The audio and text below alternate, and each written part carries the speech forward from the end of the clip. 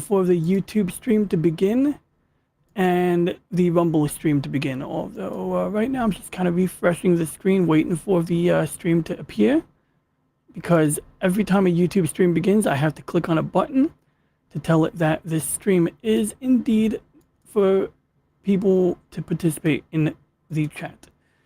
There we go. And I got to rename it. I got to rename this thing, man. Astrometrics Pregame. And then I got to change the thumbnail image because, like, boy, everything is on that.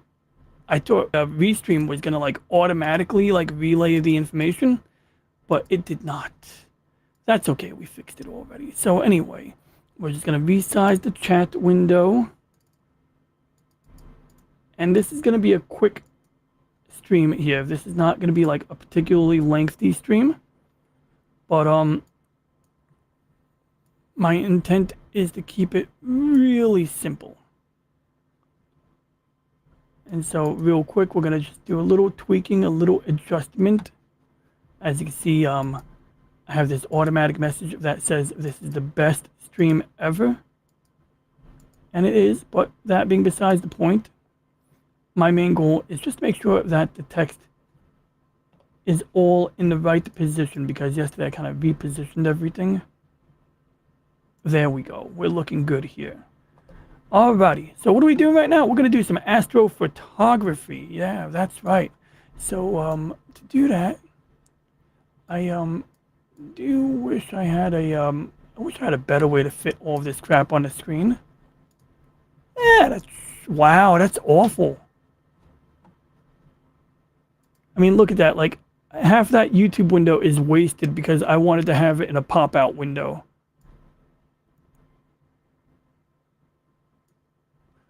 Whatever, we're going to try something. We're going to shuffle that there.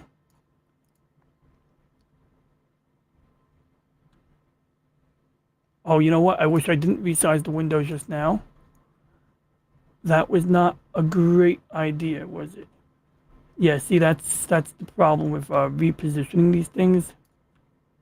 You have to then, like, reposition it again. And then when you do that, anyway, you get the idea. It's a little tricky there. I probably should have set this up before starting the stream, but oh well. Well, actually, so we're going to basically log into my telescope. We're going to remotely operate the telescope, and we're going to do some astrophotography. That is basically the plan. And we're going to get rid of this video because that's a rabbit hole that... Oh, this is a good video, though. This is a good guy. And was I just playing someone else's audio? There we go. Okay. But that guy's cool. But I was going down some crazy rabbit hole before because people were claiming that a doctor was assassinated when he probably just died from having bad health habits. But of course, the popular narrative is if a doctor dies who was saying something in opposition of the narratives of the mainstream, it must be because they were assassinated. At least that's the assumption based on this headline I saw. But that's a whole other topic. I'm really, I went down that rabbit hole for like 20 minutes just now, and I feel like I won't get that time back. I also want to order something fun for dinner tonight. And I also want to ride my bike, but before I do that, okay, so this was calibrated, but as you can see, we lost our positioning here. See, this is the calibration I did, because what I wanted to do was track the moon.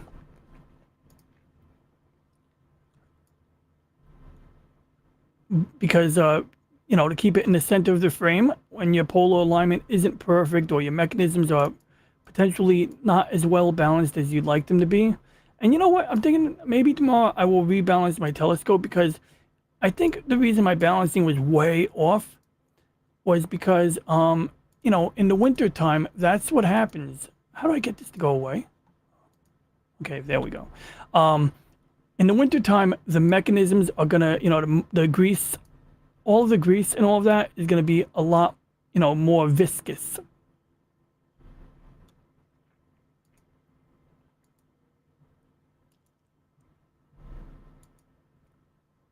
So what we're doing is we're retracting or we're racking in the focuser 10 steps at a time.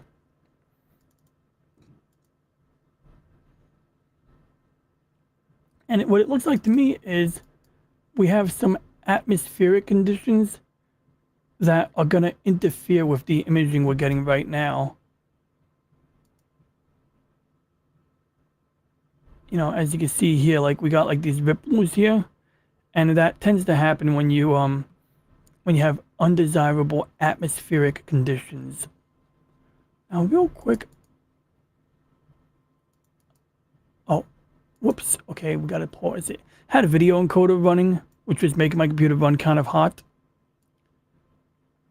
We'll continue that later. I think I made a mistake in the settings because it took 8 hours to re-encode a video. You know what? We're going to stop that one right now because it should not take 8 hours to re-encode a short video. Well, it was a 3-hour video, but still.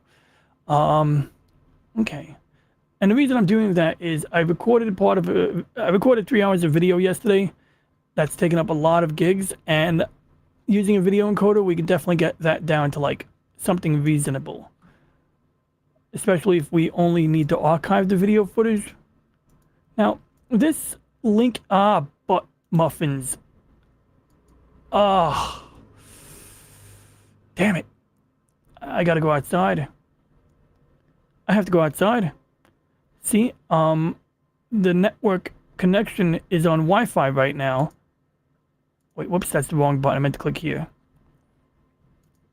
I love how we still use the old user interface for messing with the network settings, and yet the Windows, whatever, they'll provide you with like 10 dozen new ways to do the same thing. You know, it's like a dozen ways to skin a cat, but they'll still provide you with like the old-fashioned way to do it because they know the new way to do it sucks.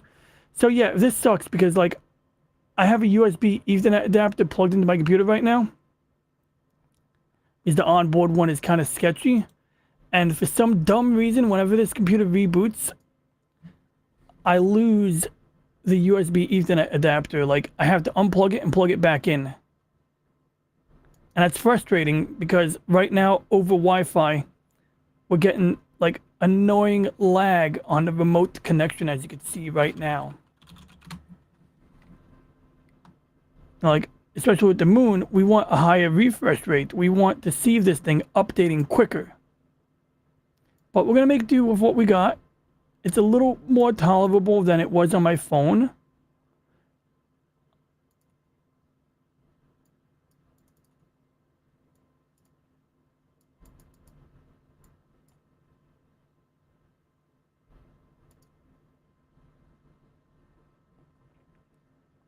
So now what we do is we're going to reinitialize the auto guiding. So what it just did was essentially we're like letting this populate some features on the moon. This is feature tracking. And then we can tell it to calibrate if we have any doubts about it. So we click calibrate. And I think what it'll do is it'll instruct the mount to move. And I used to have problems with this, but this seems to be working okay now. Like we get a decent diagonal line, and that seems to be sufficient.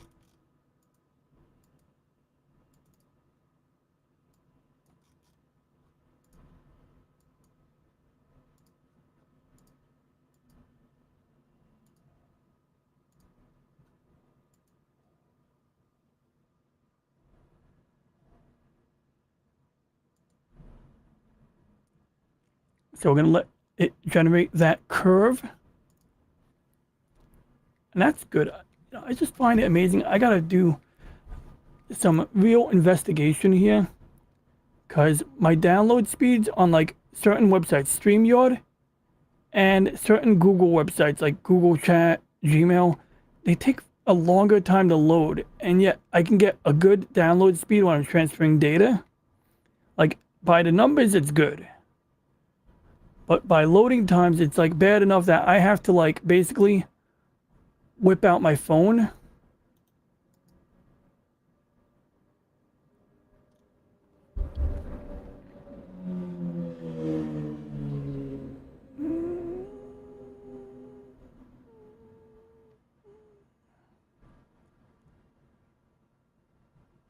So I think I'm gonna do Japanese tonight.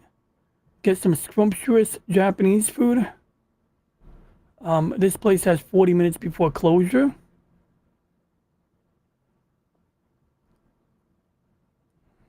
Will I wait?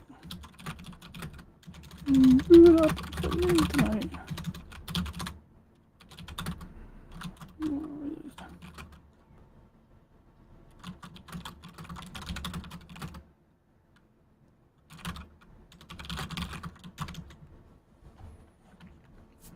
So yeah, let me see here. We got avocado. Yeah, and I got a late start. I wanted to ride my bike today. I can still ride my bike tonight. Sometimes I've even been known to remotely operate my telescope while riding my bike. I have a USB power bank on my bike so I can like charge my phone while using it. So that's kind of cool. There's some other streams I want to listen to right now too. Might put one or two of them on. Well, I'll put one on. I don't want to really multitask. But priority one is to eat. I did put out a message to see what my friend was doing, but probably just keep it quiet tonight. Although, you know, I'm down to go out. I just don't want to like impose and show up at my friend's house at like 11:30. Show up no later than 11. Sometimes my friend would tell me, "Oh, you can order your takeout to my house," which is nice. So I can send the delivery to his house and, you know, eat it when I arrive, as opposed to eating at home and then arriving late. So do I want to get something scrumptious or do I want to get something kind of like odd, like Taco Bell? They got a new taco salad apparently. You know, I got mixed attitudes on Taco Bell, but it's pretty delicious. Like people will be like, "Oh, that's disgusting," but it's like, what's disgusting about Taco Bell? You know? It's like they did have that controversy a few years ago where there was like some crap in their food. I think people getting like salmonella.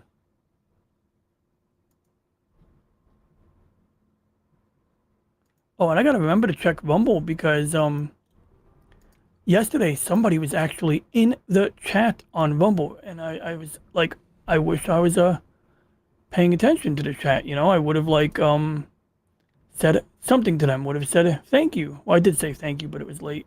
Um yeah, so let's see. So right now we calibrate this yet? I think it's still calibrating. Yeah, it's still calibrating, but this is a nice diagonal, so we know it's working.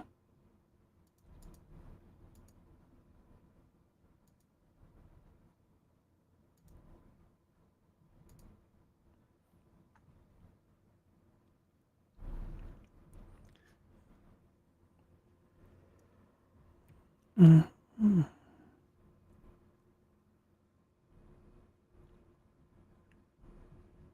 Well, Taco Bell is open late. Dirty Burger is a good place. The only problem I have with Dirty Burger was like they sell these fries that are like excessively covered in crap, you know? Like they'll pour mayonnaise all over them or something. I mean, it's not mayonnaise, but like it's something that doesn't look like it would reheat well, you know? And I think like if you're gonna order fast food, it's nice to have like something that you can reheat. Sushi, you just gotta refrigerate it, right? You don't reheat sushi anyway. Fried rice, that you can just zap it or put it in the oven. You could put anything in the oven. You could like get pizza, put that in the oven. You don't have to put you know, pizza in the microwave if you don't want to. But yeah, right now I'm just looking for a convenient takeout place.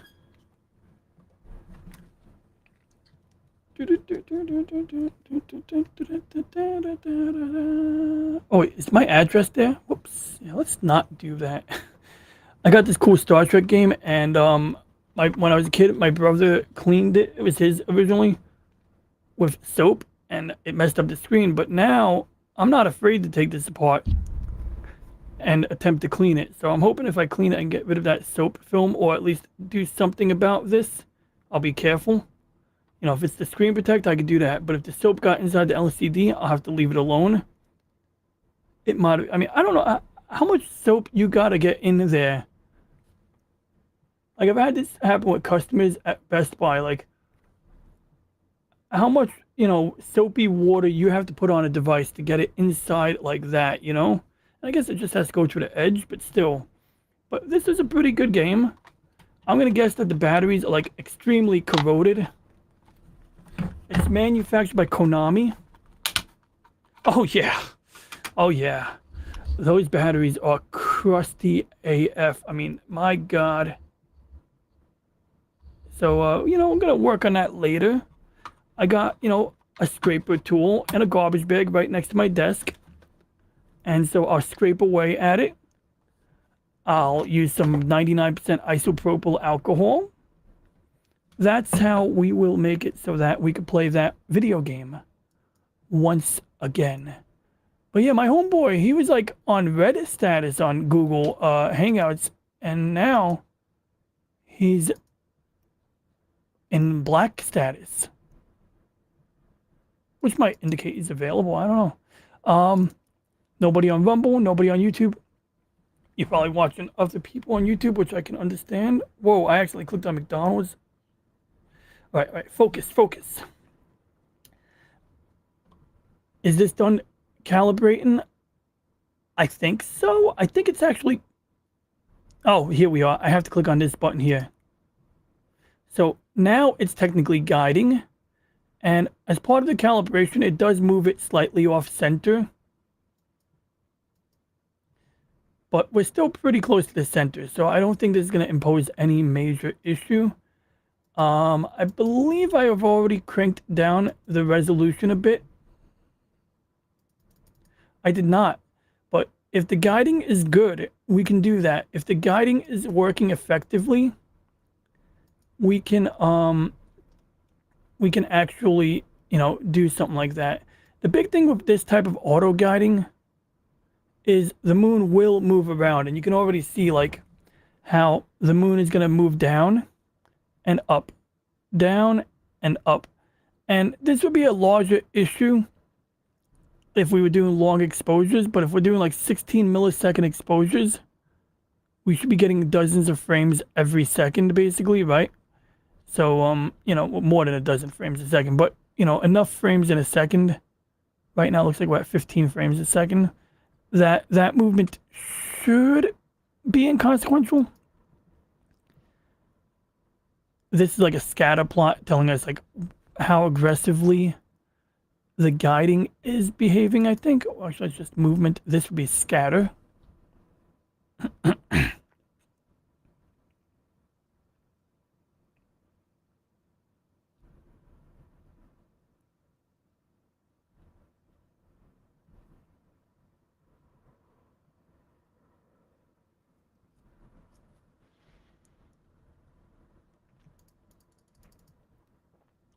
Now, what I'm doing is I just lowered the correction scaling. I don't know if that's a good thing or not.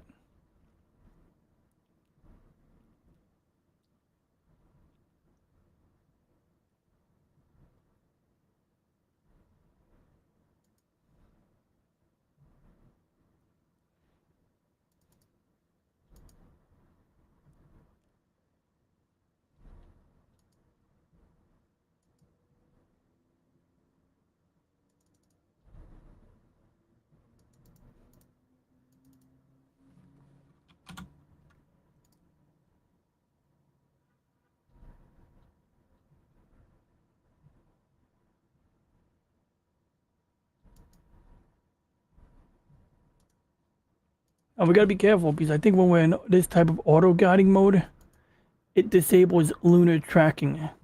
So I just reactivated lunar tracking. Actually, well, hold on. Okay, we can actually, yeah, we can actually. Not really super crazy about using that feature.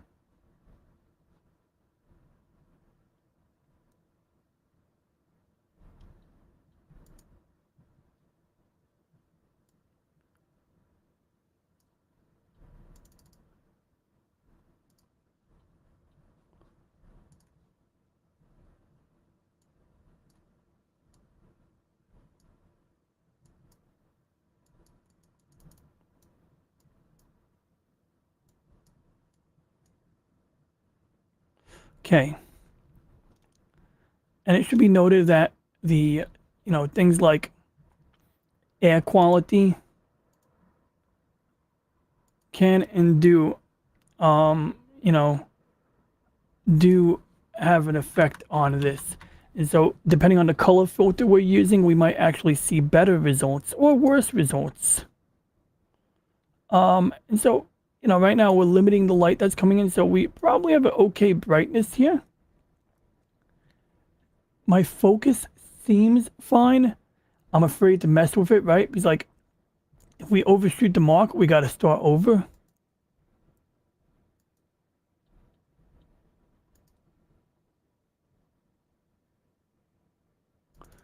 And I think what we're going to do is we're going to purposely overshoot the mark. See, there we go. We just overshot the mark.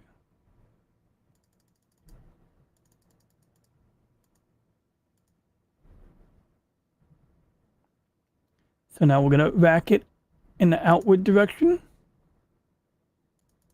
Then what I do is I rack it in like more aggressively like this. And that does two things. It picks up any backlash because, gears are going to have backlash. And it gets us basically close to the position we need to be in.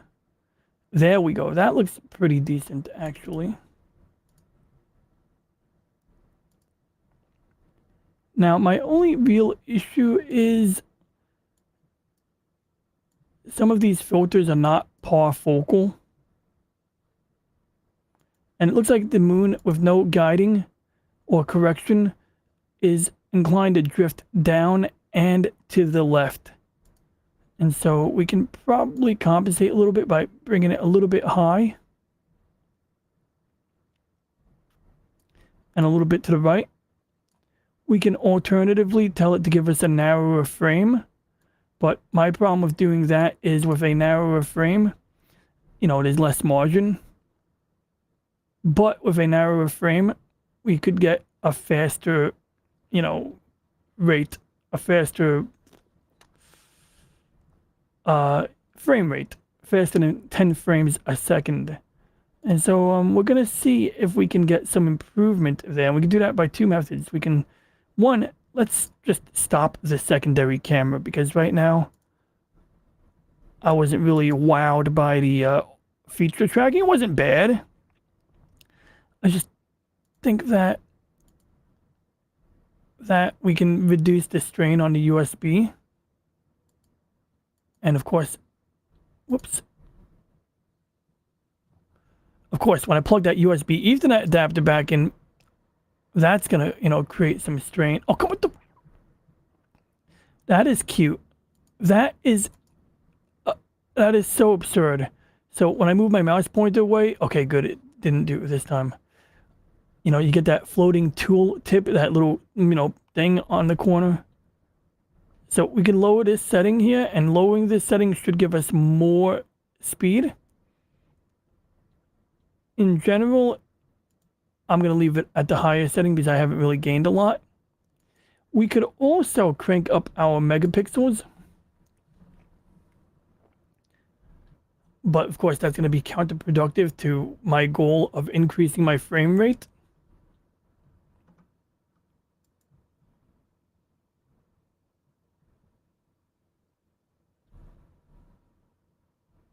So at 2700 by 2700. And we can make it maybe something like 1600 by 1500.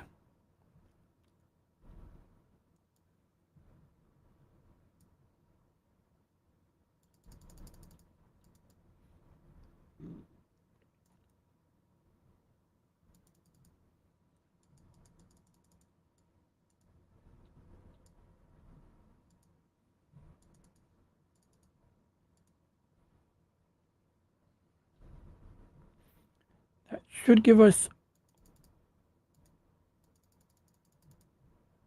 an okay margin to work with. And then we can crank down the declination rate a little bit and try going a bit to the left. Because once again, like I said before, if this thing's going to have a tendency to drift to my left, then we can pull the moon to the right. And so now I think we're in an ideal position, and we're going to begin capturing. We start with 1,000 frames in the red channel. And I'm going to, in the meantime, try to figure out what to do for dinner, and then figure out if I can cool down, because boy, it is hot in this room. I mean, I'm wearing more than I usually wear. It's a running joke. It started becoming a running joke. I actually had this joke in my own head before someone else brought it up, but Phil McCracken, if anybody's familiar with the McCracken, was pointing out that I always wear a white t-shirt, and it's true. It's entirely true.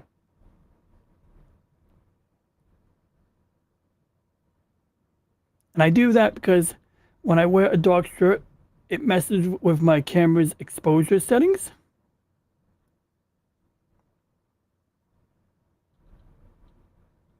Which in itself is a very minor reason to like do this. Do I want to eat Italian? Do I want to eat corporate chain restaurant? Do I want to do Japanese restaurant 1 or Japanese restaurant 2? Well, it looks like Japanese restaurant 1 is closed. Also looks like Burger King is selling a burger that comes in a red bun. It looks pretty bad. Oh, it must be food coloring. It's for the Spider-Man movie.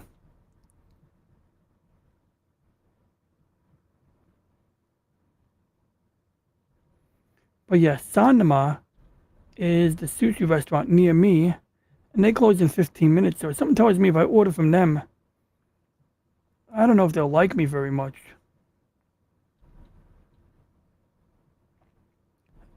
The other place closes. Oh, actually, you know what? Okay, we're gonna stick with the one that I'm familiar with. All right. All right, how we looking, Rumble? Is anybody looking at me on Rumble here? I really don't want to be rude to the Rumble crowd, you know?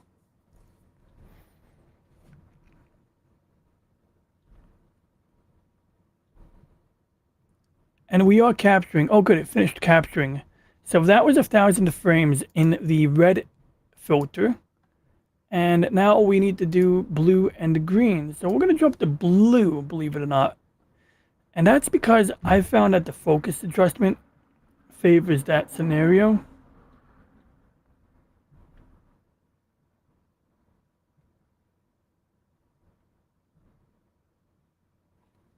You know what? I think I'm going to do Taco Bell. Keep it simple, keep it unhealthy. Take a bike ride. You know, ride it off. So now,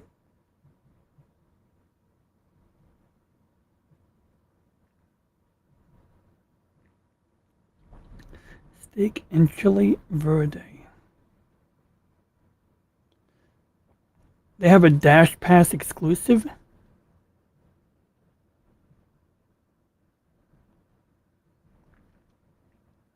No, I would cancel my DoorDash Dash Pass for the just because they have exclusives. That alone makes me want to cancel that because it's like you're not letting other people get access to these foods.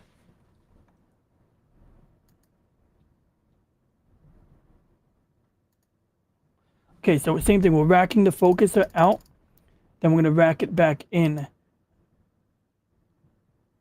Oh, that was damn near good.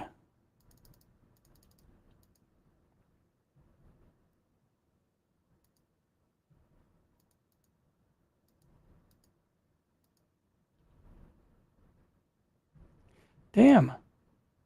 Overshooting the mark on this one.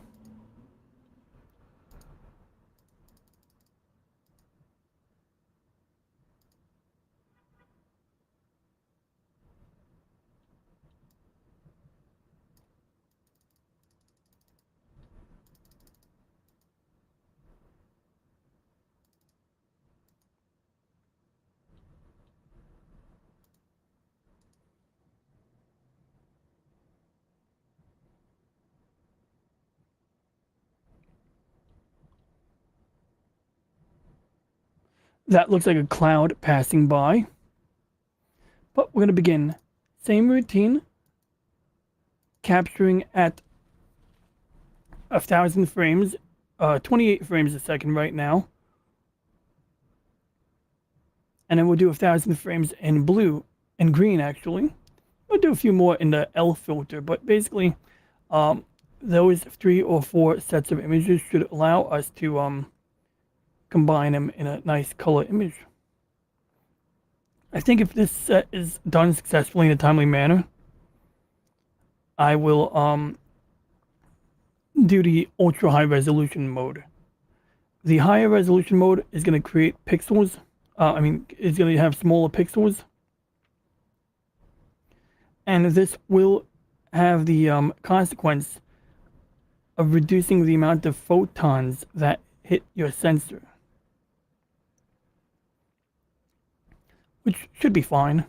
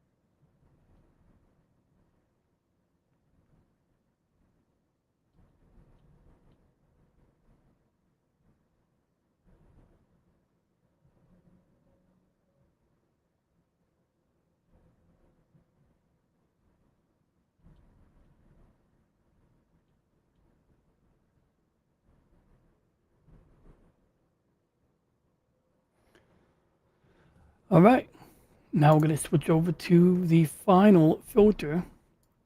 Well, not the final one, but the final important filter, which is green.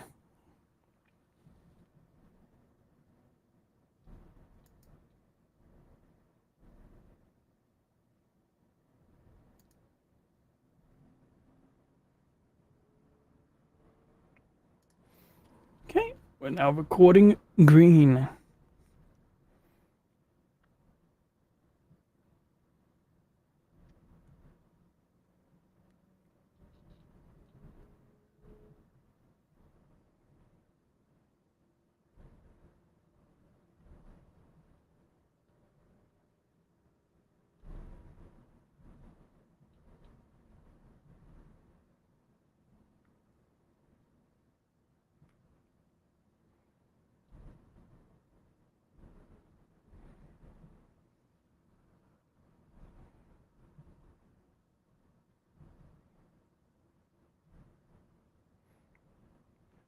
I love when you order takeout and you tell them I want sauce, or you order something that has like tzatziki sauce, and they forget the freaking sauce. That shit pisses me off more than anything.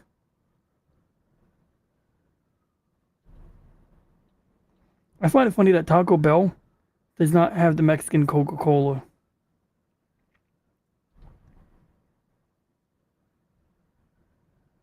because that stuff is good. Okay, so for $3 more, I can get an express delivery.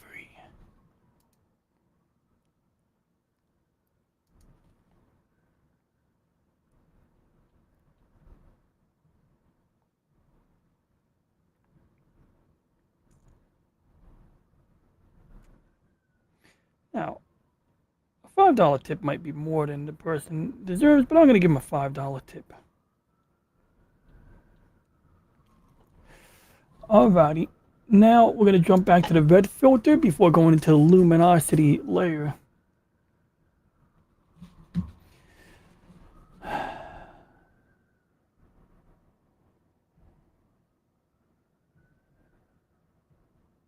I don't know if this is wind or an imbalance in my mechanisms, but I see the moon doing this jerky movement. I might actually go out there when I do the Ethernet cable and attempt to rebalance the mount. I don't think I have anything to lose, especially if I'm going to do a stellar target, because once you're pointing at like a star or a galaxy or a nebula, you need that precision. And the thing is,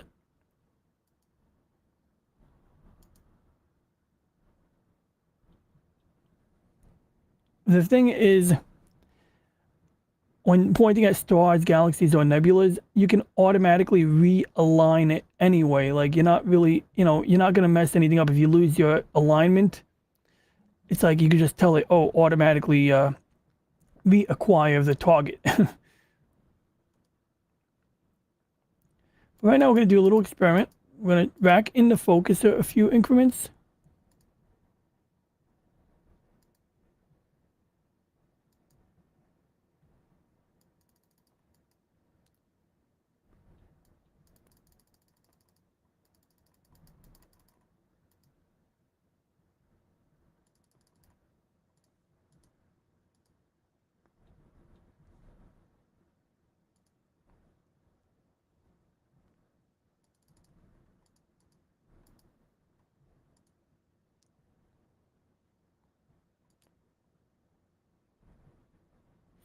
And we definitely are dealing with clouds. We're definitely dealing with atmospheric stuff.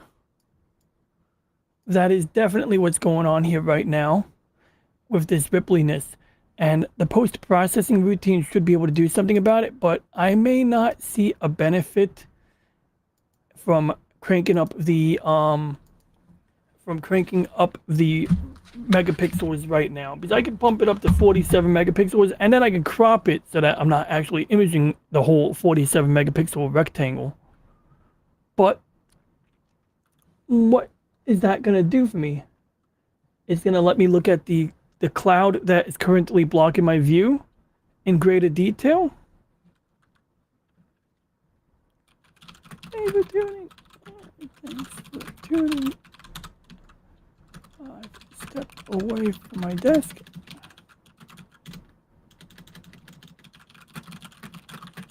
To adjust the telescope. And okay, good. I'm just drafting a message that I'm going to send on both platforms so that basically people know if I step away, it'll say, oh, I've stepped away from my desk to adjust my telescope. So the luminance layer isn't as important.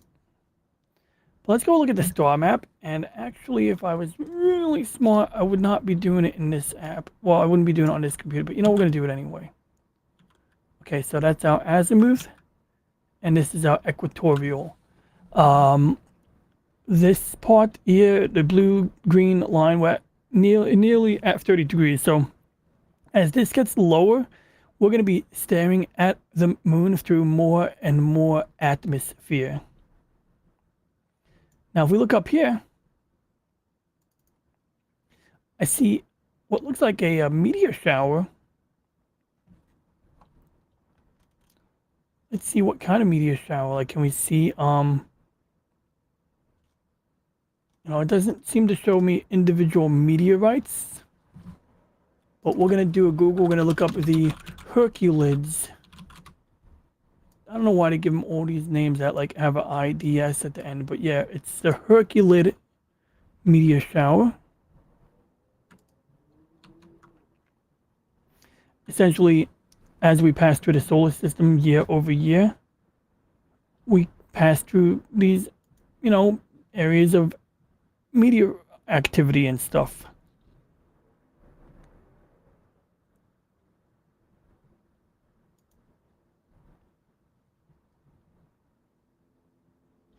Now, this one here is clearly shot on a very wide field.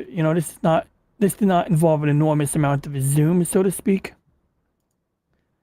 Some of these other images are using very wide angle lenses. These aren't even really telescopes at this point. And I thought about getting a dedicated camera that does this. I do have one that I can use in this manner, but the computer doesn't really like it when you have like more than two cameras hooked up to it at once. This is one area where it may very well be beneficial to have a desktop computer for astrophotography, because then you can install additional internal USB ports, which should, help you in, exceeding that limit.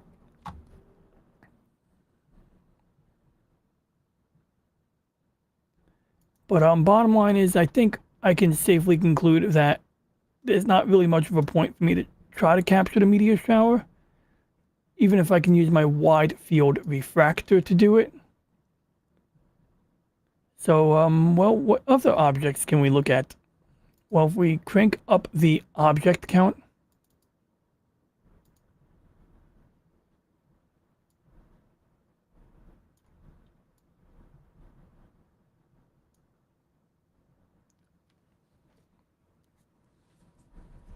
we can even, tell the computer to show me things of a limited magnitude. So, in fact, I got an idea. I'm going to Google recommended magnitude for f5.5 4-inch refractor. So, ironically named website Cloudy Nights, which is ironic because in astronomy, a cloudy night is like, the bane of your existence. And I do want to give a shout out to my friend Whooper Trooper, Comrade Armor General. Thank you, that is me. And I'm in charge of the mech infantry or mech units of the army of Whoopstotska. I will practice that. Whoopstotska. Love that. So, it's funny how like with names like that, you don't even have to be like an Eastern European, but certain words will bring out the Eastern European accent in a person. Whoopstotska. I mean, like, I feel like I'm going to sound more and more Eastern European if I say words like that, which I don't really practice, but, just saying. So anyway, I have 154 subs. Holy shit. I still have more than Punkwaddle. And damn well Punkwaddle is going to freaking catch up, yo. Like, he's popular. He's a popular penguin there. For a guy who runs the computer out of an igloo, which could potentially melt the igloo, he's a popular fella. But no, jokes aside, he works hard. Him and Flora work very hard. They deserve every subscriber they earn. And, I just hope I can keep up somewhat. It's not really a goal of mine, but that's interesting because I think last time I checked, I was at like 120. Like, I still remember the day when I hit 100. Well, I don't remember what day it was exactly, but you get the idea. But yes, it is more than I remember as well. No doubt about that. So anyway, let's see what this guy says here. 4-inch telescope.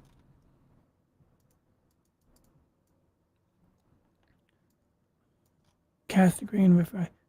Treat it as a guideline. 4-inch f6.9. Okay, that's not what I have. Basically, there's like little mathematics involved, but essential. Well, he had the answer right there. Essentially, that doesn't really answer my question, does it? 90 millimeter. I have okay, so I have a 100 millimeter telescope.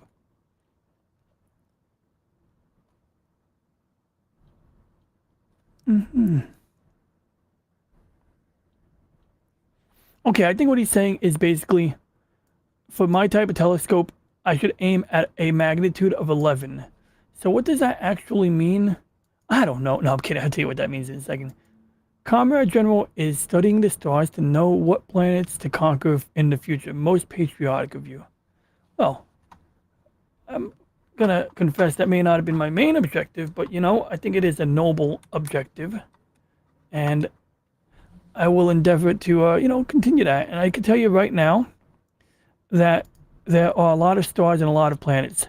Direct imaging of exoplanets is a little tricky of someone with my modest capabilities, but, maybe we get a bump up in the defense budget in due time. Although I know we're not fascist about taxation, and I do respect that about Wupstotska. Comrade National Bird is a great sage of our time. His ponders are groundbreaking. the national bird. I love it. Um, very, very noble national bird too. So we got, of course, we're like, we live in the Milky Way galaxy. The galaxy is not actually made of milk, interestingly enough, but, could have fooled me. I'm sitting facing north right now, so I'm going to sit the way I'm facing. And I hope I'm not still recording. Oh my God, this is still recording. All right, let's tell it to stop recording because that's probably going to eat up a lot of memory. Let's see how much memory that took up. I can actually check that. So that is the ground equipment right now. This is the observatory that is operating on behalf of Wupstotska. And it is a 4-inch f5.5 refractor. Basically, you do a little mathematics, and you got the front lens is 100 millimeters wide, and the focal length is 550 millimeters. Basically, the more millimeter focal length you have, the more zoom you have. And in turn, if you do like, I think it's like division or something, like divide the width of the lens by the focal length, you get a ratio of 5.5. And so essentially on a normal camera, the lower the F ratio is, the more light that comes in. But also it means that, you're going to get like a very narrow field of focus. In this case, it's more important depending on the type of equipment you're attaching to your telescope. Sometimes you'll buy something for the telescope and it'll say, oh, you can't use this if the F ratio is lower than this. Wait, it's not. I failed my science class. What is not? Oh, no. I don't know what I said, but I suspect that you may have still been right. I don't know. Next, you're going to tell me the moon is made of cheese or something like that? Nah, well, it's still made of rock. Got a coworker who argues the moon is a machine that emits light as opposed to reflecting the light of the sun. And so his argument was like, part of it was based in like, how we get the crescent moon, but as we get closer to the center here, that crescent shape becomes a straight line. So he's like, how does it become a crescent and then suddenly become a straight line? And it's like, well, it's not really sudden. I mean, we're not quite at the halfway point yet. We still got a little crescent here. But yes, in like an additional day or night, yes, this will be a straight line. And then after that halfway point, you'll have like a positive, shaded part with a curve to it. But you could do this with a ball, shine a flashlight on a ball, and simulate this. It's not really super complex to simulate. And then the other argument I get was like that the moon might be a concave like a lens, so it's not a ball because we're always seeing the same side, and that's absurd to a lot of people. But it's like, well, it's got that ball shape. I mean, these craters are curving around the bow here. We can see the craters curving along the edge. And,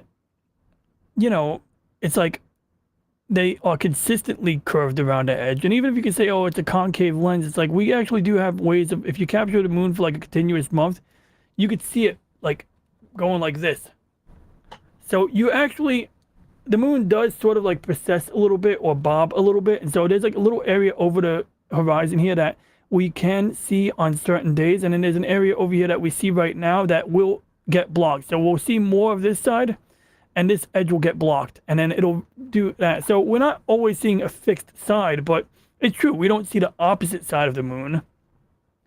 And, there is a term, it's tidally locked. And people might argue that it's ridiculous, or they might feel incredulous that tidally locked is a thing. But essentially, if you look at planets and other star systems, a lot of times if a planet is really close to its parent, it tends to get tidally locked for one reason or another. I don't know why, but it happens, and kind of like makes sense in a vague like physics sense. If we're playing with weights and stuff, it kind of makes sense. But for me to explain it like that is not much better than actual pseudoscience. So, I'm not going to pretend to go out of my league, but a lot of people will act incredulous when they're also out of their league. So yeah, I said the Milky Way wasn't actually made of milk. Oh, okay. Well, yeah, it's not. And that might be a bit shattering, but even on Macross 7, they have the Milky Road, and it's not made of milk. I think it's made of force fields. If I had to guess, the Milky Road in Macross 7 is made from force fields. I hope my network adapter works. Please work. Oh, bummer. Yeah, I still have to go outside at some point and unplug and plug back in a USB device. Right now, my laptop is like on Wi-Fi, and that's pissing me off because if you look at the signal there, yeah. My stance is that I don't think the moon exists. All right, fair enough. I mean, I see something there, but there's a lot of arguments. Some people say it's a hologram. Some people say it's a projection. Look, I'll argue this. I'll say, well, I won't argue this, but I'll say this. You get into the argument about is the Earth flat, is it not flat? And a lot of people who don't believe in the moon landings will believe that the Earth is round. But you know what? I can't prove the moon landings. I can prove the Earth is round, but I can't prove the moon landings. Like, I can show a lot of evidence. I can show detailed schematics of the lunar lander. Like, that stuff has been really well hashed out. But I can't actually, like, prove it for sure. So, like, I remember one time a Bernie Sanders supporter pulls out his phone and shows my friend a picture from the Lunar Reconnaissance Orbiter of the Apollo landing site, and it just looks like a shiny object on the surface of the moon. You don't see the shape of the lunar lander. You see like a little shadow, and they say that this shadow is the flagpole. But if I was a person who didn't believe in the moon landing, it would not be very convincing if you showed me a blurry image and asserted this was what it was. Especially if I'm coming from the view that NASA is lying, then I'm not going to trust, evidence gathered by a probe that was put in orbit of the moon by NASA. The better argument, in my opinion, would be like, well, even if like you find it hard to believe that the Apollo telemetry data got lost for one reason or another, because that's like apparently a thing that happened. The original tapes that recorded the computer data got lost. They still have footage, but they don't have the original telemetry data. Now, two things. One, they have copies of those tapes. So it's not like they lost the data. They just made backup copies and they lost the original physical copy. That's like me backing up a hard drive and losing the original hard drive. Technically, I still have the data. But the other thing was, look, during the Jimmy Carter administration, I wouldn't put it past somebody to record over a tape. Now, this is once again a very anecdotal, explanation on my part. But, we had a budget crunch. We had stagflation. And I don't think it's like entirely absurd that something like that might happen. But that being besides the point, dodecahedrons are cool. In Dan Simmons' Hyperion Cantos, the singularity spheres, which allow for containment of a singularity in order for the forecasted portals to work, are shaped like big dodecahedrons, and there are ships that can spawn their own forecasted portals, and they also have big like dodecahedrons on them. So anyway, this is the Milky Way, and if we do this, we could play the Earth sunrise, sunset, and fast forward. You notice that the densely populated part of the Milky Way is rising like an arm like this. And we're actually looking at the Milky Way galaxy from inside the Milky Way. We are, inside one of the spiral arms, like the Orion arm or the Cygnus arm.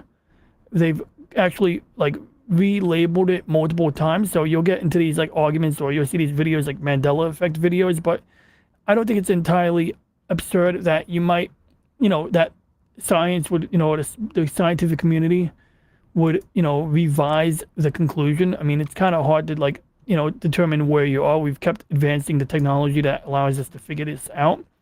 We use a satellite called the Gaia satellite to measure stellar distances. And so bottom line is, as this part of the Milky Way rises above my head, I can get cleaner images.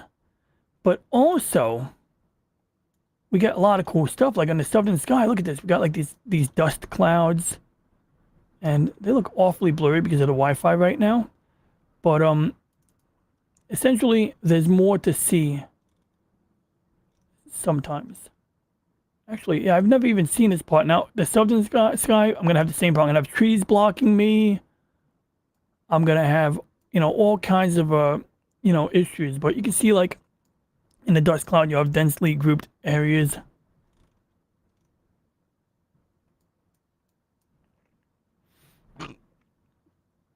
So we're going to go back into real-time playback and to the present time. And I'm going to select the rose cluster because right now it's not too close to the meridian, but it's rising on up. And so to do that, we're going to first close out this program here because we're not going to need it right now. We're going to call it a day with the moon because, you know, I mean, the moon's getting low to the horizon anyway, so what's the point? And we're going to reacquire a brand new target. Ooh, and it's cooling down outside, which means the telescope is going to cool down too. And unfortunately, I have this one glitch where if I type in this box here, it takes forever. Okay, there we go. So now we're going to reacquire a new target now. And if we watch, we can see.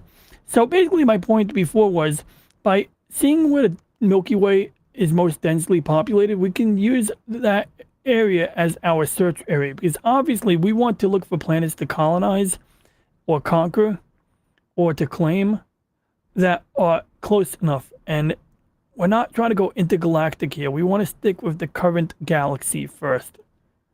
That will help us. Now, the United Nations says that we're not allowed to do this, but I'd say who's going to enforce it? Like, you know, if someone manages to get like a handful of ships somewhere out far away where they're not allowed to colonize, whose fleet is going to come after that group and do something about it? You know, and if they have the, you know, if they have the insanity or balls to do that, well, good. People will give them a hard time, I'm sure, because governments in their infinite hubris think they can tell people they can't colonize a part of space that's way far away. I don't give a shit if it's the UN convention that was voted on. So now, we're cranking up the resolution, or the frame, I should say. And we're going to go and remain in 11 megapixel mode because larger pixels are more detailed. I mean, collect more photons. We, you know, will sacrifice resolution in order to get more photons. I'm going to crank up the offset.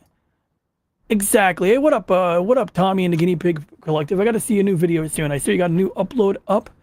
It looks action-packed. They often are action-packed videos. I mean, damn, like a week ago or something like that, there was a video and the hamsters were just on display, man. The guinea pigs. I'm sorry, not hamsters. I didn't mean to miss species, the guinea pig collection. But it's good to see you, man.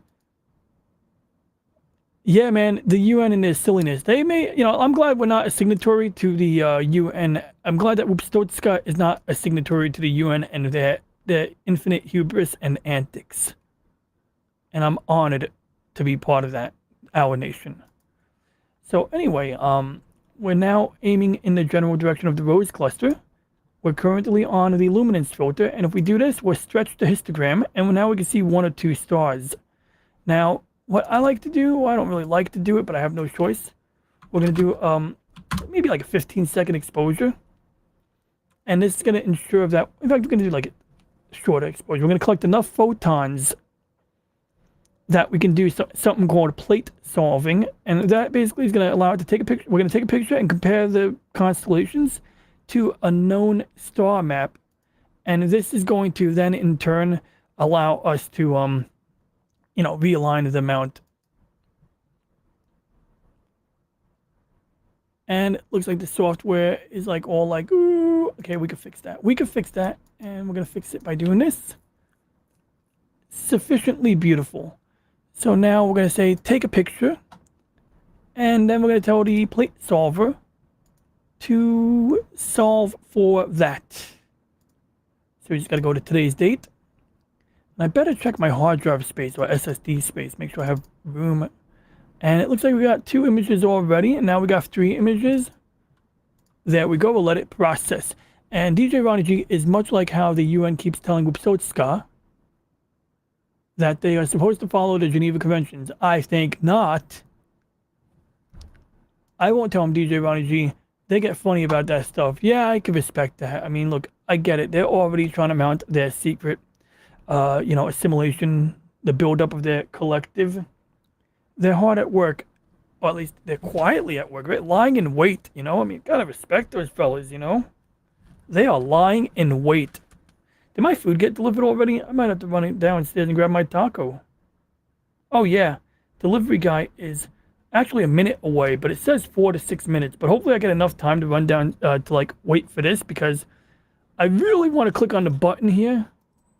I really want to click on this button before I run downstairs. Like, it usually takes about a minute for this thing to happen here. And I want the plate solving to be ready so that I can initialize the auto guiding right after the plate solving is completed.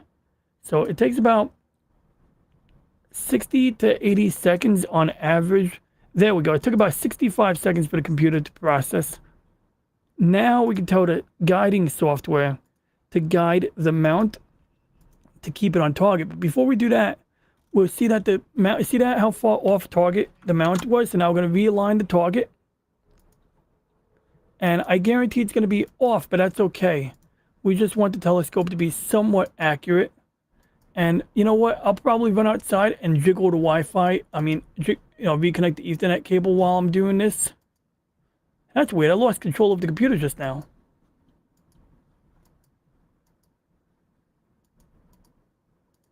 Oh, there we go.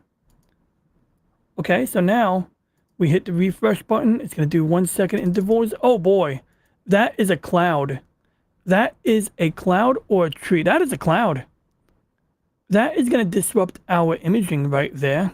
So that's probably the rose cluster in the middle of the frame right there. And what we're going to do is we're going to lock onto this object here. We're going to get the centroid. And I'm going to run downstairs to get my food. But for now, we're going to crank up. Boy, that is not fun. This is not going to be fun if these clouds keep coming in. And you can see a hint of the cluster right there. You can see the rose cloud. See, that's why the website Cloudy Nights has a name like Cloudy Nights, because this is like a real thing that happens. You get cloudy nights when you're doing astronomy, you know? So, yeah, take that as you will, but I'm going to have to adjust the focuser after these clouds, pass. Right now, there's not much to be excited for, but I'm going to grab my food. You guys don't have to stick around, but I want to thank you for dropping in. But I'll keep this rolling. I may come back to my desk, after I jiggle the Ethernet cable and, eat my food. I'm not going to eat in front of you guys. That would be rude. But I do have remote control over this computer. So I can, issue remote commands to this computer. And I'm just going to send a thing in the chat. And you guys, please, I would do it myself, but I want to run and get my food, which is sitting in front of the door. Please feel free to drop your channel links in, or if you have a recent video or stream that you want to, get people to go to, please share it out, okay? Really, I mean it, please. And with that being said, I shall proceed now to begin my meal consumption.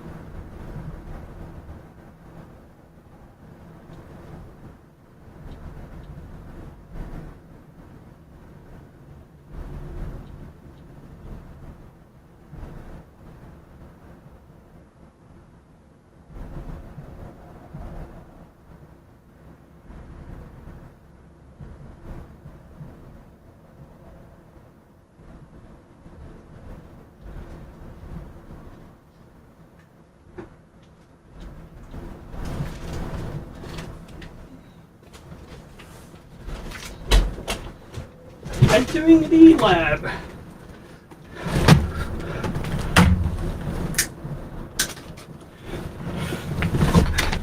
Whew. I was not expecting a raid, but I'm delighted to be obliged. Oh man, I just oops, excuse me. Whoops, wrong button. Alrighty. I just finished watching a live stream on Troy Pacelli's channel while I was whipping up some popcorn. And what I should do is provide a link. And I'm going to do that right now. And ironically, I'm going to be providing a link. And then we're going to probably play Zelda, playing as Link. But if you forgive me, I was just jogging across the house. So, you know, I gotta kind of chill out a little bit, lower the old heart rate. Oh, cool. Did someone message me on Rumble? No. Oh, yeah. So about that. Thanks. It's French. Why am I typing? I could just verbally talk. So somebody in the chat mentioned they were hoping this was the Love Supernova stream, and they're referring to a active supernova that you know, basically I think it's happening like right now. I think you look at a particular galaxy and you see this supernova, like it's like basically like one bright star out of the bunch. But first and foremost, I want to grab the stream link to give people the option to join. I've never actually done this before. Here we go. Well, I've done it like once maybe. And we're going to do it again right now. If I refresh this window, I might even be able to pin a message to the chat. There we go. So I don't know if anybody wants to join the melodramatic excitement here. I'm not promising excitement, but I've pinned a link. And I do want to once again give a shout out and a thank you to Troy Pacelli, whose channel I just linked above. But I want to do that again, make sure I got it. Check out Troy Pacelli.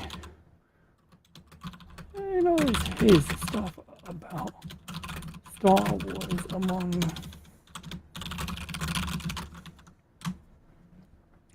There we go. We just dropped a link in there so people can check out Troy. And this person was super kind. They even gave me the, I believe the catalog number or whatever it is. So let's see if this comes up. 2023 IXF. Is that actually a thing? And is my thing even updated? So it's possible that my star map doesn't have the update for that at the moment. And okay, it is a supernova number, so it's SN 2023 IF. And I may have to add that to the whatchamacallit, my star catalog. So let's see here. Add supernova to stellarium. Because of course the star map is missing that. Yep, I've never been the recipient of a raid before, but thank you for dropping in. I've included a StreamYard link, in fact, restream, I should say, above. Otherwise, I take requests. I am thinking about starting a segment called Tech Support Thursdays. And I do take random, unplanned tech support requests, but, you know, mostly stuff that we can, you know, cover in a video, right? Beyond that, today we're doing some astronomy. And so somebody in the chat dropped by earlier and mentioned about the big supernova that is currently in vogue. And we're going to cheat. We're going to look at one of the popular YouTube channels. In fact, I really want to check out the French YouTube channel because this is like a French girl and she does a good job with her astrophotography.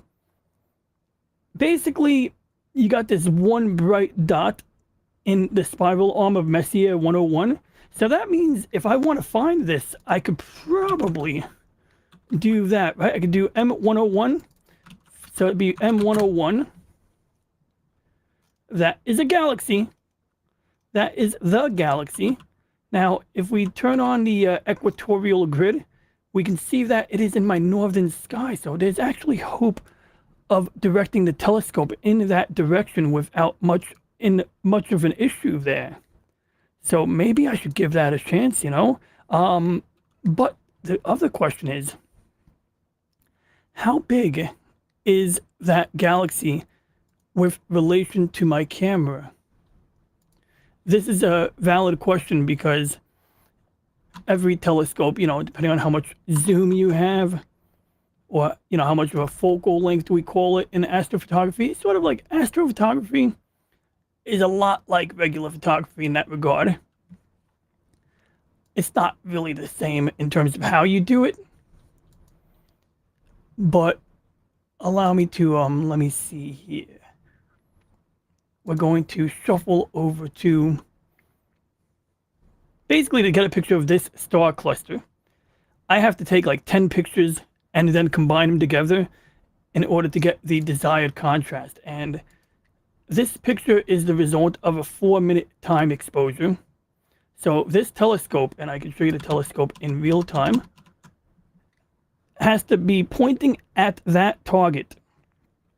And it has to counter the Earth's rotation. So this thing has to move from east to west in order to follow the Earth's rotation. And then on top of that, because my polar alignment might not be perfect, that diagonal angle is where the polar alignment happens, I have this baby telescope, or what we call it's a guide scope. And essentially, we use another piece of software to lock onto a guide star, which is this target in the top corner here. And essentially, this will identify, is it moving left, is it moving right? And in this case, it's sending a lot of corrective pulses in the south direction.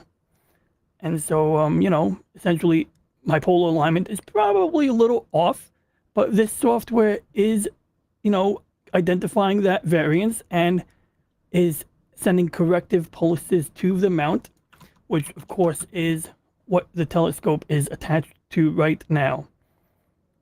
So yeah, basically 2 cameras. Each camera is connected to the same computer. And, you know, we have the guiding. And I want to say hi to NetIs Network. NetIs Network is always super sweet, always greets me in that super sweet manner. I want to thank you for that. And I will DM you if you are interested in having additional guests, you know, added to your list. I mostly do content like this. I do have a lot of things, or a few things in the pipeline that, you know, procrastination is half the battle. Implementation is the real challenge, right? But, you know, I'll check back on that. And I also do videos with my pet turtles. And in fact, not long ago, I did a video with my, I think it was was it Puffy? Yeah, I think it was Puffy. I have 2 turtles, Puffy and Squirtle. I have 1 tortoise. And the last video I did was with Puffy. I also want to give a shout out to Lady Mist. Always a delight to see you, Lady Mist, Lady of the Void. Yeah, man, tell me about it. Don't break the flow. You know, I like to acknowledge the chat, but it's true. It's easy for me to get sidetracked. So I do appreciate that advice there, Troy. What I really need to do is take a breather. Because let me tell you, man, I was making popcorn when you announced this raid. And I'm not going to eat popcorn on stream. I just wanted to have the popcorn ready so that after I stream, I can watch a movie. So anyway, we got our target here. This is the Rose cluster. And of course, you can see the reticle is in a different direction. Now, this might be a good opportunity to check out the supernova if it's actually popping right now, because we're getting close to that 45-degree angle. And the lower to the horizon you get, the more challenging it's going to be to get, you know, a clear image, because now you're cutting through a lot of atmosphere. Anything that's directly overhead is going to be ideal, right? You're going to have like the least amount of atmosphere between you and the sky, or you and the object. If you have like a really wide field lens, this is also a good opportunity to capture the Hercules meteor shower. This I haven't even bothered trying with today because I figured that I have too narrow a field of view, too much zoom. Vega. Now that is a bright bloody star. I believe it's a blue type star. It's really just bright white, but I would not want to be too close to that star. That would be like super duper radiation time. Ring Nebula. Ooh, let's see if that's worth pointing our scope at. Oh, this would be cool, but here's the question before I had. How big is the target? How big is the object? Well, this one here would look cool on my old telescope, which I cracked the mirror on. I'm going to miss that telescope. I'm going to buy another one like it. But essentially, I have a telescope that gives me 4 times the magnification of this one. And essentially, we don't really magnify, we just get a narrower field of view. So imagine if we had a field of view that was 1/4 the size of this square. So then essentially we'd be dealing with something like that. Then you add an additional extension lens to the back of the scope and maybe you get something like this. Only issue is the more extra zoom you add to an existing telescope, the less light you're going to get, meaning you got to run a longer exposure. And basically the reason I like using the current telescope is because the wide field of view is a bit more forgiving when you do have equipment issues, when you don't have time to oil it, or when you don't have time to like strip the mount down to redo the bearings. You get a bit more leniency there. But anyway, let's check back on M101. Whoops, wrong name. And like I said, if anybody wants to see anything, do anything, and if anybody attempts to join the stream and I miss it, just let me know so I can, hit the button, I guess, because I've never actually done this before, but, I do have like, I have the restream panel and the chat on my upper monitor, so, I may miss something if I'm in the wrong tab. I'm trying to monitor Rumble, although Rumble is pretty inactive, but when I get one message from somebody on here and I miss it, I do feel bad because, I want to acknowledge the Rumble people. I want to grow that side of things because apparently there's 9 people. That's got to be a fluke. I don't think there's 9 people. If there are 9 people on Rumble watching right now, please leave a message. And a shout out to Deleted Scenes, who also has a wonderful channel. I usually encourage people to drop their channels in the chat, BYOC. But for some reason, people don't usually do it, so I'm going to do it.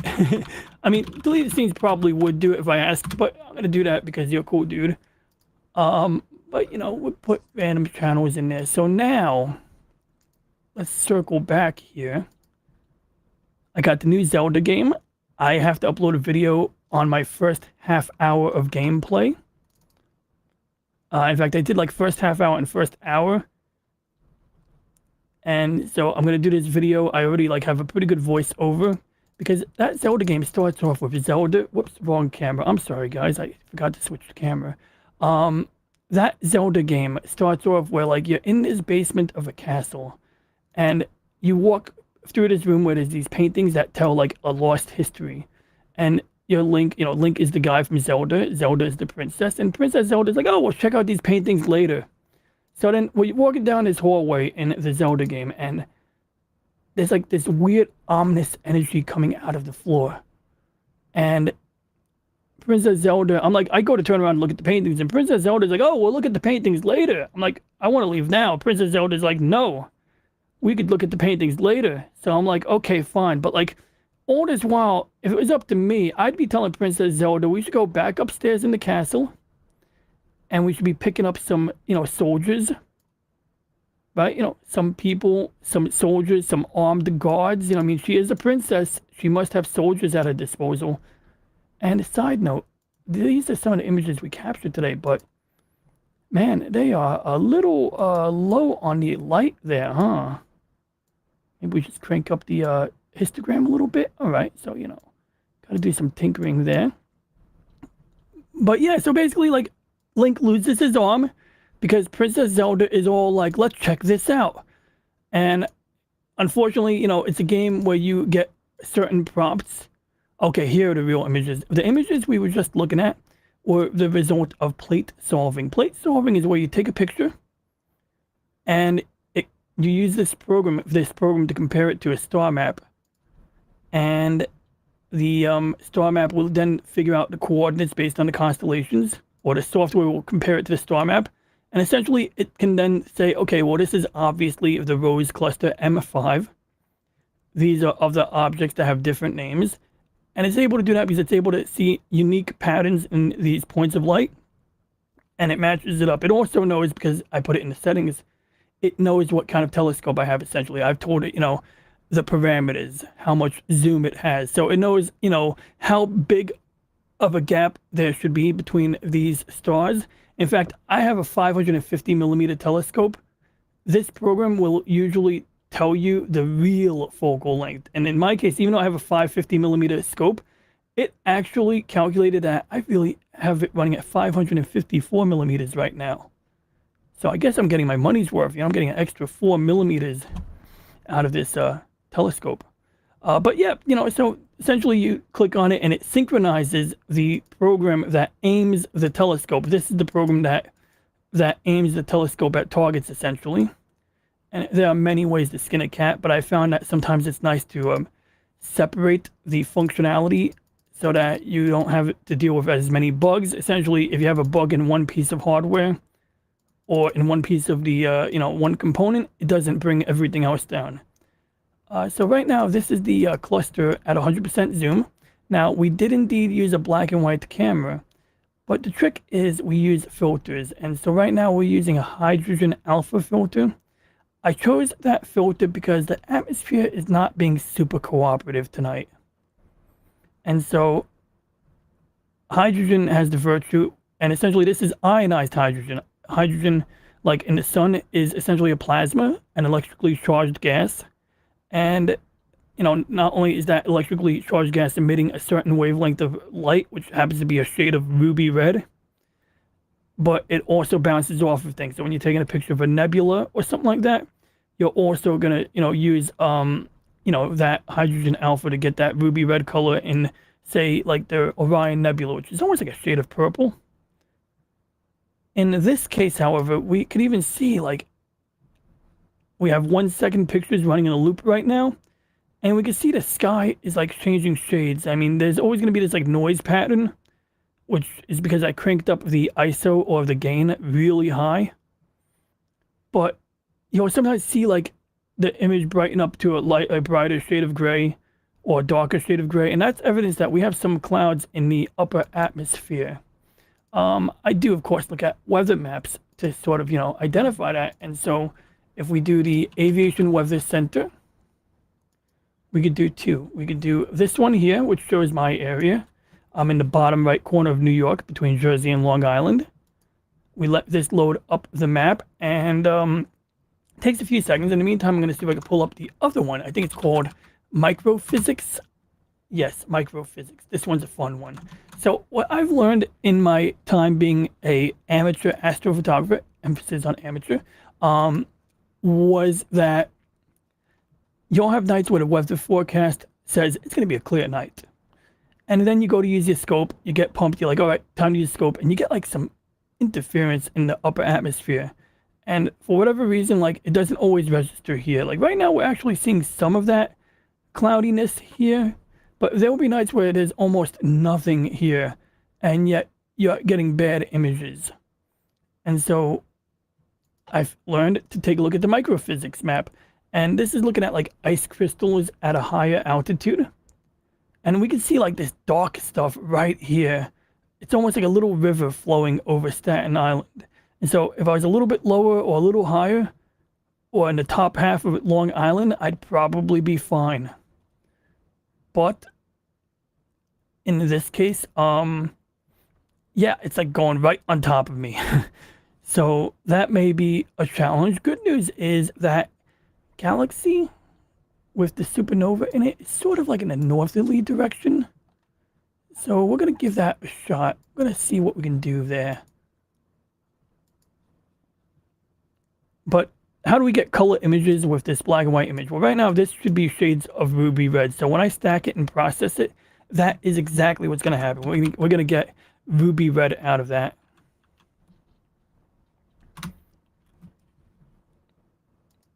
And we can even do like a sample processing right now to give you guys an idea of like how image processing works in astrophotography.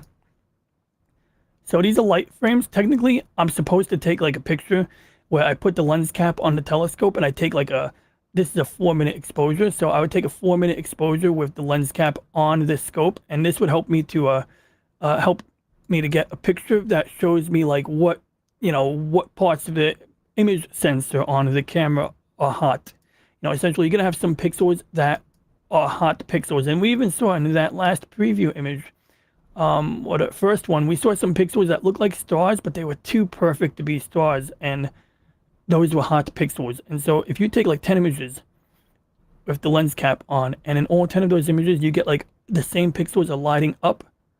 Well, now this program will know it's got to subtract those hot pixels, and that's why some SLR cameras will take an extra, like if you take a 1-minute exposure on a mirrorless or DSLR camera, it'll sometimes take an extra minute because it wants to take a black exposure on its own in order to do that subtraction. In this case, we're going to do without the dark frame, and we're going to see what we can finagle here. And while that's happening, I got to make a decision here. Do I want to keep imaging this part of the sky, or do I want to pick a new part of the sky? Well, one thing I will do at some point is I'm going to aim my, I'm going to mount my surveillance camera at a different angle. And what I mean by that is my surveillance camera right now is like, it can't go any higher than it goes. And if I can get this camera like to point higher, then I could always point it lower. I can always like say, okay, go down, because like I don't need to see the ground usually. It's nice if there's a cat. And this is a nice camera. I mean, like the image on this camera is fantastic. I mean, we can see every blade of grass once the autofocus kicks in between zooming. See? It's a pretty sweet camera right there. I paid like $100 for it. It wasn't terribly expensive at all. I think it was $80 actually. But one of the best values I've gotten on a PTZ camera is on this one. Of course, the software probably phones home to China. It's always good to have separate software, which I do have on my server. Did I close the window? I think I closed the window. Yeah, I closed the window. Okay, good. I was worried I was going to have to go downstairs and close the window. So I do have an application that runs on another computer that this camera answers to, thus, basically eliminating the need to run this program. But I like to run it during live streams so I can sort of easily pull it up while I iron out the kinks on the other app. There we go. Okay, a little OCD there. And so as you can see, we're just going east to west right now. And I'm going to circle back here. We got about, I'm going to let it take one more picture in this channel before switching to the galaxy. Now from there, I could take maybe shorter exposures in red, green, and blue. At that point, I would play a video game. But you know what? I'm going to try to get that galaxy first. Worst case scenario, we can always go back. But if there's a supernova in progress right now, which I don't know if a supernova lasts that long. How long does the supernova last? Let's take a look if Google can tell us. Okay, how long, if Google actually answers that question. So essentially, when they say we could see a bright supernova, we're going to see like just a bright, if we see it, we're going to see a bright light in one of these spiral arms. Is it even highlighted here?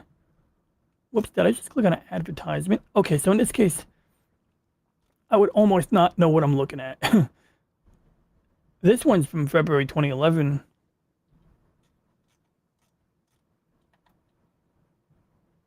So let's circle back. Circle back. Where have I heard of that before? So you get some star maps. This guy's got a Newtonian telescope. Basically, it's got a mirror, 2 mirrors inside, a little mirror and a big mirror. And these will give you more light gathering capacity for your dollar, if that makes sense. Whereas the type of telescope I'm currently using doesn't require me to adjust or align the mirror, but it also means that that it costs more. It cost more for the size, and I made that compromise because I used to get really annoyed at having to adjust the mirror, but in retrospect, I do miss having my reflecting telescope a lot. So anyway, let's see here now. We're gonna just readjust. And yeah, on the topic of physical media, I highly value maintaining a physical media library. All right, so this doesn't really show us the red that well, but essentially once you do some processing, we can still, ooh, that's interesting.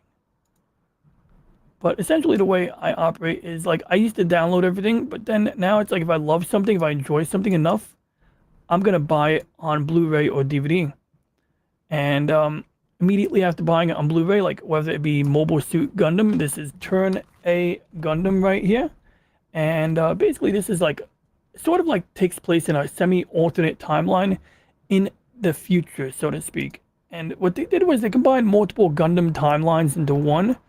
And it's a situation where imagine like pre-World War One, level of industrialization.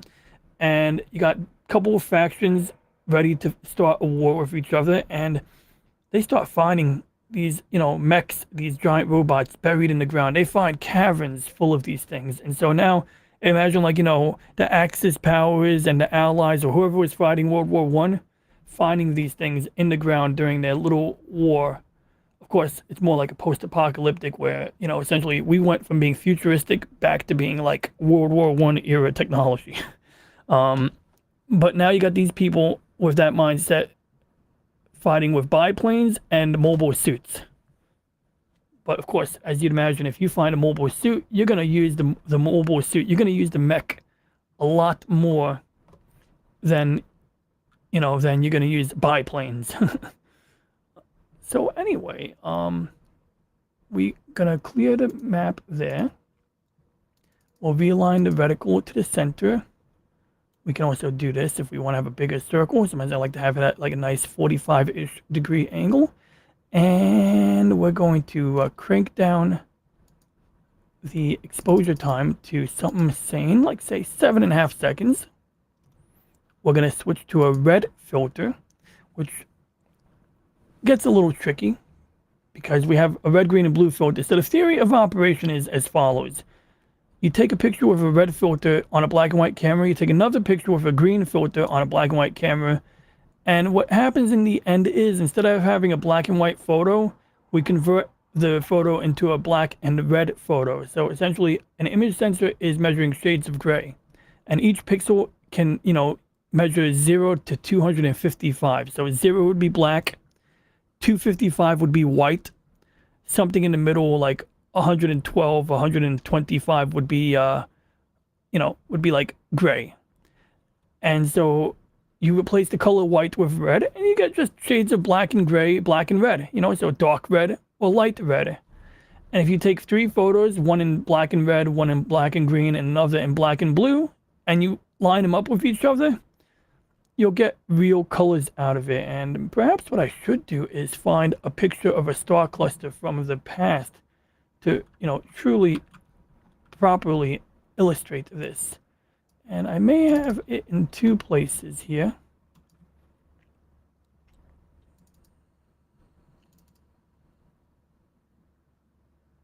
Ooh, this one might not be what I'm looking for, but this one might be cool.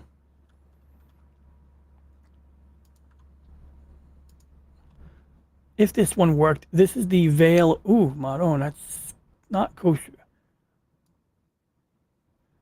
So essentially, you'll get these targets like nebulas or nebulae. And they literally look like little wisps of gas.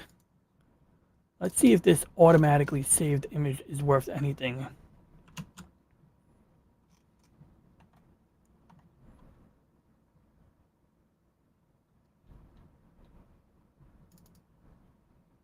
Okay, this is something. This is the Rosette Nebula. And essentially, this is the result of taking a few images and stacking them together. This one, if I had to guess, which unfortunately I am currently guessing because this is an older image. These, I'm guessing, it doesn't say, they were probably taken in hydrogen alpha. So at some point, if I wanted to combine this with other images and process it, I would, give this a ruby red color. But, you can see like some detail there, right? Let's see if we can zoom in at normal level of zoom.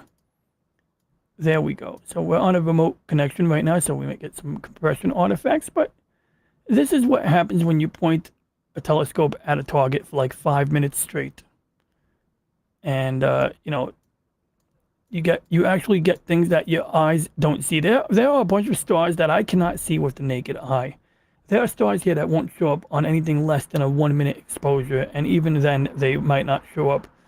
Obviously, the bigger and brighter stars would probably show up as smaller points of light on a short exposure, but like these tinier points of light, these nebulosity gas clouds, yeah, none of these things would come up on a short exposure at all. It certainly looks nicer zoomed out than zoomed in, but I gotta say, if I had like more frames to combine to get full colors out of this, I would probably stick this on my wall, and at some point I will have to sit down probably tomorrow to locate that raw data, because I'm actually surprised I have anything on the desktop of this laptop. Because this is on my backyard. I'm remotely in my backyard laptop now. On my Instagram, I should really do one of those all my links things. This is a rough shot of the Orion Nebula, which I don't think is currently in season this moment, but it is one of the easiest targets for a starter to capture. Like, yeah, it is. It's inherently one of the easier targets to get as a noob. The whatchamacallit, what's that shit called? M31 Andromeda. This is Andromeda, and that brings me back to Galaxy Express 39. So yeah, my first ever Japanese anime. I bought it on Blu-ray, and I actually downloaded Galaxy Express 39. I then copied it to my hard drive.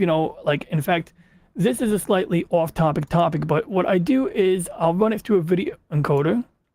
Now, this one's a more complex video encoder.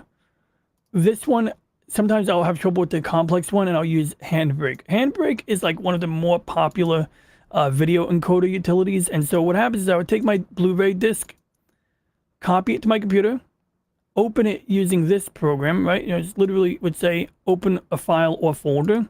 This is a 40 gig file which contains multiple episodes, and it's really weird. Some Blu-rays, every episode will be self-contained. And in this particular Blu-ray, all of the episodes are chapters 1 through 5. So essentially, episode 1 is chapters 1 through 5. Episode 2 is chapters 6 through 10. So you have to select your chapters per episode. But essentially, by selecting chapter 1 through 5 or 6 through 10, that's one chapter. And so I created a preset up here. There we go. So now what it's going to do is going to take the original Blu-ray file, which is basically like 5 gigs per episode. Yeah, 25 minutes is a 5 gig episode.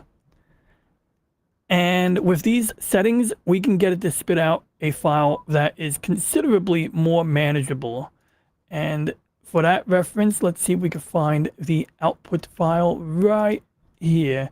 So for instance, we have our queue here. So this is what I do essentially is I want the convenience of having a streaming service. I want to have it on a hard drive, but I also understand that hard drives are not impervious to EMP. They're not impervious to mechanical failure. And even with the best, redundancy capabilities, you can still run into issues. So I don't sell the Blu-ray. I make a backup copy for myself. I store it on my own computer, and then I keep this on the shelf so that if something went wrong, I know I have a hard copy. But I prefer the convenience of not having to put a disc in a specific machine. And thank you, Troy, for inviting everyone to hit that like button. That means a lot. I hope I hit the like button on your video. I'm 80% sure I did, but we're gonna check right now. We're gonna check together. I'm gonna prove it. All right, I did not, or maybe I did and YouTube undid it. Well, let's see. I exit the video. I went back in the video, and yeah, the like button remains, and it looks like Mr. Wakazashi's tea house is currently live. So I'm gonna watch that while I sit in the corner. I'm kidding, I'm not gonna do that. But what I am gonna do is check on Wakazashi real quick because he's a good guy. Wakazashi's name is Gray, and he's talking about movies with Zax. Shit, man, I think I just cannibalized my own viewership right here. I might have just sent you guys into the arms of Mr. Wakazashi. And that's totally okay because he deserves all of the likes he gets on his videos. As does Zach's. Some weeks ago, I was on Floral from Under a Rock, on the tail end of the show during their YouTube showdown, and they did a YouTuber showdown between Zach's and someone else, and I drew a shoulder that took up my entire screen. In fact, I might have that here. And let's see, that's someone burning at a stake. That's the Starship Enterprise. What do you think of my Enterprise there? So why do I have a green background in Photoshop? This is kind of cool. We can tell OBS to kindly show images. Look at that. We got like a John Madden graphic right there. I could do John Madden graphics. I think that's super cool, by the way. Not to be tooting my own horn, but I think that's super cool that we could do John Madden graphics. And you could do this too in Adobe. And, upon request, I'll show anyone right now how to do this in like 1 minute. Like I can show you real easy. In fact, I'll show you right now. So in OBS, we pop over to, let's say, my main camera. And I have a scene already here that is referencing the Photoshop window. Now, I've used the Alt key to crop it. And, you go hold down Alt while dragging this to crop it or uncrop it. Otherwise, you're going to see more of the window. And then we got to do a filter. So we right click on it. We go to filters and we want to do a chroma key or a color key. I don't think it makes a difference, but in this case, we did a green chroma key. I didn't have to adjust any of these settings and actually demonstrate. Boom. And essentially that's how that works. So yeah, in a nutshell, that's how we do it. So anyway, I'm looking for the picture of Zach. Here we go, found it. Zach's versus Paulie. And so I drew Paulie here, which he's a good man too. And I drew this here and I said, do you know what this is? This is Zach's shoulder. And like basically that's how he won the battle. But then I also pointed out that Paulie had, did you know, Paulie had Edward James Olmos on his show. And, that's the guy from Battlestar Galactica. So, of course, I tried to draw a rough picture of the Galactica. I drew a quick rough picture of a Colonial Viper. And so that's him calling for that air support. I guess. I don't know. I mean, I was just kind of winging it. But, that's something that I think people can use. I don't know to what extent, but it's nice to have the ability to do John Madden art. Whoops, I got to get that graphic off my screen. I'll take that off for now. See, that's why people always say hit the like button, because you think you did, but maybe you didn't. I do that all the time.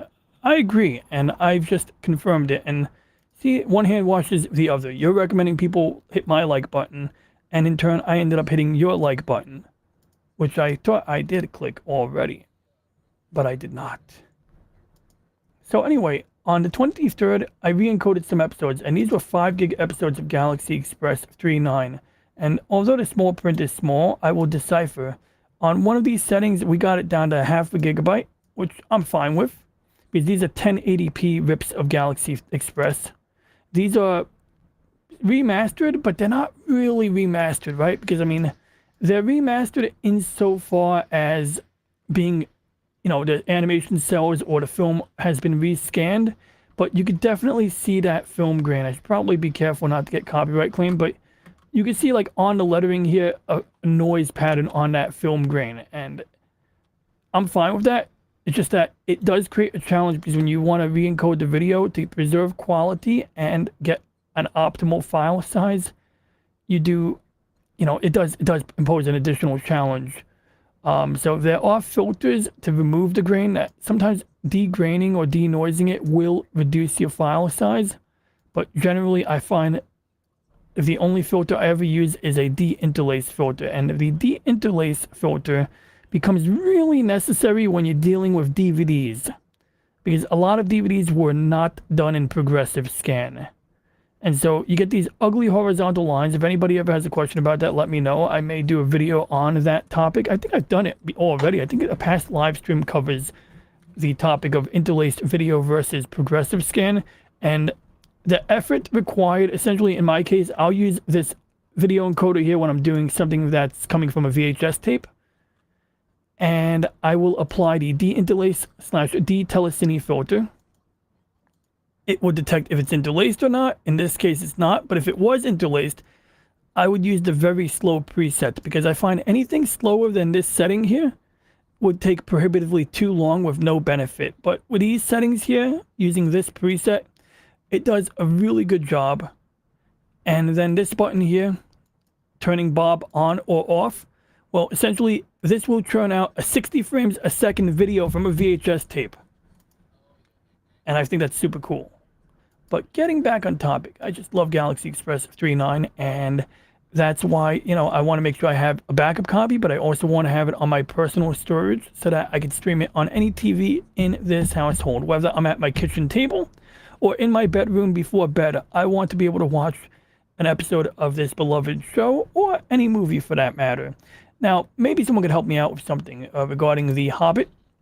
As I understand it, The Hobbit was at one point directed or produced or mastered at 48 frames a second, which was it got a mixed reception. Some people liked it, some people felt it kind of created that uncanny valley issue, or whatever you call it.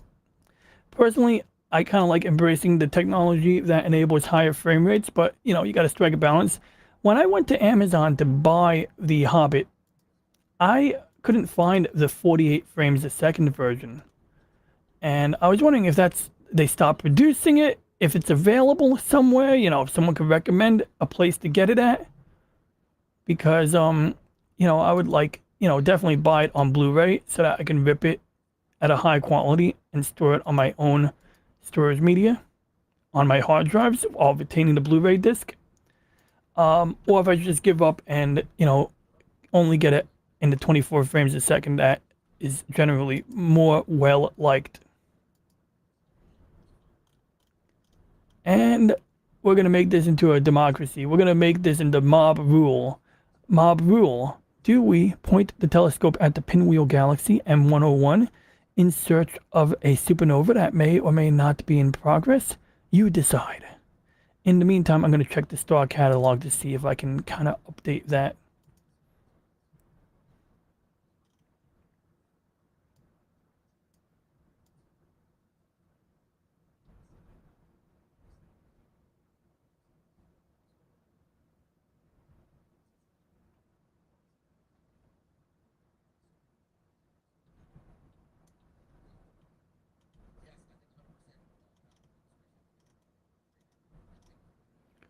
Oh, it doesn't say. Ooh, the Thor Continuum. That sounds like a cool name. The Thor Continuum at 1060 megahertz. The Thor Continuum at 1440 megahertz. I believe these are radio astronomy surveys. Recombination line survey of the Milky Way. The Thor project is a Northern Galactic Plane survey. Right? That made sense. Alrighty. And so we're going to stretch our histogram again. That looks like Christmas.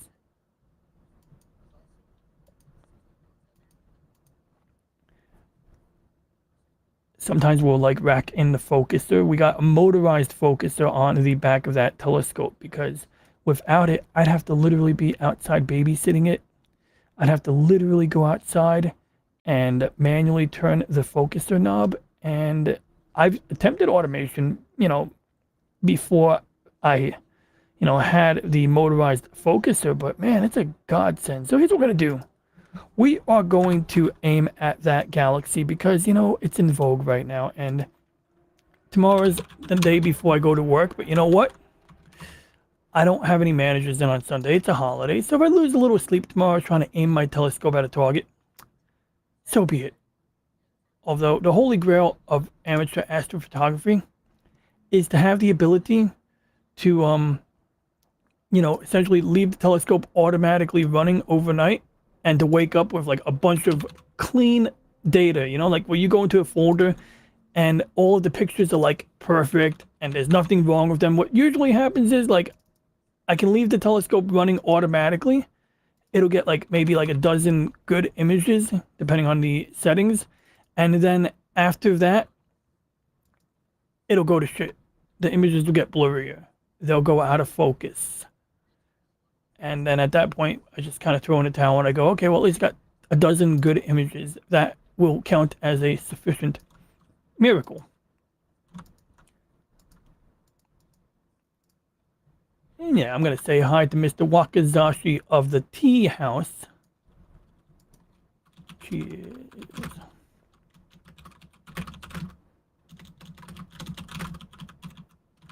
I'm not going to announce that I'm running a stream right now. I mean, I don't want to cannibalize. I do have to do a tech stream, probably tomorrow, because right now I don't want to unplug my Ethernet cable, but I want to do a video demonstration on how to crimp your own Ethernet cable. This is something that I think many of you would find useful because, it's cheaper to run a long length of patch cable, say between your computer and your router, if you can make your own cable. If you could buy it in bulk or in a larger quantity. And on top of that, the quality of Ethernet cable that you pick up at Best Buy is not, very much like the quality of cable that you encounter, like if you were to buy your own cable. That's interesting. See that streak there? That is either a satellite or a meteorite, and that could be a meteorite. Usually satellites will leave very, very distinct streaks. This one's very indistinct. So I'm leaning towards satellite right now. I mean, towards meteorite, just due to the nature. But it is possible if it's moving at the right speed. This isn't a long exposure. It's only 30 seconds. It could be a satellite. I don't know. But I suspect it's a little late for me to, like, track it. Essentially I'd have to go backtrack it against the target. And that probably is out. It is out by now, right? We'd have to really, like, just kind of guess where it went. But anyway, let's see here. We're going to aim at the M101, and then I'm going to return to this target if, it proves helpful later. So let's see here. We're going to go in 5, 4, 3, 2, 1. We're going to press the button now on my mark, and this reticle is going to move. And while that reticle is moving, this program is going to freak out. It's going to be like, hey, why are you moving? Because I forgot to tell it to stop tracking. Because that is the correction program. That program is saying, hey, I'm supposed to keep you on the straight and narrow, and it's moving all over the place. But that's okay. Luckily, the program will usually figure it out. So anyway, we're now supposedly aiming at the galaxy, but until I lubricate and rebalance my telescope mount, I'm not trusting that. What we will do is we will crank up and crank down some of the settings. So we got a distinct pattern of stars right here. Whoops, we got to stop this. And we're going to tell it, we're going to give this one a name. We're going to call it M101 SLV. Why SLV? Well, SLV stands for solve. And basically I'm saying to the computer, I'm saying to the file name for my own recollection, this is the plate solving image. This is not intended for final stacking and processing. These are the images that I'm going to rely upon simply to make sure the telescope is aiming at the target, because I almost guarantee you... Wow, that's loud.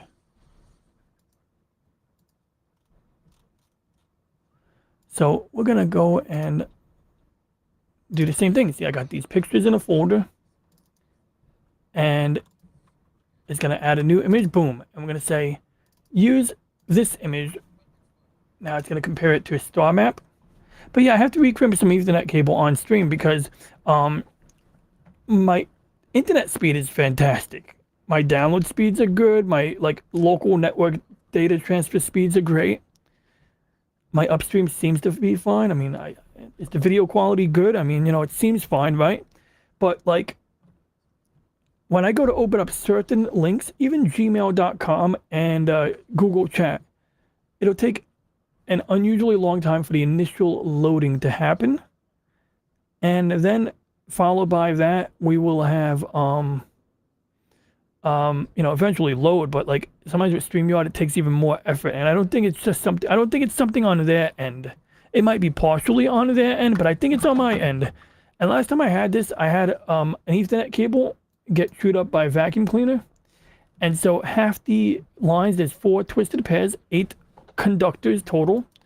And the Ethernet standard is kind of cool because if some of those copper pairs of cable get messed up, it'll negotiate. The devices hooked up to that cable will negotiate to a lower speed until it works. And so a gigabit line in, if you do the math, is actually 120 megabytes a second, maybe 110, 112. So when I was getting a consistent 10 megabytes per second, I realized my gigabit line, and it said it in the settings, was only running at 100 megabits, which is 1/10 the speed. That means like moving files happens 10 times slower, which could be tremendously unhelpful. Like if I want to process solar astronomy data, you could take 500 gigs of pictures in a single day. So to have 500 gigs take 10 times longer, 10 seconds would be 1 gigabyte. Now it's going to take you 100 seconds for 1 gigabyte, which is like what? Like about 2 minutes. So 10 seconds versus 2 minutes. And obviously the larger your files get, the more that adds up. So I want to recrimp both ends of this Ethernet cable. I already trimmed the cable downstairs and recrimped it. But I have to do it up here too now. So anyway, we're looking at a galaxy. Supposedly we're looking at a galaxy. Sure, it doesn't look like it, but maybe the computer is looking at it. So what happened was when we ran the plate solving, the reticle went off target and we told it to recenter it. So now when we plate solve, it should indicate that we're on target. And so I'm going to begin by cranking it up. I'm going to crank up the exposure time to say more. We're actually currently tuned into the red filter, which is fine. It's a broadband filter, we call it, because it includes regular visible light wavelengths of light. Whereas hydrogen alpha, ionized hydrogen, we're literally blocking out entire swaths of the EM spectrum. We're like basically isolating a very narrow sliver on a rainbow. And that's basically how imaging filters work in astrophotography. We're dealing with the rainbow, and we're saying, I only want to take pictures of one color from that rainbow. And so if your light pollution is mostly blue, and you're only taking pictures in red, well then, you're not going to be capturing that light pollution, which is wonderful. And that's the main reason why I process the colors after taking images in black and white, because I get better control over the light pollution. And so, are we off target? Maybe a little bit. It's kind of hard to tell right now.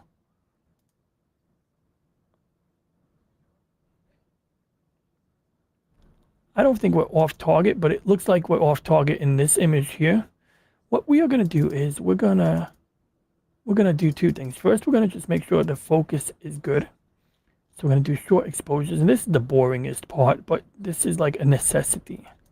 So we're at 100% zoom. We got 2 points of light here, and actually, it looks like we are actually basically, maybe not. Let's see. We're going to dial it up a little bit. We're going to actually do 1/4 second exposures. And I hope my monologue isn't too boring. I mean, of course, it's late. I'm sure you guys have to sleep anyway or have already slept. But I want to thank you all who have rated me and who have dropped a like. Even that alone means a lot. Try to do a little bit of a Bob Ross thing with a bit of a professorial tone. And we see this little horizontal jerkiness here, which, like I say, maybe tomorrow when it warms up outside, I'll attempt to rebalance the mount, because I find in the winter, the lubricants in the mechanisms of the mount, they get viscous. And so things don't glide the way they should. And, under warmer weather, perhaps I will be able to identify imbalances and correct for them better. Sure hope so. Because right now, essentially what we're doing is when we get this horizontal jerkiness, we're just kind of letting it be. We're just saying, all right, you know what?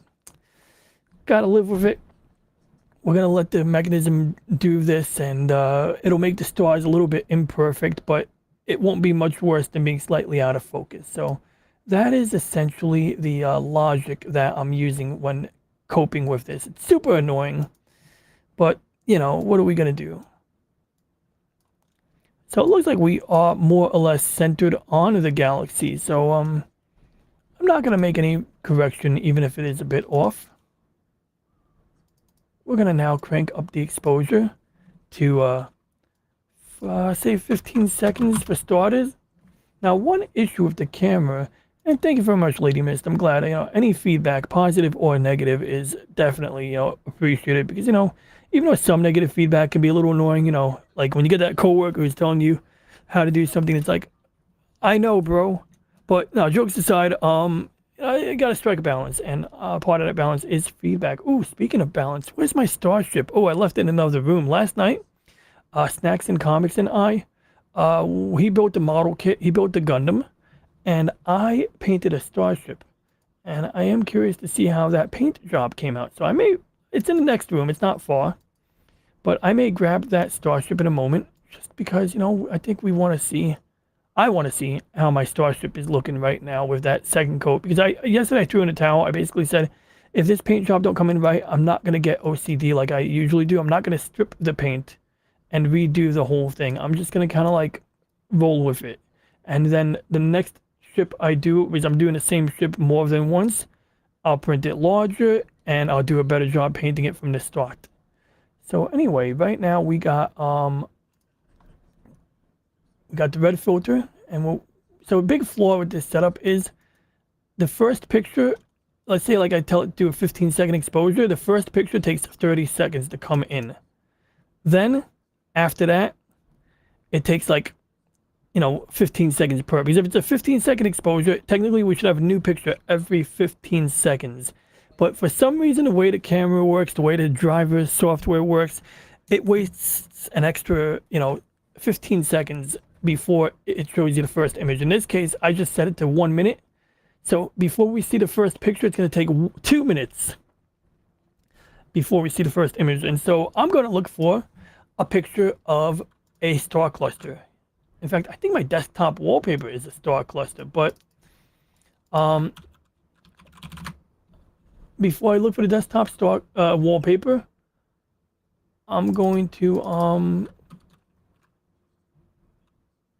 just search my computer's hard drive, because I'm almost certain that I have it here.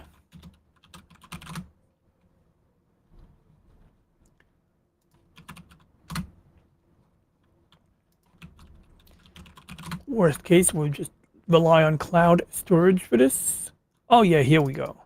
Globular Star Cluster M92. Ooh, that one's a boring one, but we'll just keep browsing through the raw imagery.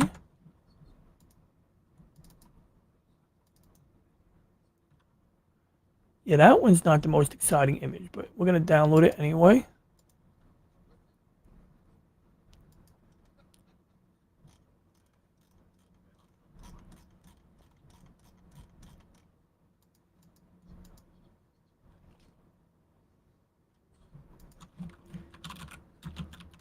I can always just go to Instagram, right? I have him on Instagram. If I can log into Instagram, can I log into Instagram? I think I could. Let me see here. What was my name on Instagram? Probably was Ron. You know what? We're going to log in with Facebook. I think they updated Instagram where now it's automatically linked to Facebook, so it might be easy to sign in. I really dragged my heels on that. Okay, so we see a hint of a galaxy here, a hint of a galaxy, and there's two things I want to do. One, oh, it never synchronized the mount. Well, we're going to synchronize it now. Oh, and you can actually see some tails on these stars, but you know what? I never activated the auto guiding, did I? So that's part of the reason why the image was bobbing around. I never activated auto guiding. Whoops. So now you can see the reticle moved after I synchronized the mount. So we're going to just tell it to recenter it. And we are going to leave the thing aiming at the current target. But we are going to, in fact, we can see a little drift right there, because when it reacquires a new target, the gears will have a little bit of what we call backlash. And Wakazashi just ended his stream, so I'm going to tell them good night. Good night. We're doing astronomy at my channel now. There we go. I just kind of invited people to do that. I'm doing astronomy at my channel right now. I didn't want to, produce a raid until after. Not that I can produce a raid. That's up to the channel person to, make a raid. It's not my, choice. But, I shout myself out. And this is what I'm talking about. Like, this is the first time I've seen this one. But, like, like mainstream web pages are like being really hinky, and then generic stuff is just loading like that. And I'm like, maybe I should run a virus scan. I'm not running it like a strong antivirus right now, so it's not like that, because that's another thing that will cause an issue like this is when you have like a really aggressive antivirus or anti-malware utility. So of course I'm in the northern sky right now. But yeah, side note, so bottom line is, yeah, sometimes a security program will cause weird internet issues. But of course, a virus can also do that, right? But in this case, yeah, I don't know. I gotta investigate that for sure. um, so we're in the northern sky right now, and so the way this telescope mount works is kind of cool. And if you ever want to prove whether the Earth is round or not to yourself or to someone else, this is something you can do. You can't necessarily, I can't necessarily prove that the moon landings happened. I do believe they did, but I can't prove that myself with what I have at my disposal. Like I could sort of provide evidence. I could show like schematics of the lunar lander. I could show that a lot of effort went into like putting people on the moon. And so it stands to be reason that they didn't fake it. But at the same time, I mean, I'm not going to show you a blurry image of the lunar lander and claim this is strong evidence that men landed on the moon. I mean, it's like, you know, because that's what people would do sometimes. And like, even though I may be on the same side as the person who shows that blurry image, I'm not going to pretend that like is going to sway somebody who has doubts. And I don't blame that person for not accepting that evidence or that form of evidence. But the Earth being round, that's easy. So the center of this mount is on a 41-degree angle. And I'm in New York. I'm at a 41-degree latitude. So the angle of this part of the mount, which is manually adjustable. You basically have to grab a wrench and manually adjust it. This vertical angle is basically, it matches my latitude of 41 degrees. And the old-fashioned way or the more conventional way to do polar alignment, because that's what we're doing. When you get this 41-degree angle, you're lining this up vertically and horizontally because you want this to basically line up with the North Star. You would take a cover off the back of the scope. This is actually a cap that comes off. And there's a baby telescope in there, and you look through that baby telescope, and there's actually, when you're looking right up the rear end of that telescope, and you're aimed towards Polaris, the North Star, you will be seeing a circle very similar to the one we see here now. And if I zoom in just right, there we go. So see this blue circle here? See how Polaris is a bright star? And it's next to that circle. So essentially, when you look through the back of the telescope's polar alignment scope, or through the mount has a mini telescope built into it. You're going to see a crosshair with a circle similar to this blue circle, and Polaris is supposed to line up with it. And so if, let's say, you rotate the mount, this circle should rotate in sync with the way Polaris moves. Now, how do we know Polaris moves a certain way? Well, if I rewind time, this is like sunset, like 8:30. So, you know, this is like 9 p.m., 10 p.m. Okay, so that's 10 p.m. right there. And if we go from 10 p.m. to now, it's going to do this. And so essentially, the sun rising later on is going to rise based on the same rotation. So the Earth is rotating, Polaris is moving in a tight circle. A lot of people get tripped up. They think Polaris is dead center in the north. And so if you're arguing with a flat earther, you might assume it's in the center, or the flat earther might counter an argument and say, it's impossible for this thing to be in the center. And because the person who's, you know, not necessarily into astronomy doesn't know that, they won't have a counter argument to that. But the reality is Polaris is not dead center. It just moves in a tight circle. And so now, how does this 41-degree latitude? Well, basically, maybe I said 40 degree, 41. In fact, yeah. It's about 41 degrees, maybe a little bit less. You could actually see this green line here is 40 degrees. And this center area that Polaris looks like it's circling around, this is actually what we call the celestial North Pole. And if you were in the center of the North Pole right now, this blue circle that is in my northern sky, you know, instead of being directly overhead, that blue circle in front of me in my northern sky would be directly over your head. So if you're in the North Pole, this blue circle is directly over your head. And as we go down to Florida, instead of this blue circle or this center point being here, the celestial North Pole will be down here. So Florida is, hey Google, what's the latitude of Florida?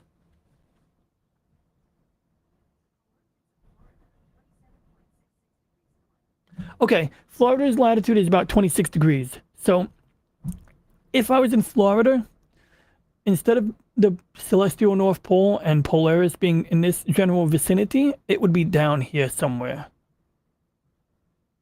And if I go down to the equator, Polaris and North Star would be like here.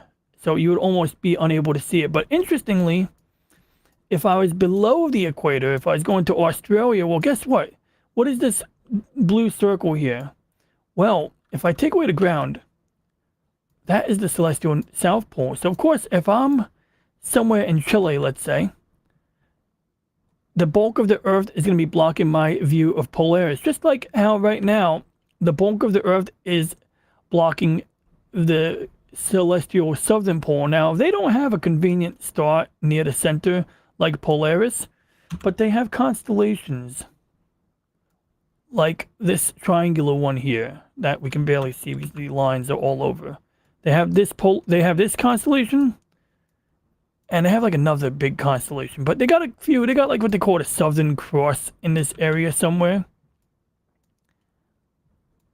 I'm not super familiar with the Southern Celestial Pole because I don't live there. But if you were in a Southern Celestial Pole, you would look for the Southern Cross, which actually is way over there. I don't know. I must have aimed at the wrong object, to be honest. But bottom line is, the thing I do with Polaris, the polar align my telescope, you can do it with these other objects. You just have to rely on different constellations. In fact, this is called the Southern Octans. And so this is like your candidate for your North Star. You would use these 3 points of light, or one of them. You'd get them to follow a tight circle, or, just follow a circuitous track that, is consistent. So just like how we have a blue circle here, there's another imaginary circle that this particular corner star has to follow. So this star in the corner is going to move in a circle that is just concentric with this circle here. And if you can get that to like move consistently, you have good polar alignment. Now, what happens if we don't have good polar alignment? Well, things start to drift. The telescope will automatically move, from east to west because, everything is rotating, right? The Earth is rotating right now. And as the Earth rotates, everything looks like it's moving from east to west. And just like how Polaris is moving from east to west in a tight circle, the further away from the celestial North Pole we get, we now have the sun. And see, it's also, moving in unison with the North Star, basically. Whoops. And if we pause this or slow it down a little bit, and we press the letter Z, we get a different grid. So what are these grids? So essentially, we have two grids. I'm going to go back to nighttime to make life easier. So this green grid is an imaginary, whoops, that's the blue one. This green grid is an imaginary dome over our head. This is, just what we call the azimuthal grid. And wherever you're standing on Earth, you have an imaginary dome-shaped grid for your location. Then the other one was the equatorial grid. And essentially, the easy way to understand it is to first keep the azimuth grid in place. Zoom in a little bit. So now we got north, south, east to west. Now I'm looking north, right? Remember, there's still an imaginary dome. So this part is the area directly over my head. And this is me facing forward. In fact, my desk is facing forward right now. So if I point my head like this, I'm looking here. Now we're going to press the letter E. And boom. And now we have the celestial North Pole. And so, without that grid, you still see the stars doing this. But really, they're following the blue grid. They're following the equatorial grid. And interestingly, the Big Dipper, the tail of the Big Dipper, or the Little Dipper, whichever dipper that is, the dipper up here, whatever it's called, it looks like a pan hand. It looks like a pot and pan. I mean, that's got a pan handle on it, right? That's like a dipper of some kind. Might be the Little Dipper. I guess we could check. Yeah, that's the Little Dipper.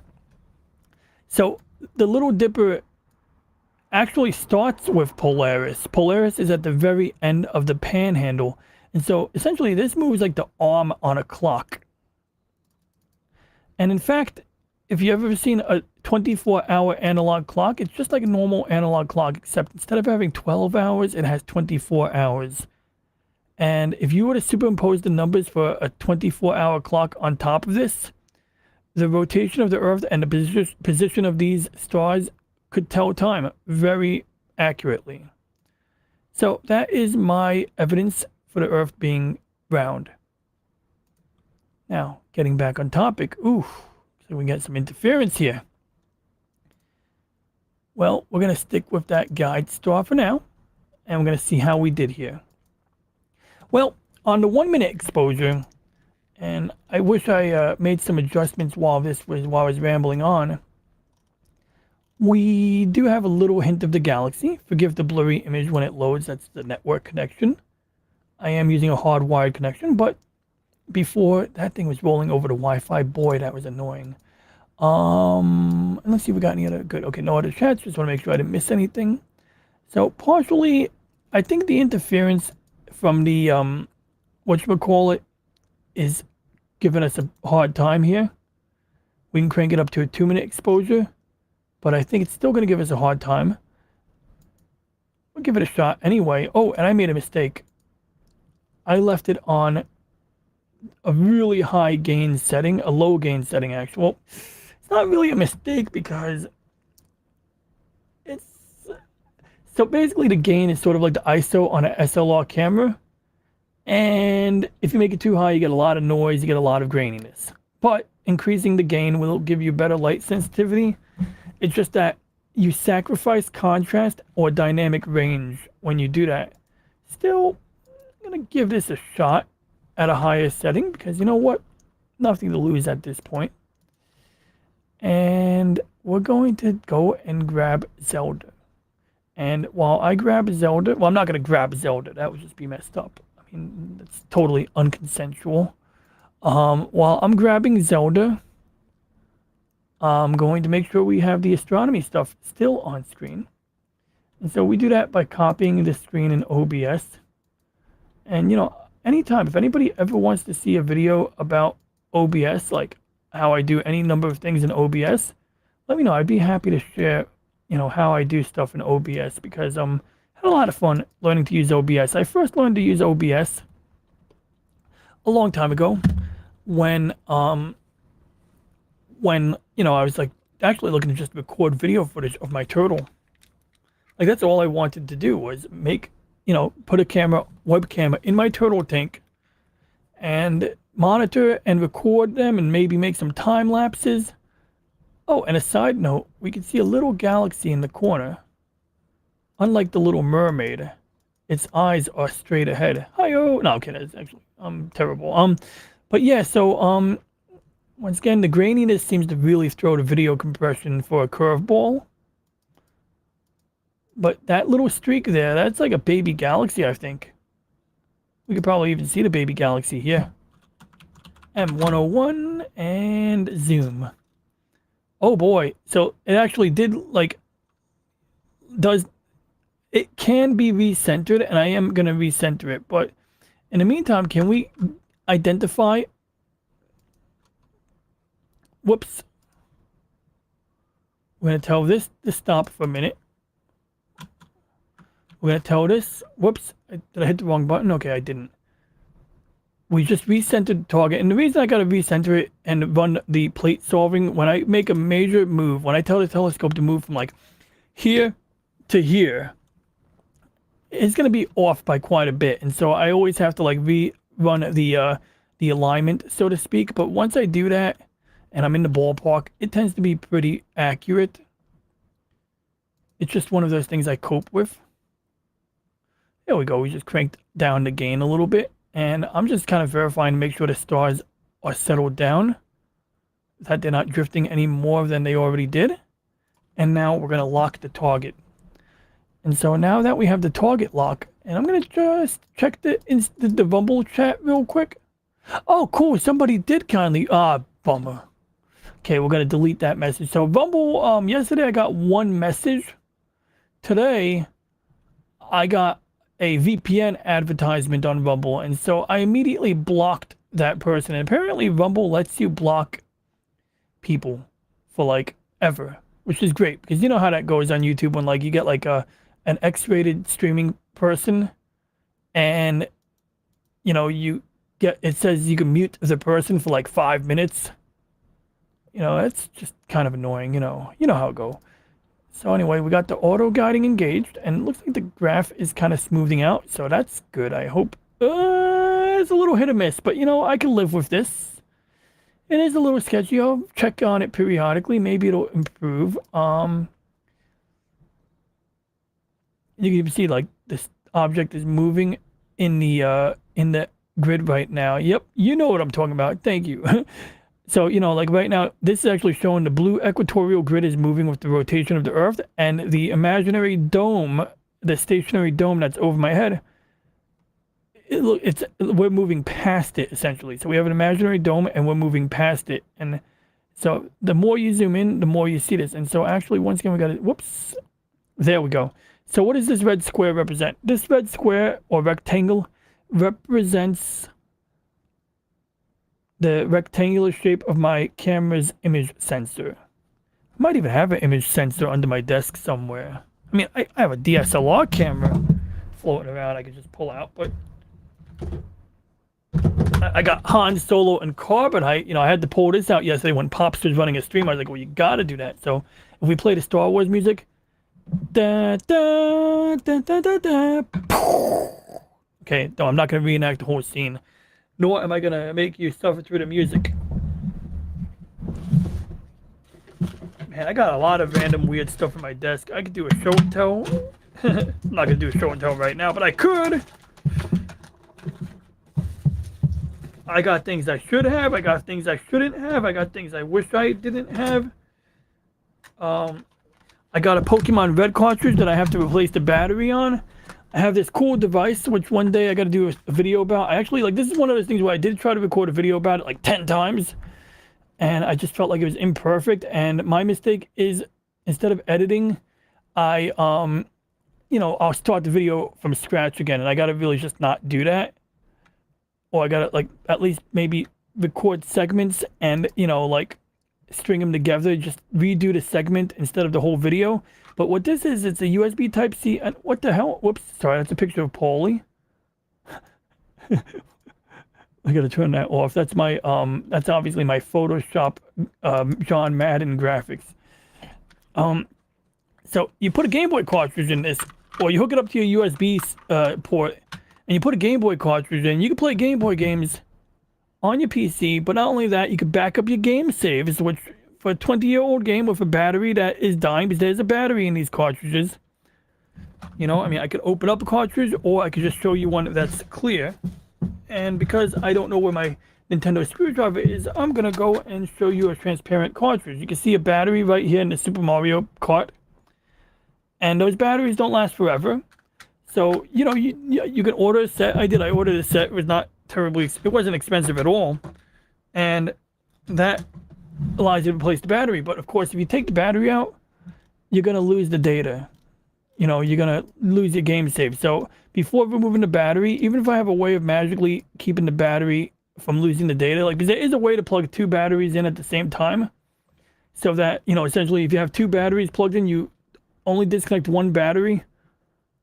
The save data shouldn't get lost, but it seems a bit finicky. So I'm more comfortable backing up the save data before removing the battery. And that's what this device does. This is called the Epilogue GB Operator, I believe. GB Operator or Epilogue Pocket Operator. Epilogue Operator. Type in Google Epilogue GB Operator. It was like $50, a clean $50, and this is one of the easiest ones to use. There are cheaper alternatives, but they come with software that allows you to make mistakes. You know, and that's never, like, you know, fun. But yeah, there's a way to save it with this. That's the beautiful thing of it, you know. So, because yeah, I was worried too, like, you know, no way to save it. I mean, there's got to be. Now, N64 is a bit more difficult. N64, whew. So, okay, here's the trick of N64. I have this device I bought on Amazon for like $20 maybe. And, you know, it's an old accessory. The name of it is the DEX drive. Yeah, it literally says DEX drive. See, DEX drive. And you can put an N64 memory card right up here. You can see it's got that nice round shape, like an N64 memory controller pack thing. And this will back up the thing. The thing is that they have a version of this for PlayStation 1. And somebody produced Linux drivers for it. which is cool because like it means that you can plug one of these, the PlayStation version, into a Linux computer or a computer that is running Linux in a virtual machine, whatever, and back up the stuff. And if it's running on Linux, it can run anywhere. You know, if you have a Linux computer in your home, you can, you know, easily make it available on the network. It just, Linux is very flexible once once you get into the swing of it. You know, some people use Linux for like one or two things and nothing else. And so that's the versatility of Linux. But in the case of the PlayStation, I do want to give a shout out to Lemon Pie. Thank you for dropping in. Always, everyone, feel free to drop your channel links if you decide you want to do that. You are welcome to do that. You're not spammers, you're friends. If you're watching my channel, you are friends. So yeah, anyway, the PlayStation version of this device is so cool because like it works on Linux, and Linux is pretty flexible, and you can bridge the gap between a Linux computer and a Windows or a Mac easily. Problem is, I bought this thinking it would work on Linux, and then I found out that only the PlayStation 1 version works on Linux. So to do it with N64, I have to run Windows 98 in a virtual machine. Like I literally have to run like this program here. It's called VirtualBox. And whenever I update it, I always have to worry that it's going to break the functionality. But essentially, this boots up Windows 98 in a window in a virtual machine. Thank you, Deleted Scenes. By the way, if anybody wants to be a mod, that does not make you responsible for anything. It's just, like you get a wrench and, you can, do more, I guess. I don't know. But if anybody does not want to be a mod, let me know. But right now, I would be willing to make Deleted Scenes a mod. If anybody else wants to be a mod, let me know. I definitely don't want to put anyone in a spot if they don't want to be a mod. Now, I actually never done this before. I've done it to one or two people before. So, actually, managing moderator. Whoops, lost the window. Yeah, it says managing moderator, or can manage blocked words and change chat modes in live. Also has capabilities of standard moderators. Can review and remove chat messages, hide or put users in timeout.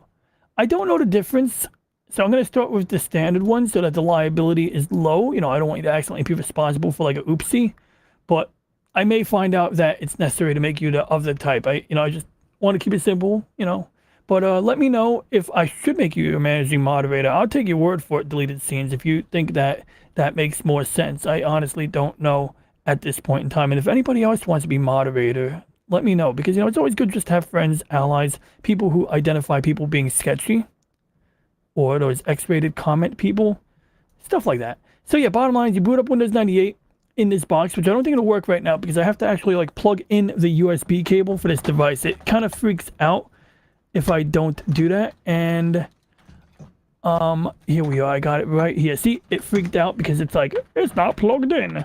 So what we do is we plug in a USB cable, and I have one of those USB hubs that has switchable ports because there's like buttons next to these USB ports, and that's so that I can turn off individual items on demand. Now, the other thing I got to do is plug this in to a power adapter. So I'm going to do that real quick. And once again, if anybody decides they want to join the stream, just let me know because I'm not looking at the restream window actively. So I don't want to make that mistake to like ignore somebody. And in the meantime, okay, so we got that little streak, that skid mark of a galaxy in the corner. In fact, this is weird. I thought I recentered this. Let's take a look here. We're going to, we're going to play with this. Whoops. Uh-oh. That was weird.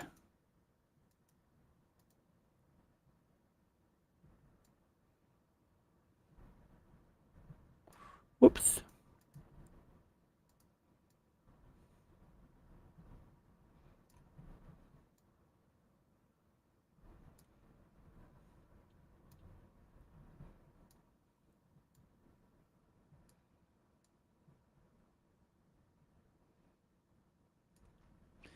It's like, definitely we got atmospheric disturbances. I may very well jump back to that star cluster before I pop in the Zelda game.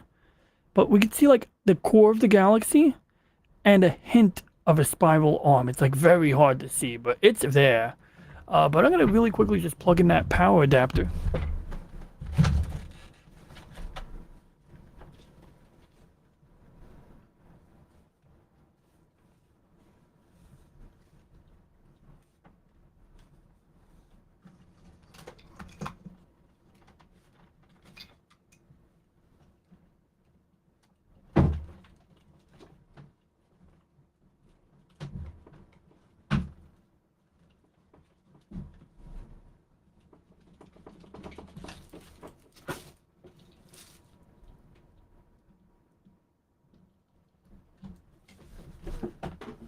There we go.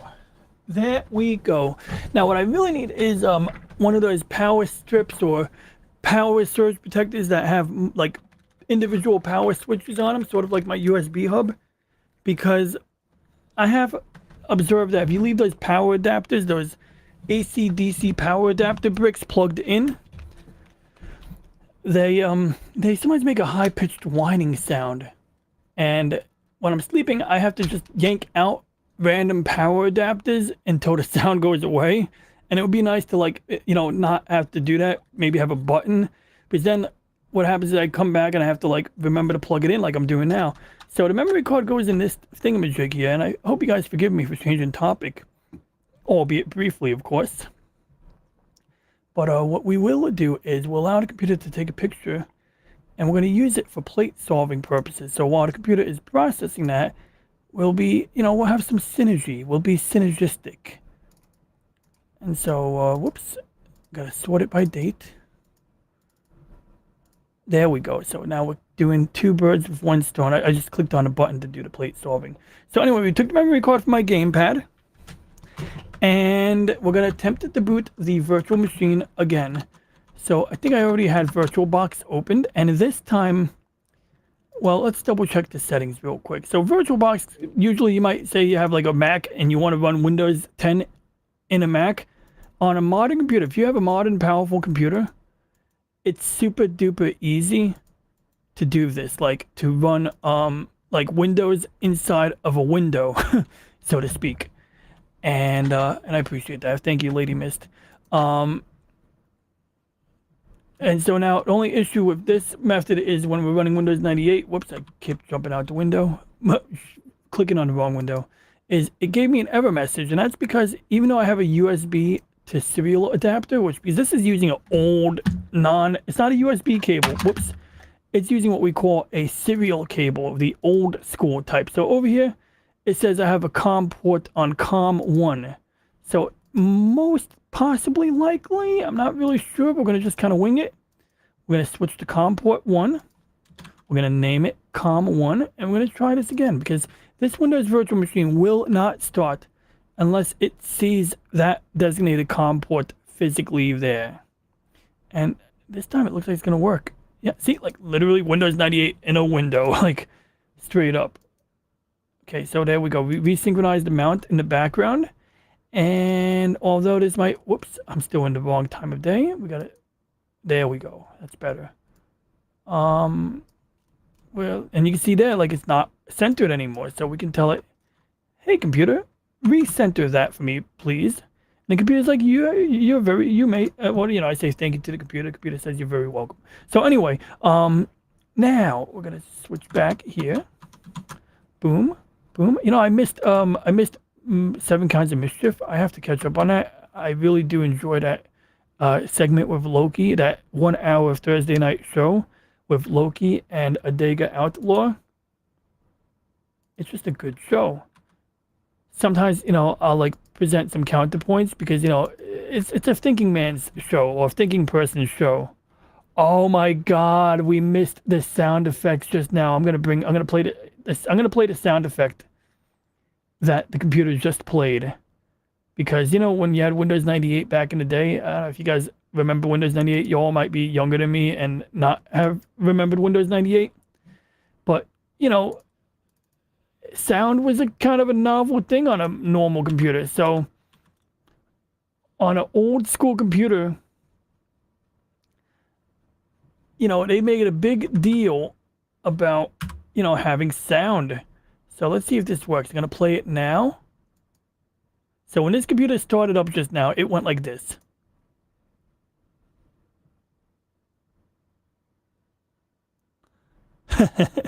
And then like, you got like the other sounds. Like I'm pretty sure like, and back then like people would download themes.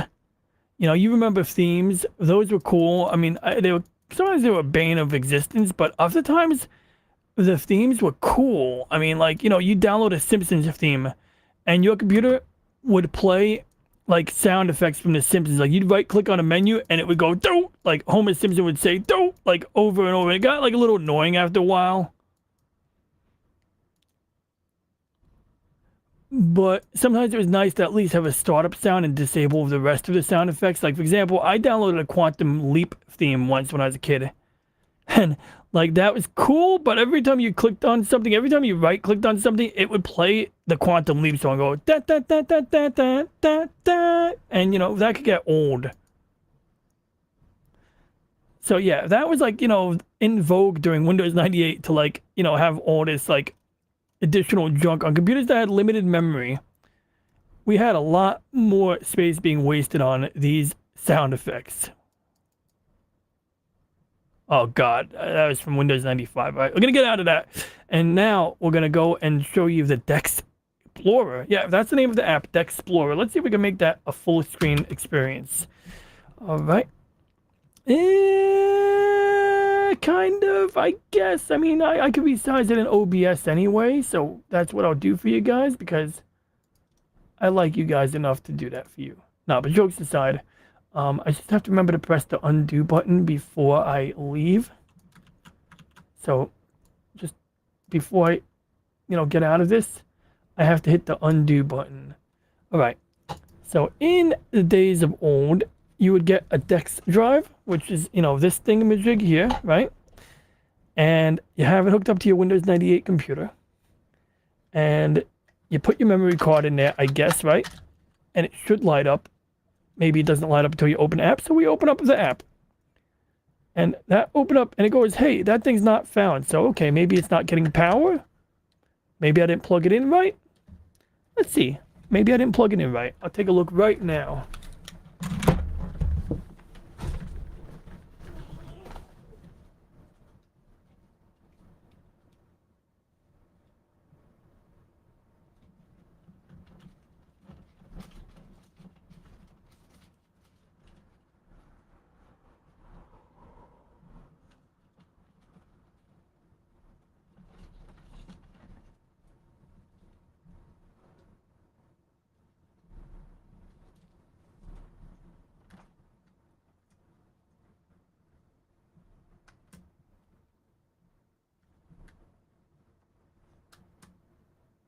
Whoops. Well, good news is that Windows 98 boots up really quickly. Other good news is that Lady Mist also remembers Windows 98, as we mentioned. Actually, Lemon Pie remembers Windows 98. Lady Mist recognizes that Seven Kinds of Mischief is a good show. Okay, so we got to shut down the Windows 98 virtual machine, and then we got to bring it back up. Now, this version of VirtualBox, I have to exit manually. Now, what happened was I didn't turn on the USB port. That is why I did not see the COM port that I thought I was seeing. I think COM port number 1 is built into my computer's motherboard, which means there is a component you could buy that you plug into the motherboard that gives you an old school COM port or old school serial port on the back of your modern day tower. And device manager, actually, I just went to the settings and it said whatchamacallit, that I should be putting this on serial port COM port number 3. So we'll do that. So I have a COM port 1 and COM port 3 listed in my device manager for some reason.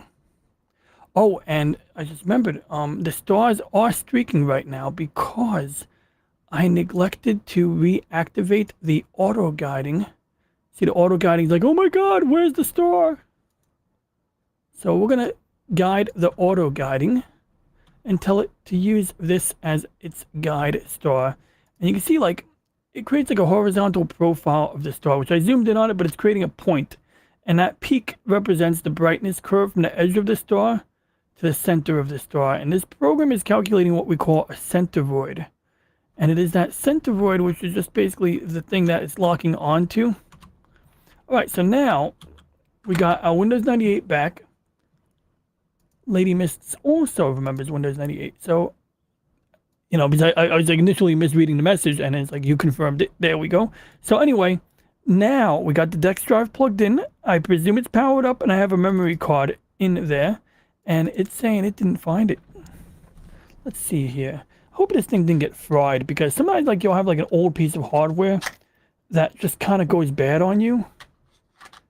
And maybe something like, you know, yanked on the power cord, or maybe, you know, something's not plugged in right. But I mean, this time I have the right serial port.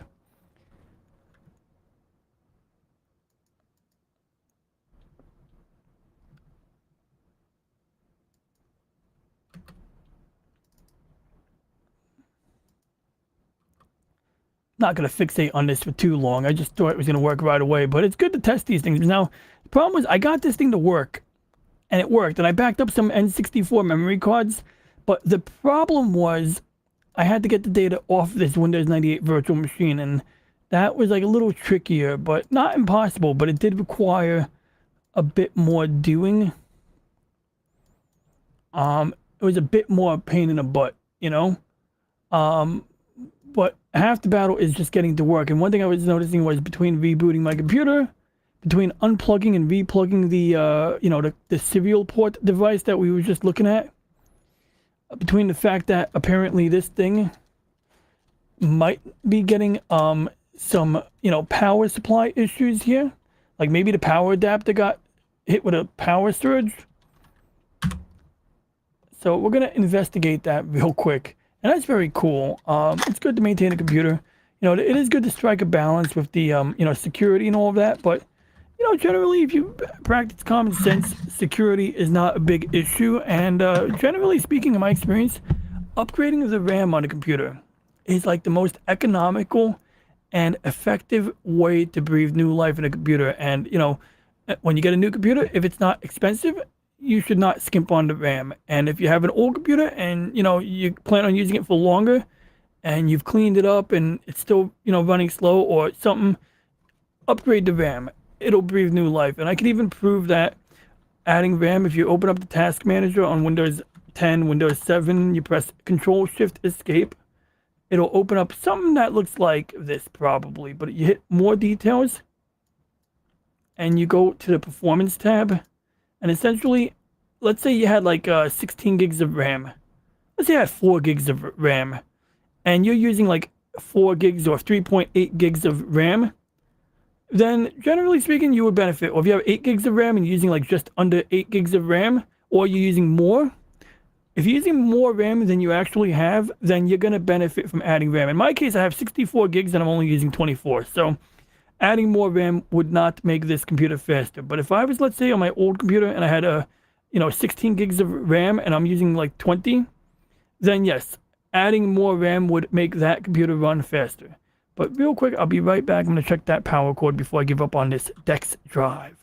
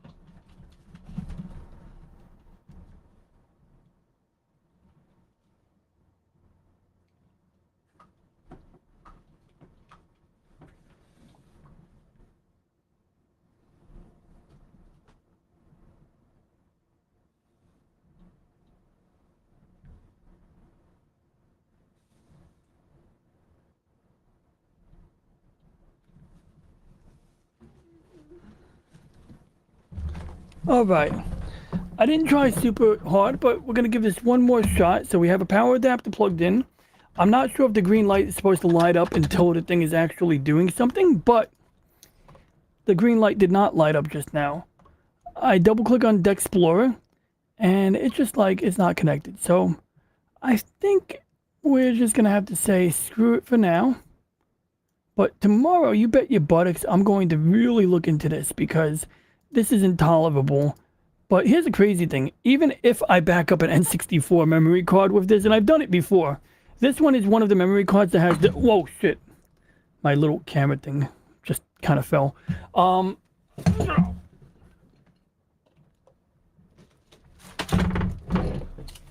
If you just give me a moment, I gotta, like, you know, retighten this.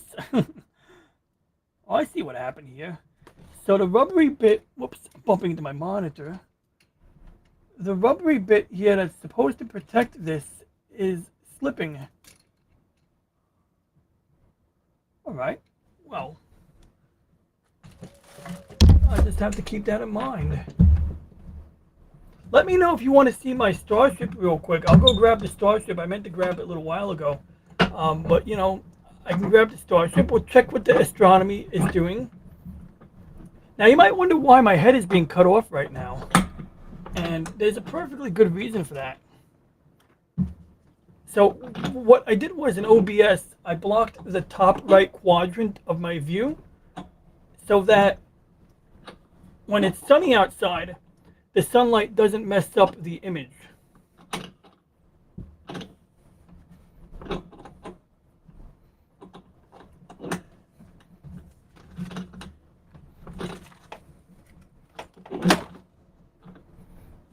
All right, there we go. We have fixed that. Excuse me. That's what happens. You indiscriminately grab that thing, and I felt it flexing a bit more than it should. You know, I knew this was going to happen, and all I had to do is tighten it. Now it's good. So anyway, as I was saying, tomorrow I'll have to sit down and mess around with this. But the way it works is you back up the memory card. This memory card has actually 4 memory cards in one. This is obviously not an official one. I do have one official N64 memory card, but if you have a lot of games, which is easy to accumulate when you're growing up, one memory card is not enough. And so this was helpful to have. But even then, this runs on a battery too. N64 memory cards run on a battery. So backing them up is half the battle. And frankly, if all I could do was back it up to the Windows 98 virtual machine, that would be a good start, because I can figure out a number of ways to get the data to go elsewhere. But here's the real problem. The real problem is cartridge games, right? N64 games that store the save data inside of the cartridge. How do you back those up? Because obviously, you know, if it's saving the game data like my Star Wars games to the cartridge, then this device, it can't help me anyway, right? Well, apparently, this is wild, but apparently if you put a game stock in, you know, obviously put the N64 game in and you put this in your N64, this has a menu, and that menu has the ability to back up the save data from the cartridge, from the actual game cartridge, to a memory card. And then at a later time, you could take the memory card and tell it to take this backed up save data from the memory card and send it to the cartridge. So that's kind of cool. The problem was there were a lot of problems with GameShock. Basically, the number one thing with the GameShock is when you first put it in with whatever game you want to play, it's going to ask you, like, it's going to give you like a list of games. It's going to have like option 1 is going to say Super Mario Brothers, Mario Kart, and some other game. Then option 2 will be like this game, Mega Man, and soccer. And then option 3 will be like Doom, Forsaken, and something else. And basically, let's say I own Super Mario Brothers and I select Mario. Great, now it'll let me apply cheats to Mario. But what if I select Doom from that list? I select the option 3 on the list that says Doom 64 and some other game. If I don't own Doom 64, this will present a black screen. Like, I'll put Mario 64, I'll put some other game in, and you'll get a black screen on the GameShock. And the only way to get it to come out of that is either to put like a specific game in, which doesn't always work, or to get a second GameShock and put it on top of the other GameShock, and that resets it. For some odd reason, they didn't provide like a reset function, even though there's a button here, which you would think, right? You can hear that button. You would think the reset button would be here, apparently, like, it's super finicky. So if you select the wrong game by accident, it acts like it's a paperweight. It acts like it's non-functional. So I have 2 Game Sharks right now. I might end up getting a third one because when I bought this one at Retropalooza, I was like, oh, does it work? And like, yeah, it works. But it's like, fuck.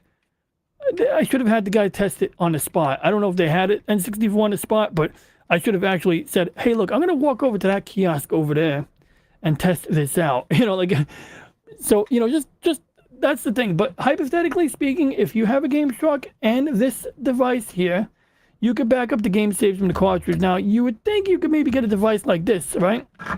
Just like for the Game Boy games with a USB port.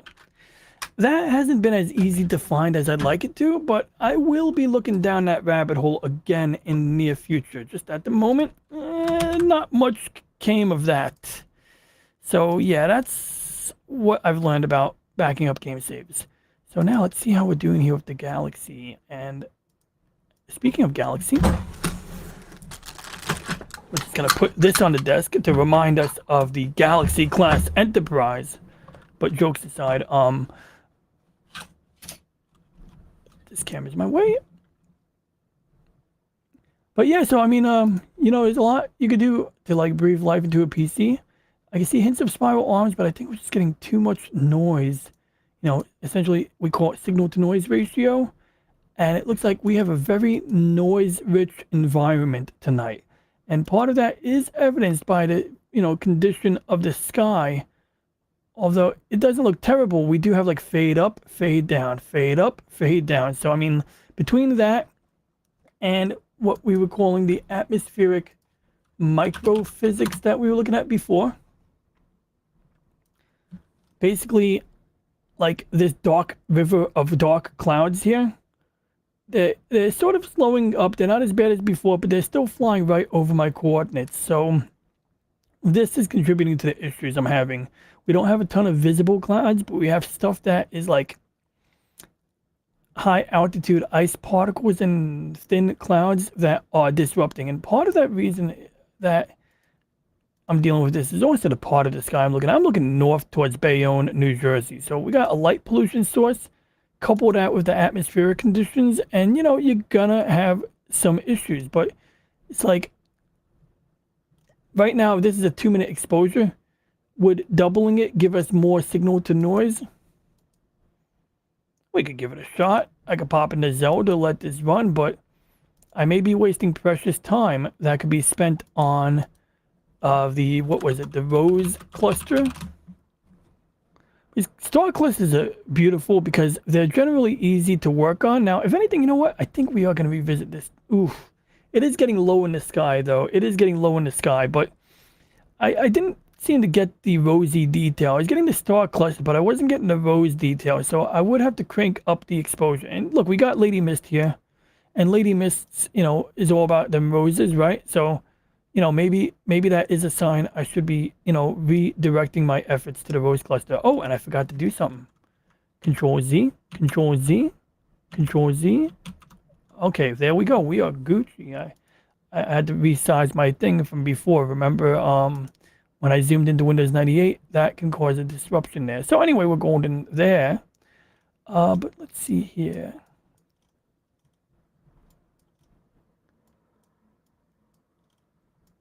I may do a reading from a book this week.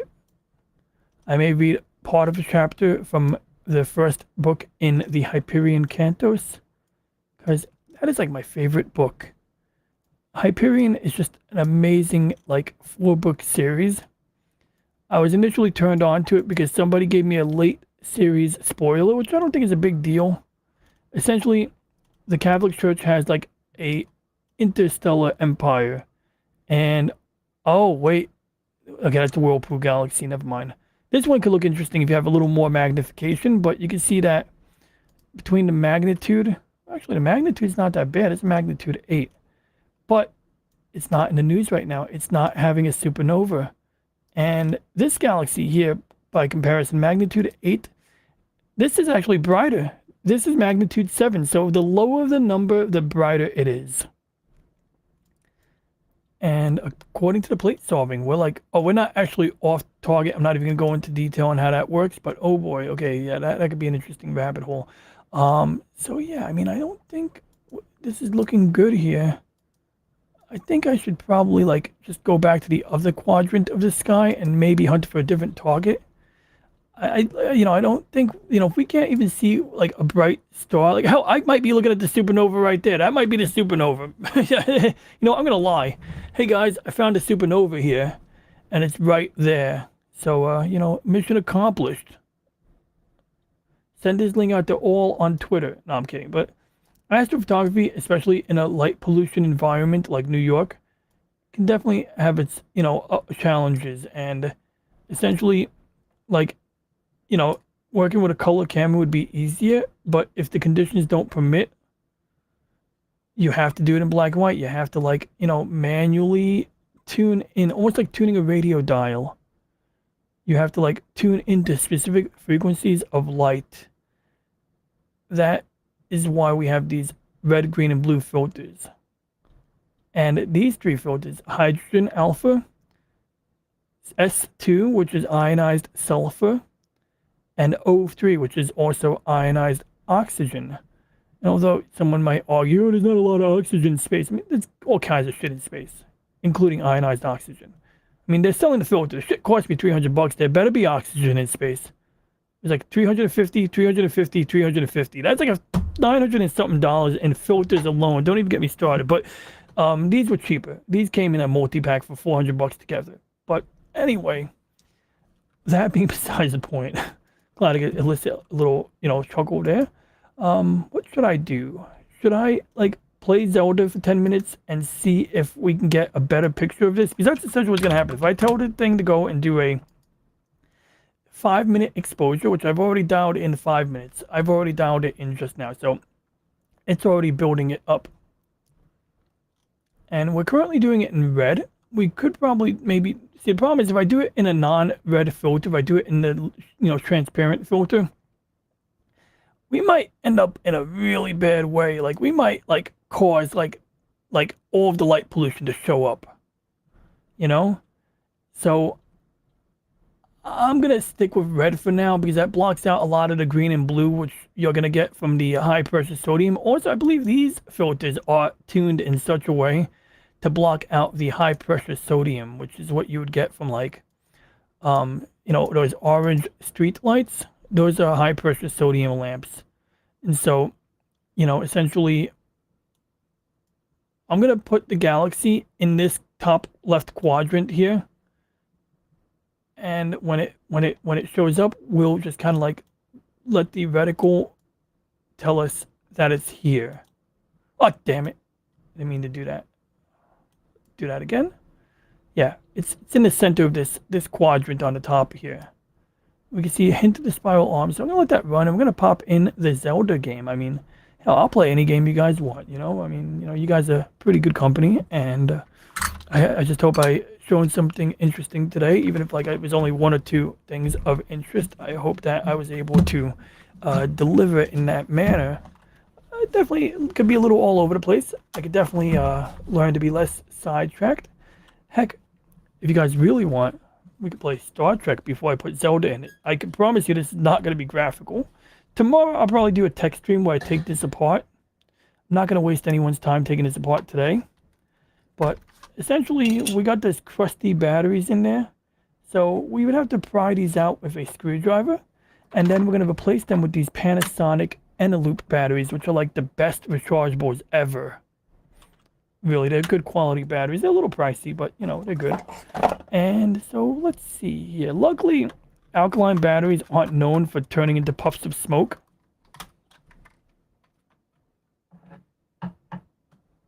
Okay, so that's one. It's amazing how alkaline batteries just create this crusty shit. In fact, these are AA batteries.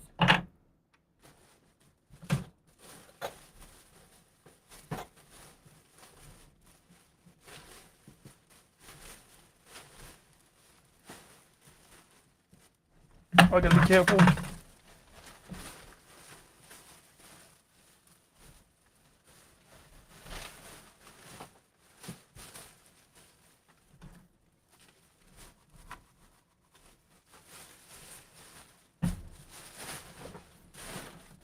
that garbage bag smells like enamel paint fumes. So do I have a AA battery on my desk? Let's take. Oh yeah, we got some AA's. I don't know if these are like good or not, but we'll just pop them in and see what happens. I think I yanked one of these out. Oh, you know what? I do have some quality rechargeable batteries in my Game Boy. So we're gonna go and put those in and see what happens.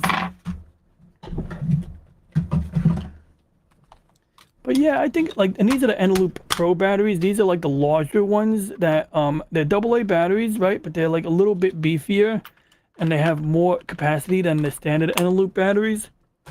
There is a minor issue. I think some rechargeables will run at a slightly lower voltage, which isn't always helpful for certain devices. But in general, like, you can usually modify most devices to operate. Now, the issue I had was they don't have C batteries, but they sell adapters that you load these into to fit devices that accept C batteries. But when I went to put these batteries in my Speak and Spell, they did not fit. Ooh, okay, let me know if this... Damn, that's loud. Jesus, that's loud.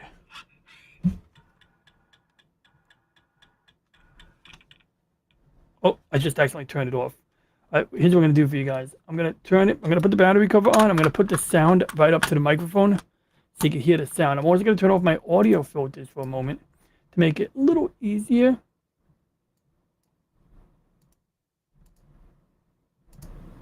Okay. Now we don't have any filter there.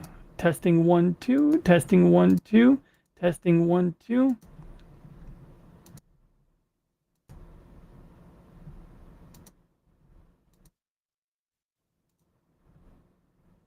Testing 1, 2. Testing 1, 2.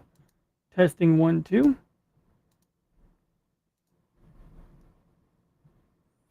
All right. Testing. Testing. Testing. Testing. Testing. All right. You know what? I'm not going to get OCD. We're just going to put the sound right up to this.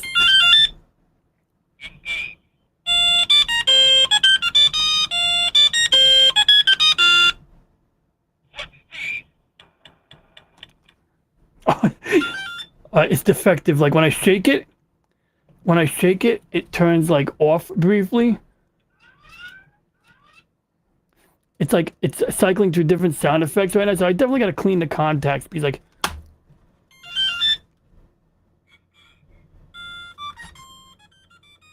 I'm covering up the speaker because that shit's loud at night.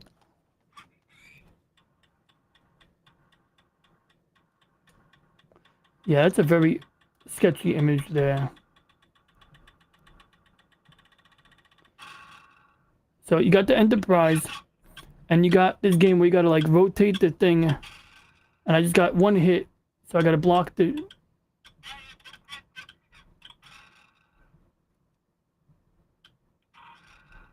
All right, I got one hit. Oh, this one's cool. So this one's weird because you got to control the position of the ship, and you got to... It's sort of like playing...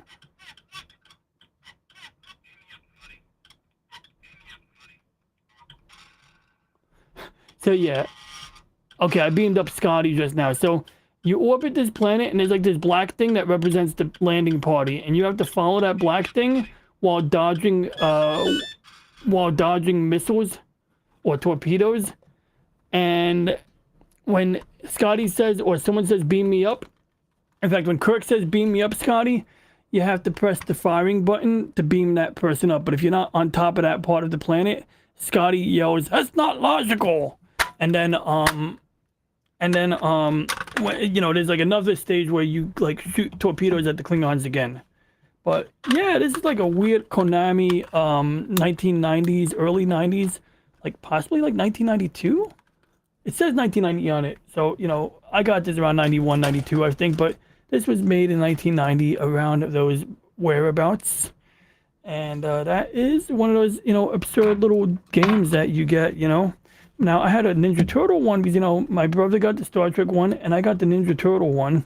But my brother left it at someone's house and I never got mine back. But that's okay. I have his Star Trek game now, so all is well. That ends well. So anyway, right here, it's got 2 minutes left. Can't really see it because I'm blocking the number, but there's like a number here. But take my word for it. It's got 2 minutes left before the next picture comes up. So, we'll see if we get better data than we do, did already, then this great thing. In the meantime, we're going to fire up the Nintendo Switch, which actually I got to toggle the Elgato. Oh yeah, I remember the Elgato was being a pain in the ass yesterday. All right, we're going to fix this right now. This Elgato is going to get whipped into functionality. That's not a nice thing to say, but you know what I mean.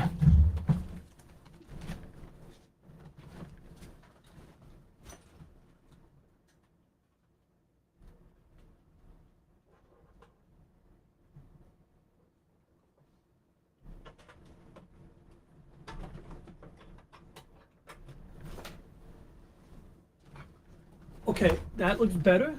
Now, reason that I didn't have the Elgato thing hooked up right was because I have an N64 that was connected. And it looks like I still got to finagle this. So what I'm going to do is I'm going to switch the display.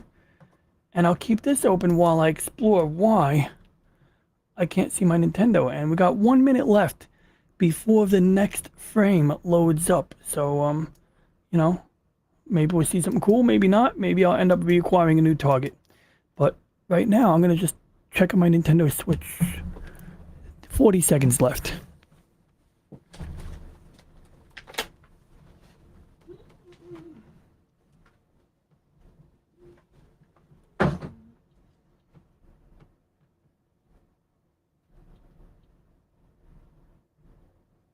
Hey Google, switching for the HDMI 1.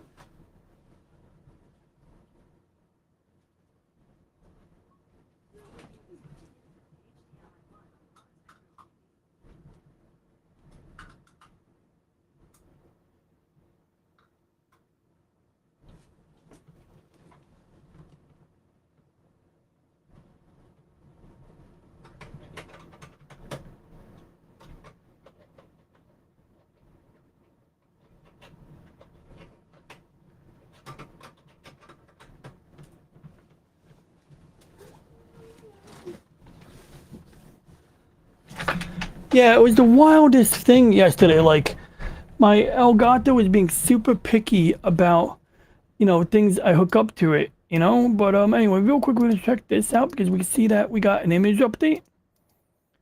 Okay, so I think we can conclude that our signal to noise ratio is foobarred. Now, if anything, let's see if we can get a quick look at where that that supernova is.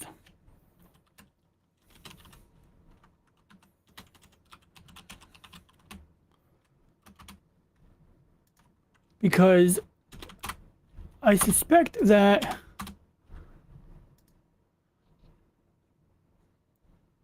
we can probably guesstimate based on these things. So we got the supernova along one of these spiral arms in the Pinwheel Galaxy. And I can sort of squint and sort of see the hint of the pinwheel pattern. Might be easier for me to identify in this image or this one here. Now, the way I'm oriented may not be consistent with the way this is oriented here, but we know that the galactic core is the bright spot in the middle. So if we resize this window just right, we may be able to put 2 and 2 together. So by my estimates, if I had to guess, that's the supernova right there. I'm not even kidding. I genuinely think that might be the supernova here. With a more complete image, we might be able to really figure it out. But essentially the way this happens is if you take a lot of pictures, or someone over the course of a year or something like that takes pictures of a galaxy, and generally to get one good picture, you literally got to capture 20 hours worth of data, 12 hours worth of data. And by raw data, I mean plain black and white frames that you stack together and process into a nicer final image. So, you have to have a lot of this raw data combined in order to get a good quality photograph, or what looks like a photograph. And when you start comparing your images, you're going to see an area that looks dimmer. Like this one here where you have this bright star down here, and then the second star next to it. In this example, you got bright star over here, right? We got a bright star next to a little star that's smaller. But in this image, we got the same bright star with a little star next to it. And then you got the super bright star above it. And essentially, bottom line is you compare past images to the one where you see the extremely bright star. And it's like, well, okay, we generally aren't going to have a brand new star that's brighter than the rest of the stars out of nowhere. Generally, you might be able to say, okay, well, here's an existing star. In fact, there was an existing star. It was considerably smaller. And then you get this obscenely bright star. And bottom line is that's a supernova in action. And, you know, on galactic time scales, even if a supernova takes a week, that's a blink of an eye in galactic time scales, you know. And so you're going to see that build up of brightness. You're going to see it peak. You're going to see it fizz out. It's going to be relatively quick, but you get enough time where people can catch it like this, you know. And the only thing cooler would be to have a set of images of the object before the supernova, because then what you would do is you take one image before the supernova and then flick to an image during the supernova, and you'd see, like, you know, galaxy, and then blink, on, off, you know. And that's essentially what's going on, what people look for, what they're looking for. And at 3:03 a.m. with sunrise getting earlier and earlier, it comes to a point where, like, it's not worth going crazy over it for me, right? Because if I did, what I would have to do is watch it get lower. In fact, it's getting lower now. It would have been ideal maybe for me to, I should have been aiming at it back here. And in fact, tomorrow I will do that. Tomorrow I will pick up on it. Right now, I'll tell you, and we've got the Cat's Eye Nebula is at that high point. We'll see if that's a worthwhile target. But tomorrow at roughly midnight, I'll still be up at midnight because I'm not going to be able to sleep 11 o'clock. 10, 11 o'clock, I can do this. So, yeah, 10, 11 o'clock tomorrow, it's going to be near the apex. So, assuming weather permits, I'll do it. The only factors are, if, like, let's say, I know I got to be up for work on Sunday morning, right? But, like, if, let's say, like, it's not going to rain on Saturday night, and then I'm running my telescope overnight, but I know it's going to rain during Sunday afternoon, then I have to cover my telescope up from the rain to protect it from rain before work at like 5 a.m. And that's fine, but if I forget, well, that could be risky, you know, and stuff like that. So, you know, like the other day it started raining. I got a video of me running outside, covering my telescope in the rain. You'd think I'm kidding, but I'll prove it. I will prove it. In fact, was it yesterday? Yeah, it was yesterday, Star Wars Day. In fact, wait, it's 74 to my screen. But, you know, okay, so this was like, it started raining and I already covered the scope up, but I fired up the camera. So I'm on Mike Pacific 414's live stream. I say that, I scream into the microphone. I go, oh shit, it's raining. And in fact, this sound, let's see if I can hear the sound too. Yeah, I can hear the sound from the outside, yeah. So I go, oh shit, it's raining. And I go, oh shit, my telescope's underwater. And I run outside, I throw a bag over it while it's pouring. And then, like, I wiped it down when the rain slowed down a little bit. And I'm kind of just looking at the camera and shit. But, you know, it worked out. This happened a number of times. I mean, luckily, it's never gotten fully soaked, thank God. I've had times where it was sat completely naked in the drizzle. That is a little risky, but got lucky there. So, you know, I give it a good wipe down and, you know, just make sure that nothing is shorting out. Give it a little attention there. It makes like a little metal noise when you put the lens cap. And that's the cover I use.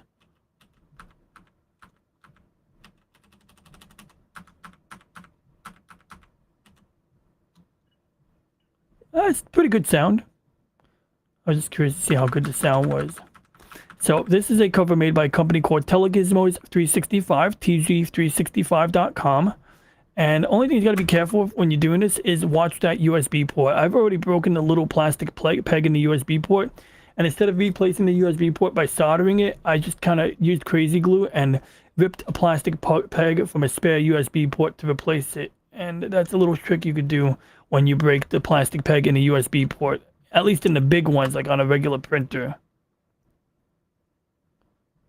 And this cover has served me well. Rain or shine, snow or sleet, you know, year round. Yeah, exactly. I agree, you know. And, like, this prevents me from having to strip down the mount. Because when I started this hobby, I had an orange reflecting telescope, which was a bit shorter, but twice as wide. It was an 8-inch instead of a, you know, 4-inch. And so every time I was doing astronomy, I'd have to like mount it. How dare you call it a night? I'm kidding. I can't believe you stuck around this long. Thank you, Deleted Scenes. You have a wonderful night. And, anybody watching this on the replay or now, please check out Deleted Scenes. And I'll drop a link to everyone who wants their links dropped at the end of the stream so that it's there. But, you have a good night. Pleasant dreams. And thank you again for dropping in and for joining in on the late night raid. It means a lot. So, anyway, the bottom line is that you would whatchamacallit. Wow.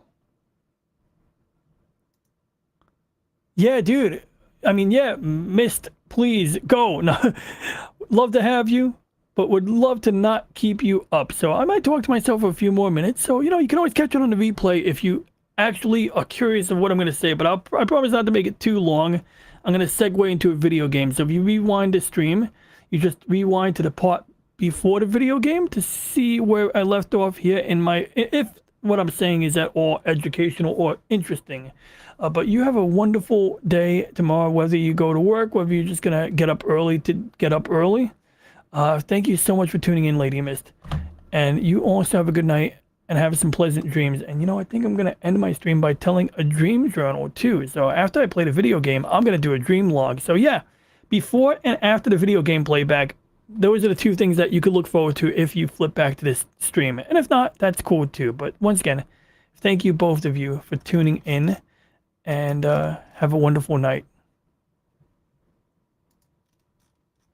And I'm going to stop talking for like 3 minutes so that you guys don't get the temptation to stay up. Because like I know if people keep running a stream, like I'll be like, oh, I gotta go. And like I'll have like, the Muppets running and the puppets, and I'll be like, I'll keep running that shit. That happened to me the other day. I think Wakazashi was talking, and that guy's voice is so soothing anyway. Put on Wakazashi's Tea House. In particular, look up the stream called, what was it? Snow Country. Yeah, look up Snow Country on Wakazashi's Tea House. That is a beautiful bedtime thing. I'm gonna look it up right now in case anybody at all wants to, oh yeah, I found it right here. Oh, he got a playlist. My man's got a playlist right here. Okay, there we go. Good. Snow Country.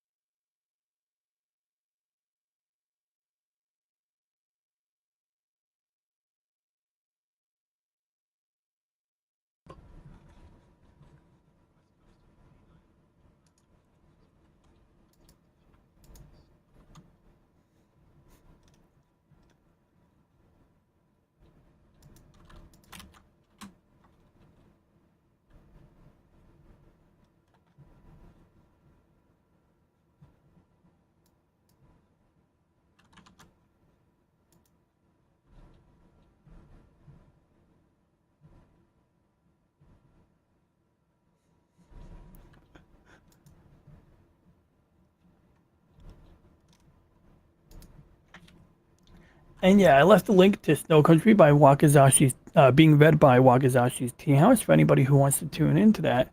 And it was wonderful. We had great, people in the chat today, and I had a lot of fun interacting with the chat people. But now we're going to go and try to get my Elgato to work. I don't know what the heck is going on with this thing here, but, I have a couple of hunches as to why this ain't working. But either way, it's super duper annoying. Essentially what happens with the Elgato is, I don't know if it's bound by the same rules as webcams, but a lot of webcams will have this like weird issue where they just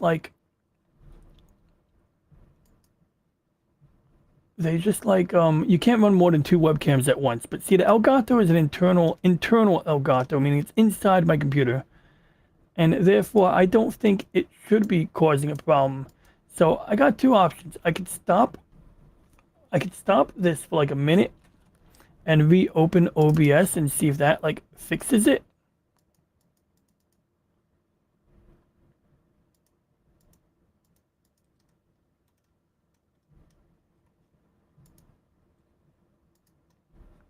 Another trick I do when Elgato doesn't work is I will basically change the resolution. I'll tell it to go like to like 720p. Sometimes I'll be like 1280, which is hard to do when it won't let you erase it. I don't know what the heck is going on there.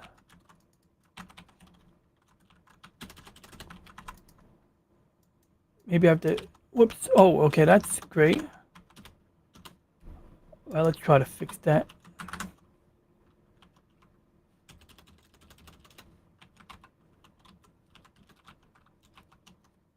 So sometimes I'll change it to 720p.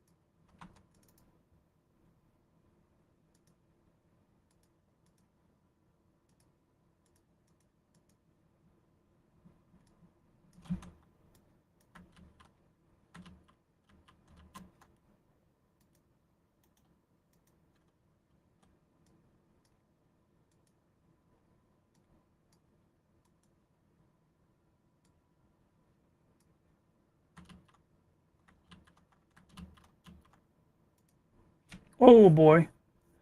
OBS does not like me right now. OBS just frozen. It didn't freeze up. It just kind of got unstable.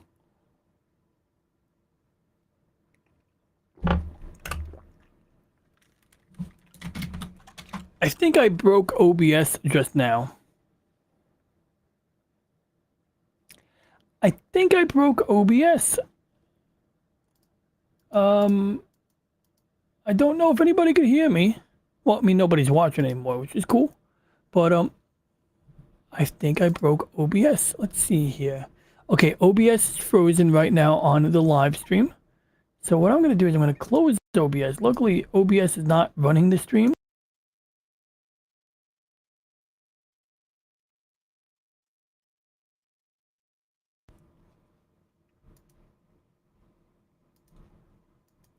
Okay. Sound check, 1 2 1 2. We turned on the camera. I had a little glitch with OBS just now that I think I repaired, but now I'm going to focus on getting my Elgato to work right. And so, if memory serves me, and it does not, whoops. What I could do is I could tell the Elgato to reset.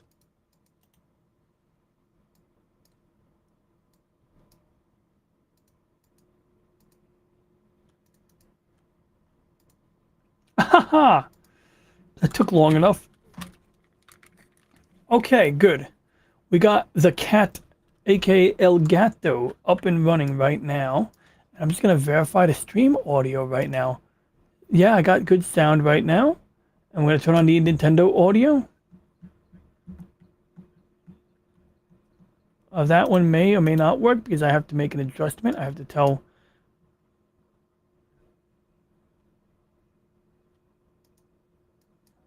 Okay, now we should have Nintendo audio maybe. Might have to do one more. We got to change it to Elgato. There we go. Boom. There we go. All right, good.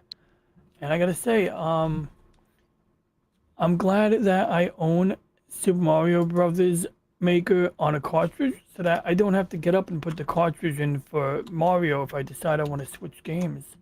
I mean, Mario Maker is a cool game. So yeah, we put the cover on the telescope and it protects it from the elements and year-round rain, snow. So before I got that cover on my previous scope, every time I wanted to use it, I'd have to like physically assemble the mount. So that means pulling out the tripod. This tripod has legs that are like this thick, like 3-inch thick legs times 3. So you got this big steel tripod. You got to screw it to the mount head. Now the top half of the mount, or the top part of the mount, that part weighs like 45 pounds on its own. Like this literally weighs 45 pounds. Plus your two 11-pound counterweights. You got 22 pounds worth of counterweights, or each one is 11 pounds. So if you put everything in the same box, it'll get prohibitively heavy in no time. Then you got the telescope, which like maybe like 10 to 20 pounds, depending on like, you know, what payload you have attached to it before you mount it. Ideally, you know, like problem is that like you have accessories on the scope. So in an ideal world, you would be able to maybe like have all of this stuff already attached to the scope and you just be able to mount it. The reality is, depending on circumstances, you may be putting individual crap onto the back of the scope. Some of it may be pre-assembled, or none of it may be pre-assembled. And so ideally, like if I had like a little piggyback scope in my old telescope, I'd want to keep it mounted so I could minimize the amount of work that I have to put into like, you know, aligning this scope to the positioning on this scope. You know, and that was just like a part of the issue there. So this, not having to break all of this down is wonderful, because last time I went camping, it took me so many more hours to break everything down and pack it up than I would have liked it to take. And maybe if I did it more often, I'd be more practiced in that. But yeah, I'm pretty sure that might be the supernova that is in vogue. So, I mean, I'll keep these images, but you know, I mean, it's not really a lot. Like right there, the luminosity changed between frames. That's telling me we got clouds and atmospheric stuff, you know, that is having an effect right now. So, you know, take it as you will, but you know, I don't know, like if I'm thinking, you know what? Yeah, I'm going to save this galaxy for tomorrow, and we are going to circle back to the Rose cluster. And I have that, I put abbreviations, which just basically means cloudy, CLT, cloudy, and I forgot what the T meant, but maybe it means clouds that are tolerable. But I put these little abbreviations in to represent the set of images so that when I do my processing, I don't waste time trying to integrate images that don't belong together. And I have to remember to put a link to Troy Pichelli's channel before this ends, because everyone's going to get a link unless they specifically ask me not to put a link, or unless they don't have a lot of content. Like, you know, let's see here. Like, yeah, if someone doesn't literally doesn't upload content, I'm not going to put them on blast and put them on unless they really want to share, you know, there's the social aspect of YouTube, you know, like maybe someone wants to share the anime music and they say, yeah, please share my channel so people can see my playlists. But if someone doesn't request that, I'm not going to do that. But, you know, people who have content, definitely. I'm opening up the tabs right now because we are going to put them on blast. Troy Pichelli, deleted scenes. Definitely putting you guys both on blast before I conclude today. Not in a bad way, you know, like in a friendly, putting it on blast. So anyway, and let's check Rumble again. Let's see if anybody messaged me on Rumble. Nope, nothing on Rumble. But this is my longest stream on Rumble, so that's cool. Whoops, I accidentally aimed over here. We're gonna go back there. Let me see here. How do I do this? Oh yeah, so we're giving up on this target. And, you know, before we even go to the Rose cluster, we're going to see if there's other targets. So, for example, the Cat's Eye Nebula. That looks cool. That looks cool, but it's small. Too small for this modest focal length. But you can see that the mass of the Milky Way is starting to rise, although, unfortunately, the majority of this spiral arm doesn't really come into its own. Oh, wait. This is from earlier tonight. Whoops. Okay, there we go. Now we're in the present. So look at that. We got a big chunk of the Milky Way overhead. And including these areas here, we got Saturn and North American Nebula. I think we're going to try to show some love to the North American Nebula. It's an excellent patch of sky. And when I started this hobby, looking at a target like the North America Nebula could be tricky because you don't really see the nebula, you don't see the gas clouds on a short exposure. And so you're trying to center the target. You're trying to get, you're trying to get that in the center of your frame. But if you can't see it, how do you do that? Well, you got to take a longer exposure, but and it can get tedious, very tedious. Luckily, in this case, I think we should be fine. Once I learned how to use this button to stretch out the histogram to reveal stars that I didn't even know were there, like during a short exposure, that has made my efforts considerably easier. So now we take some pictures in the whatchamacallit,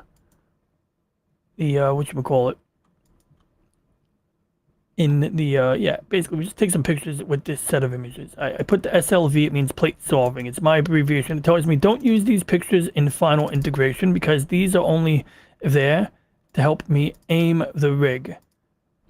And so now it's going to do the calculation. It's going to go, all right, calculating coordinates. And while that's happening, I'm going to do some adjustments because for some interesting reason, I don't know if this is like the norm, but Nintendo Switch has like a cropped image. You can see like right here, there's like black bars on the bottom.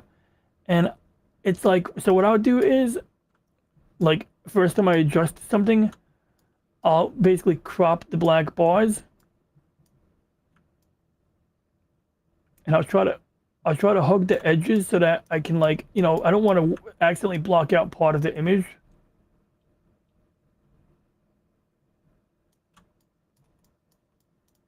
Whoops. And I guess what I'm worried about is like when the Nintendo changes display modes, is it going to resize the frame and am I going to be cropping the image? So I'm going to check into that. But I find it weird that a Nintendo Switch would have a cropped image because like you would think Nintendo would know like, well, the precise resolution of their own device.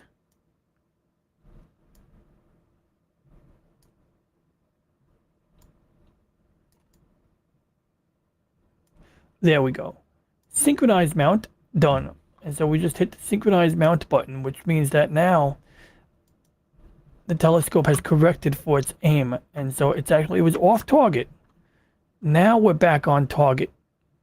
It's simple as that. And then if we get OCD, we could go back to the plate solving images that we're capturing right now. We can see a little motion blur, so we can make sure the motion blur settles down enough. See, there's still motion blur because the gears are picking up some backlash. You got two gear teeth, and they don't perfectly mesh together. So it's always going to be like when you go in reverse with a set of gears, you're always going to have that point where like the gear has a little gap between it. The gear teeth are going to have little gaps. Yeah, there we go. See, that last frame looks pretty good, right? Although we are getting a ton of drift right there. We are. It's settling down. It's settling down. It's settling down. So we're going to just pick this image here. And we're going to lock our target. So we are engaging the target lock right now. And while we do that, I'm going to jump back over to my Nintendo. We're going to copy this. And I'm going to paste it into the astronomy page so that we can sort of see Zelda while we're playing here, right? In case I forget that I'm playing Zelda. It happens to me sometimes. So anyway, we're going to put that up in the corner. And then we're going to do another trade. We're going to go back to doing a couple little things here. What I'm doing is a multi-pronged effort. Like, for example, remember before we had this cropped image? I'm going to uncrop it, but I'm going to leave it in the top layer, and I'm going to turn it off because I want to check back on that to see, like, if that's consistent or not. We're going to click yes to that. Synchronization done. Now the reticle is basically aiming at the target that I had already selected. No, wait, what? Oh, I must have clicked on a different item. Okay, it's pretty much on target, yeah. So we're on target now. And we can crank up the exposure. We're going to crank it up a lot. We're right now in red. We're still in red. We're in 2-second exposure. So what I'm going to do is I'm going to crank down the exposure a wee bit. And we're going to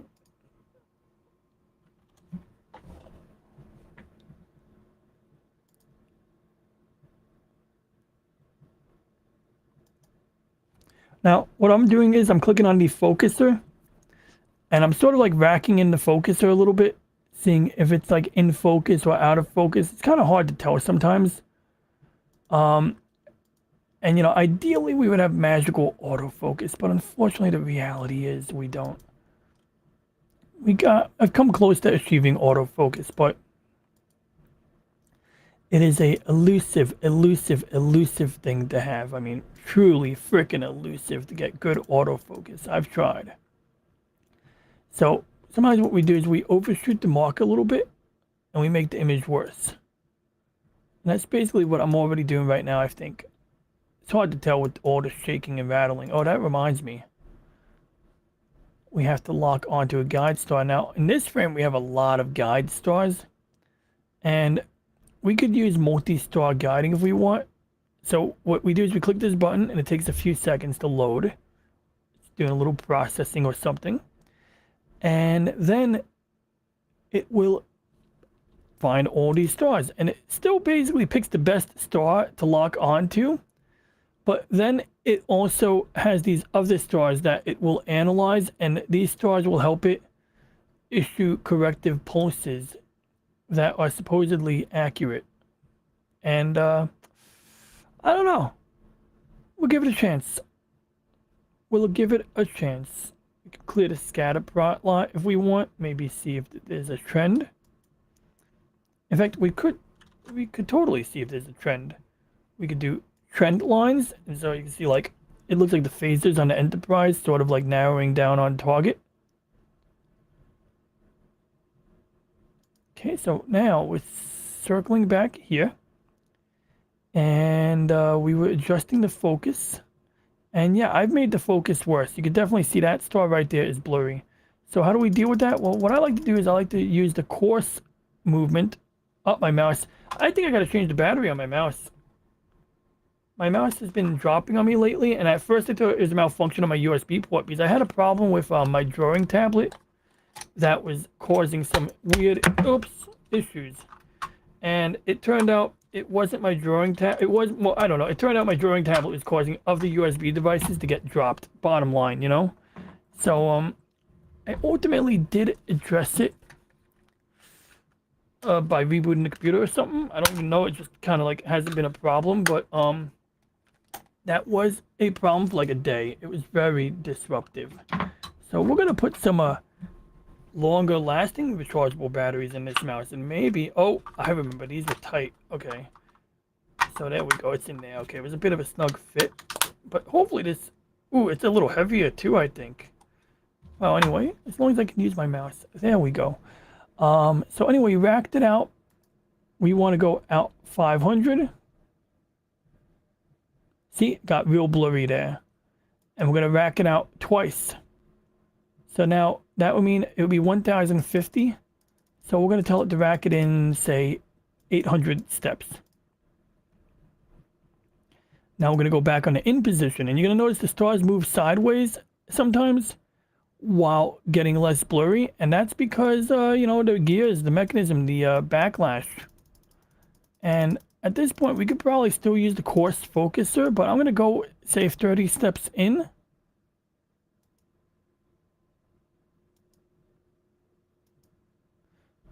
And you can see the stars are getting smaller.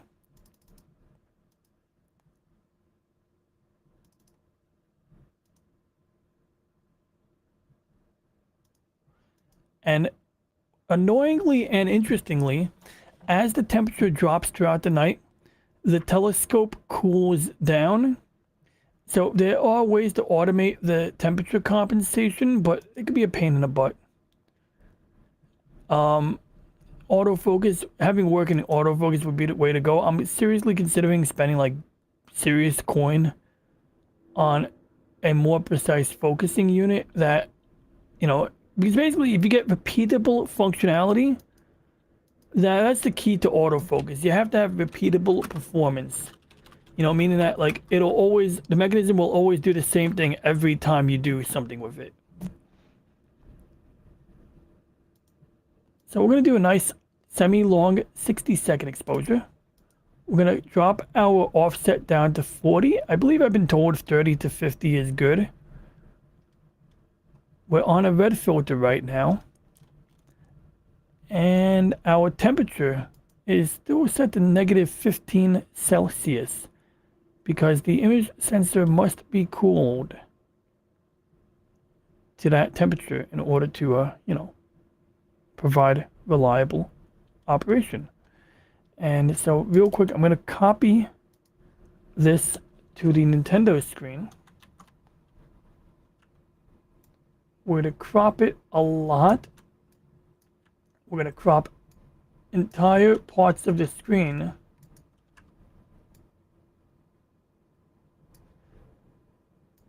We're basically going to only keep the image on screen. And sometimes what I like to do is even keep the stats on the bottom on screen. And I'll demonstrate that in a moment. So then we're going to take this. We'll pop it into the corner. Doesn't really matter where we put it. Time is 3:34 a.m.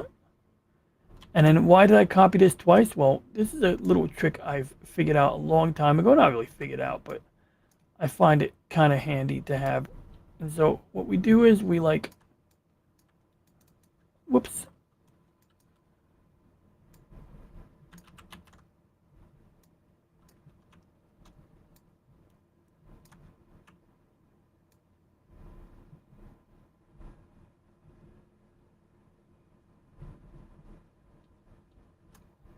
Oh no.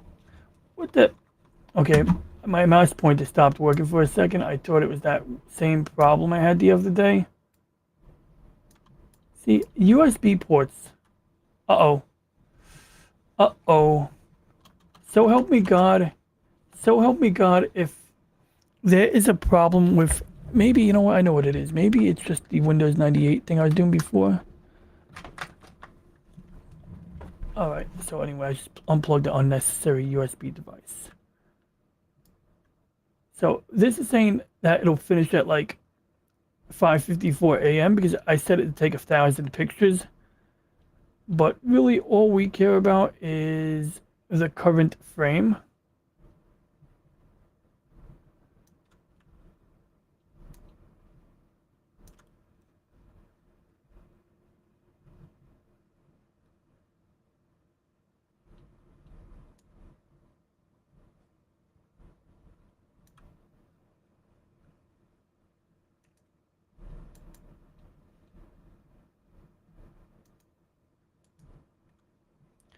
Okay, so this was a 1-minute exposure, I think. And there we go. So you can see like some nebulosity there. You got like the little nebula cloud. So what can we do to improve this? Well, one, we want to capture different colors and combine them. We can block out light pollution by using a hydrogen alpha filter. We can try cranking up our exposure time. That would be helpful. Obviously, it gets a little more arduous if we do like a really long one. So what I'm going to do is I'm going to do like 180 seconds. That's 3 minutes exposure time. I'm hoping that strikes a good balance so that we don't get too much noise in that signal to noise ratio. But for now, you know, it's not much to see, but we can see like a little bit of nebula detail there. I'm actually going to turn off the reticle because I think it's easier to see stuff. And the angles might not be so good. Like I think this is the part that looks like North America or whatever, but besides they call it the North America Nebula. I think it's because it's shaped a bit like North America. Now there's also the Pelican Nebula, but I feel the North America would be brighter. Yeah, it's a magnitude of 4. The Pelican Nebula doesn't seem to have a magnitude listed for some reason. This group is also kind of cool, the image, but I don't really have any clear information on like what's what. Like we got this thing titled the cooling tower, which is like a relatively small object. This dark area here would be cool to capture, accompanied with this pink cloud. But this star called Satyr, well, it's a very bright star, magnitude 2.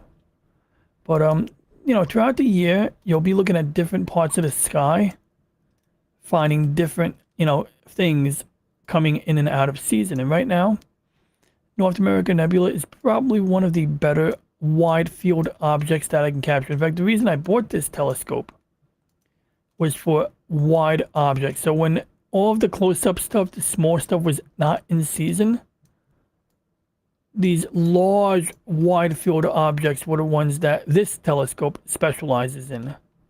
Unfortunately, there's a better part of the year apparently where there's planets like Jupiter. Oh man, I love looking at planets. They're a little challenging, but you know, on a wide field scope, you really can't do much with planets. You could sort of like, you know, look at Jupiter, observe the fact that it's got moons. Looking at Jupiter through an eyepiece can be very rewarding on this type of telescope, because even though Jupiter would be smaller on this type of telescope, you don't have to worry about the mirror being aligned or being collimated. And so you do get like a nice, you know, like viewing. And even though the object is smaller in the viewfinder in the eyepiece, it looks so beautiful. Like it's just like Jupiter is like one of these objects that are obscenely bright.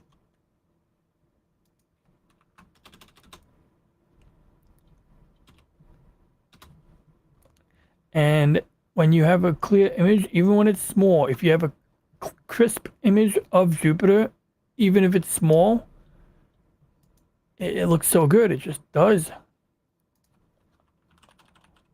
And especially like when you see Jupiter and its moons alongside Jupiter, it puts things in perspective, in my opinion. I mean, you're looking at not just Jupiter, you're looking at the Jovian system. I mean, Jupiter has moons that are basically planet-sized moons in orbit of a planet that is somewhat large, you know. They're not like Earth-sized planets, but they're not insignificant in size. So anyway, just gonna make a little bit of an adjustment here. In fact, I was doing, so we can see on the bottom of my screen here, I have this number display, sort of giving us like a count up or count down.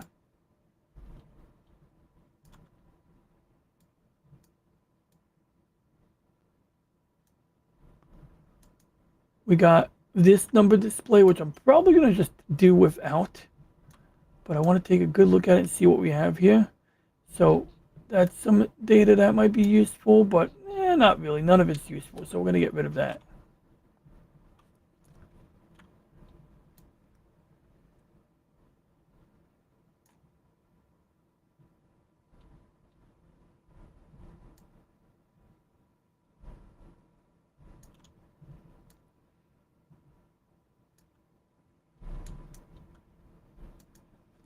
Oh, I gotta click on the yes button. So I figured while I was taking a picture, I would resynchronize the mount to see how much off it is. And it's a little bit off, but I mean, am I gonna go crazy re-aiming the mount to get it perfectly on target?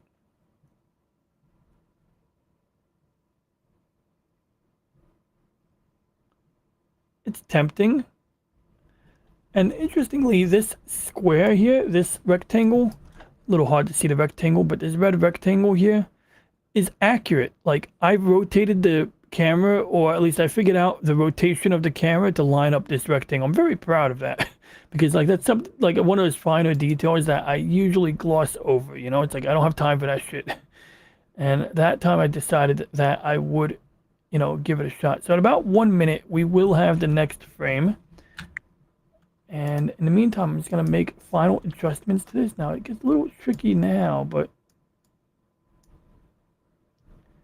like this might not even be necessary to have on the corner of the screen, but I'm going to leave it there for now. And we're going to play Zelda Tears of the Wild. Oh wait, and I have to do one more thing. I gotta right click. I need to get the Elgato thing. I need to get that on my screen. You know, I find it very... Whoops. Oh, that's not good. I'm gonna have to play it on this screen, I think. So anyway, we're gonna do a reset. Bring that back. So yeah, that is the last frame so far. It's not terrible, you know. And the theory of operation is that... Whoa, shit.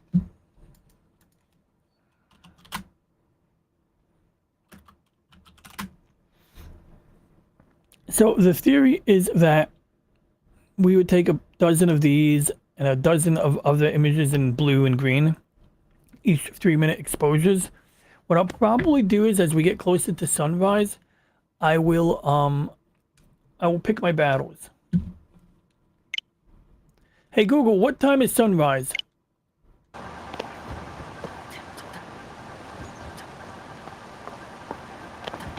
Wait, oh no, I'm wasting batteries.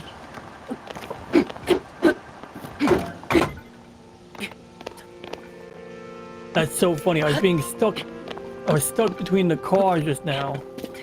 So I had this brilliant idea.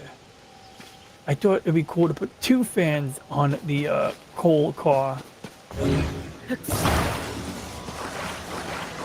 The mining car, whatever this is.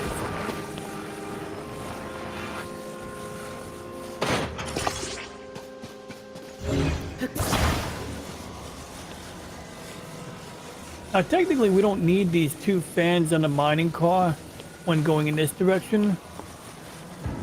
But I am curious to see what happens when we do this. I am curious to see what happens when I ride it like this.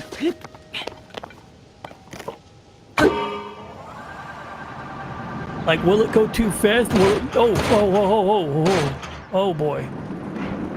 That didn't look so kosher, did it? Oh, there's something bad's gonna happen. This is why I saved my game. So I find it very suspicious that these cars, the wheels don't seem to move. I don't know why the wheels don't move. Oh, but I'll tell you what. I'll tell you what, though.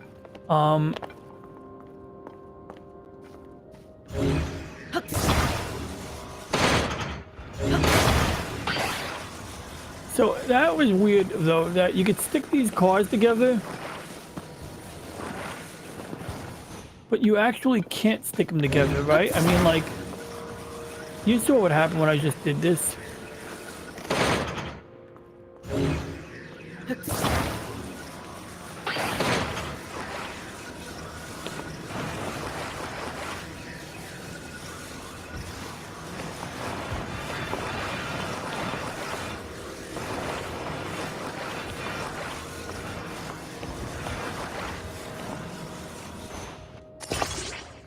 So that seems very unhelpful.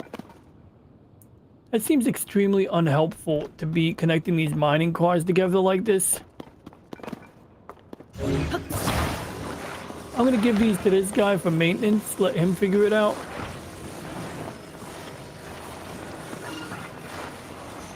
No, buddy, I'm not trying to hurt you. These robots are nice guys, just kind of hanging out. I'm gonna try something else out.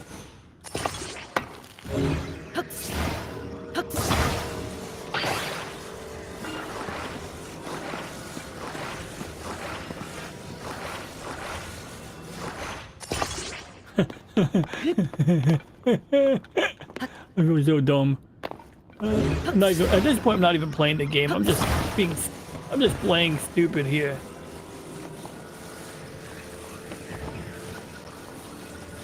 One of the things this is one of the things I liked about the freeform nature of Zelda Breath of the Wild.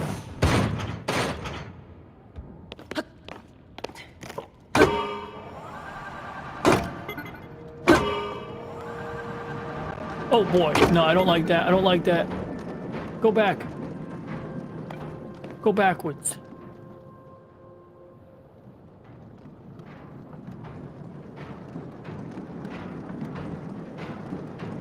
Yeah, I didn't realize how crooked this was.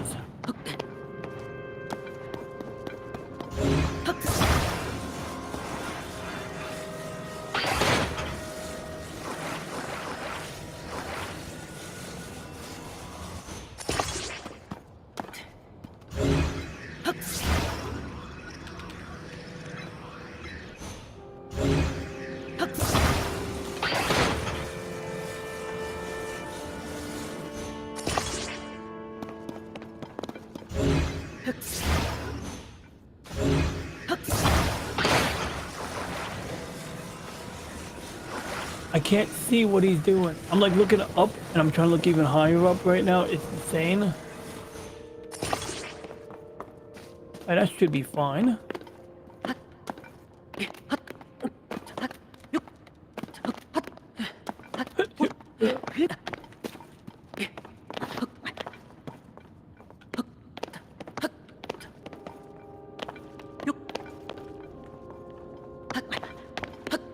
So apparently you can't climb these parts here.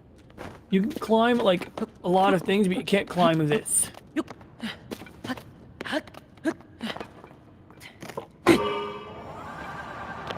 Oh no, wait, I need that.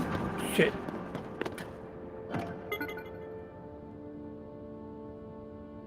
Wait. Oh, it'll come back because the batteries are low.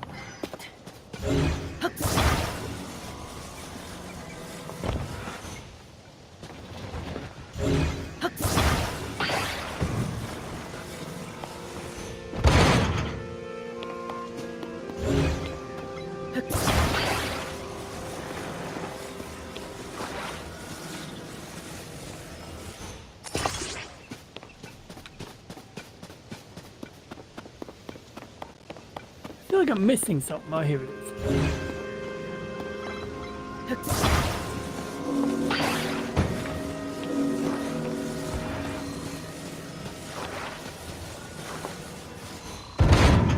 Well, that's good. I'm glad these are self-leveling.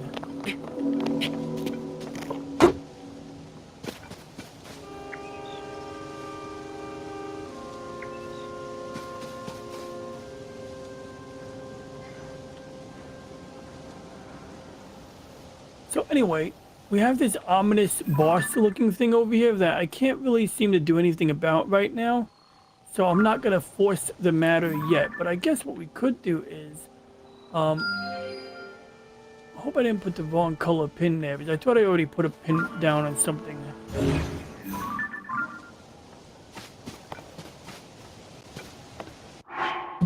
Huh. This is telling me my network is experiencing poor performance. Well, it shouldn't, because I'm hooked up to a gigabit line.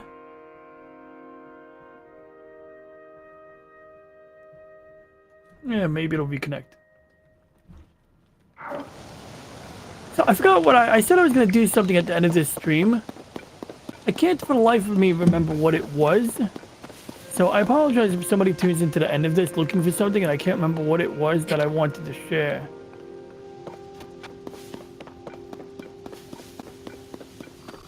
I guess I can go back to the beginning of my own stream and figure out what I said that I was going to do.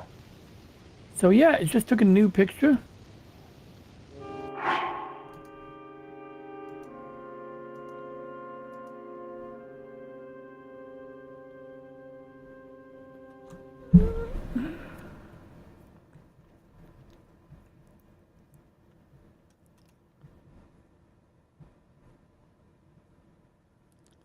Hey Google, what time is sunset?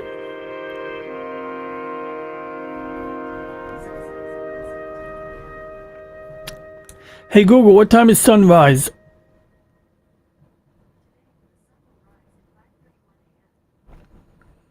Okay, 5:31 a.m. Okay. Usually the sky, it says that sunrise will happen at 5:31 a.m. Usually gets a little brighter before that. Red is probably the least susceptible to those, to that condition, to that situation. And so what I might do is, I got a couple options here. I can go for broke and crank it to a 5-minute exposure. We can already see some shading down here, but we want a little more detail to be visible when we, before we even do this, before we stretch the histogram.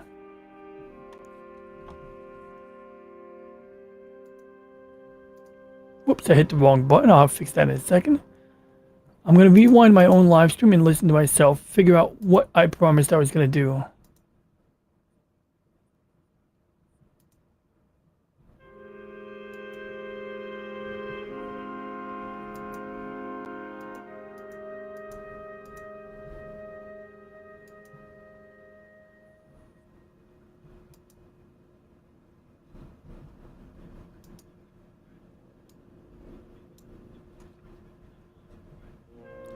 Now, what's great is I've been recording this, so I could build up a pretty good time lapse.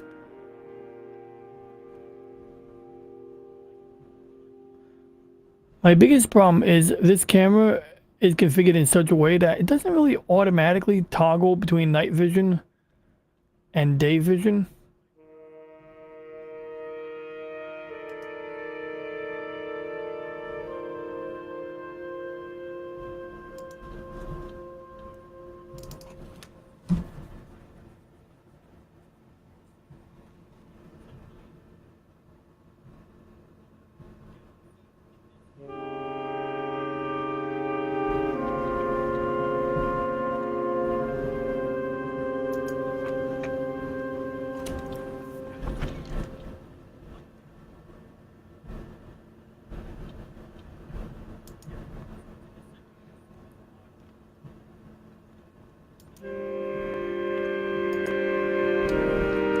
We're going to switch to blue filter for now.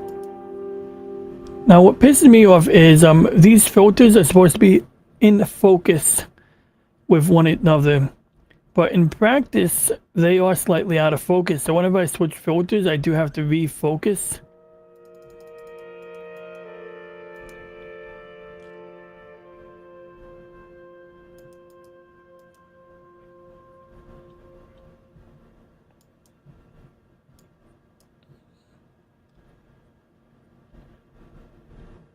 So this looks like it's in focus. It looks close enough.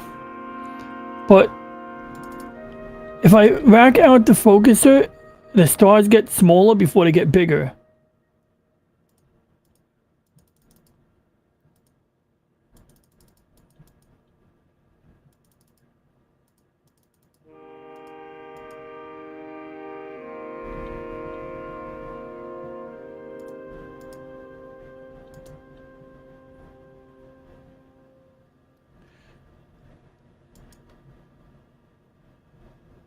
Oh, I did overshoot the mark.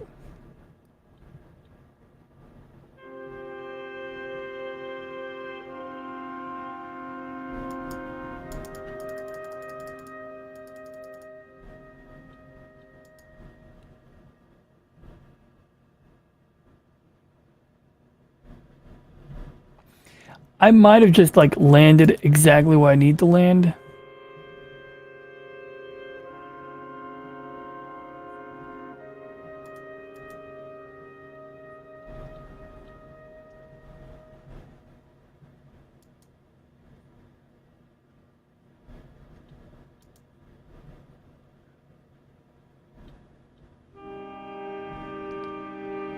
That's probably close enough. I'm probably going to regret not checking it more thoroughly, but it's probably about right.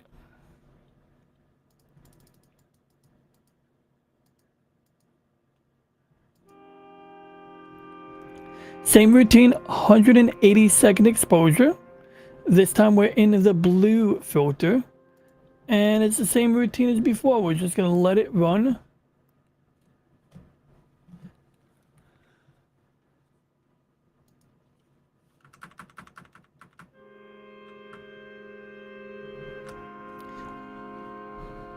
I'm fast forwarding.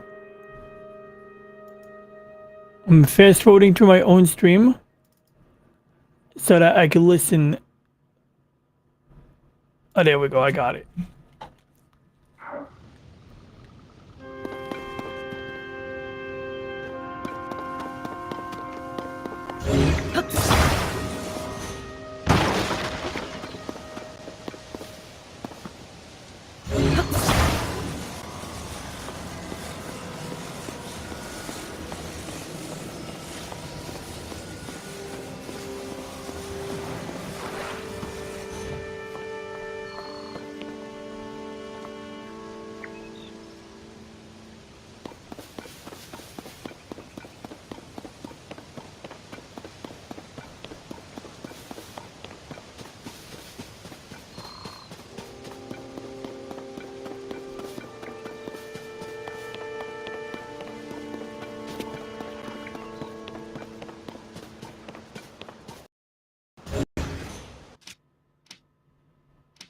Ah, yes, I remember.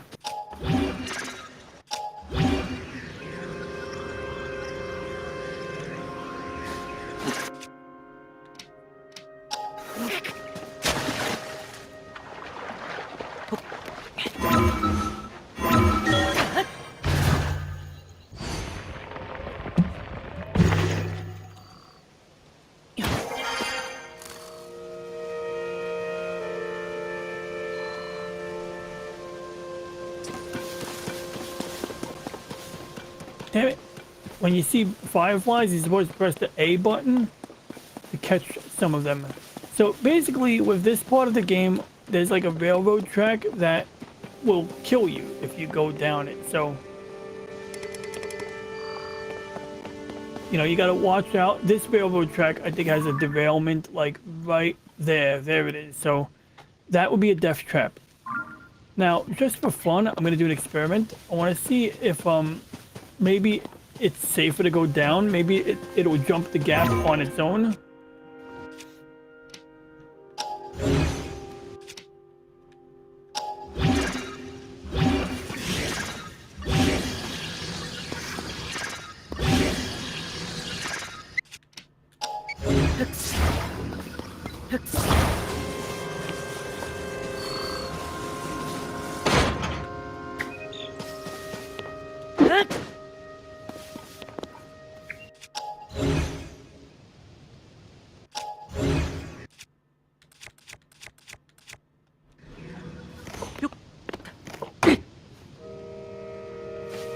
I want to see if this like jumps over the gap or not.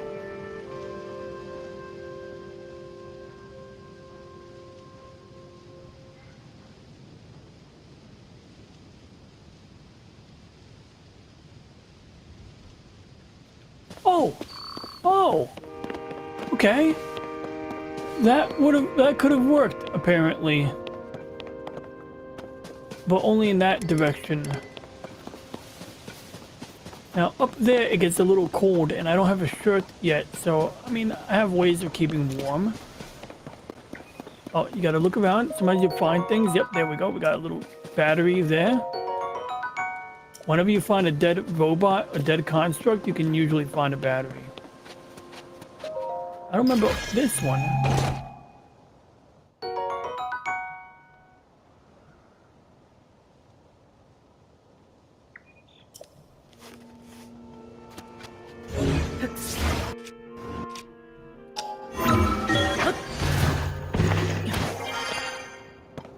Okay, now, don't think I can really, oh wait, you know what, I know what I could do.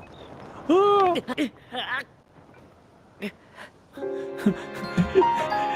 He makes the funniest sound, he goes, yeah! He makes the ugliest, like, wretched sound when he dies.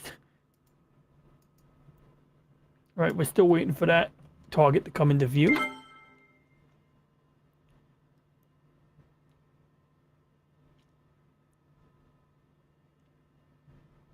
Yes, pro tip, falling death. I just experienced one myself. Right, this time I'm not going to jump from the top of this roof.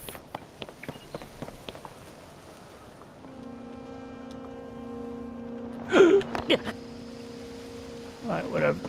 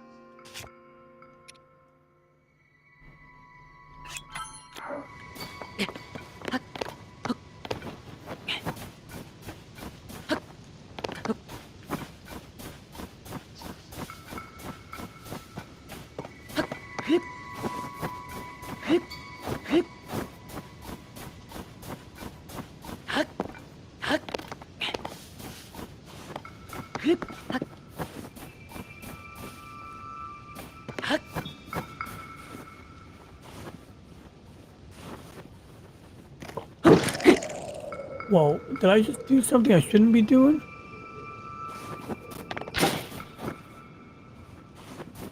I don't know if that was, I don't know if I just did something wrong or not.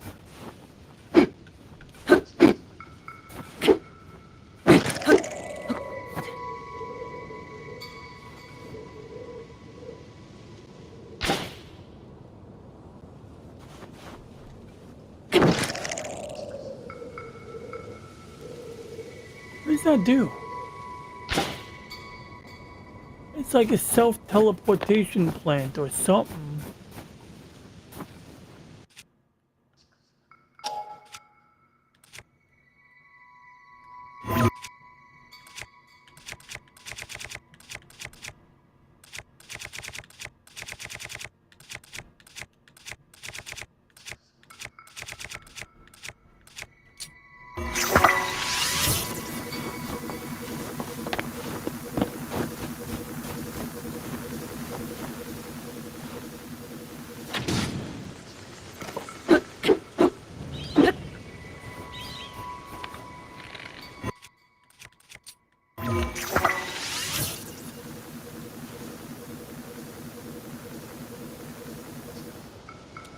That was interesting. I'm surprised those guys were so, those bats were so cowardly.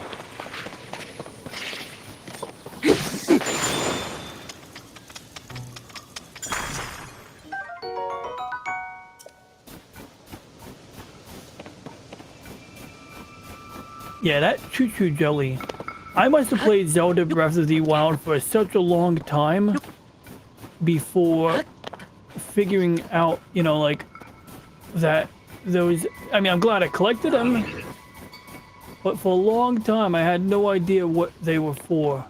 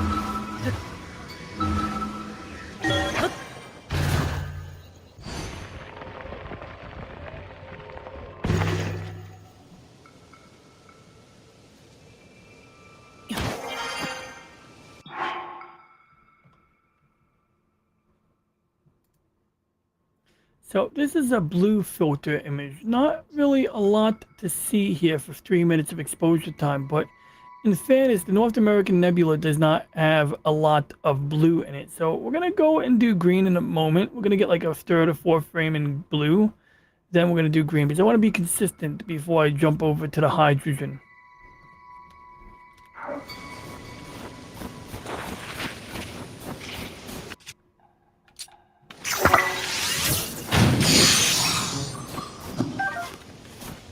I don't know if that it was more desirable than the white jelly, but they usually say fire versus like ice is better. Like if you're trying to win. So essentially, you usually can't climb these icy structures, but there's clearly a clearing in the middle. Like that, see, look right there, I fell. So at some point, I'm sure there's something like a ice climbing, you know, like glove or something that you can use.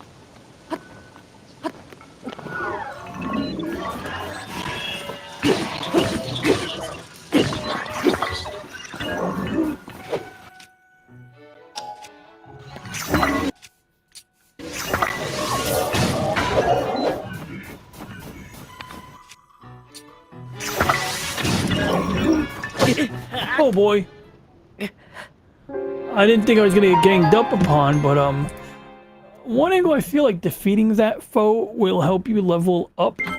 On the downside, I feel like that foe is it's a fool's errand.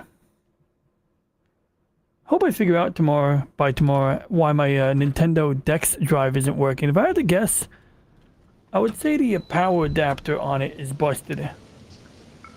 I mean, you know, maybe the wire got stretched, and I could fix that if that's all it is, but... Man, I was really hoping to use this to demonstrate it working. I almost want to plug it in right now to see if it lights up. It did not light up. It leaves me wondering. It sure does leave me wondering.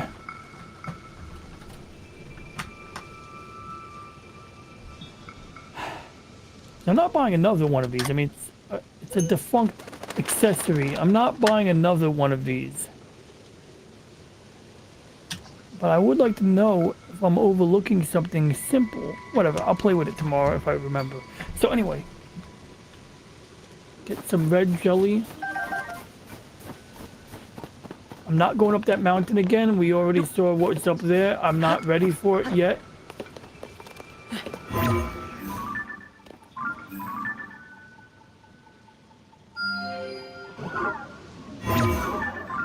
I just put a marker there so I know to go there later.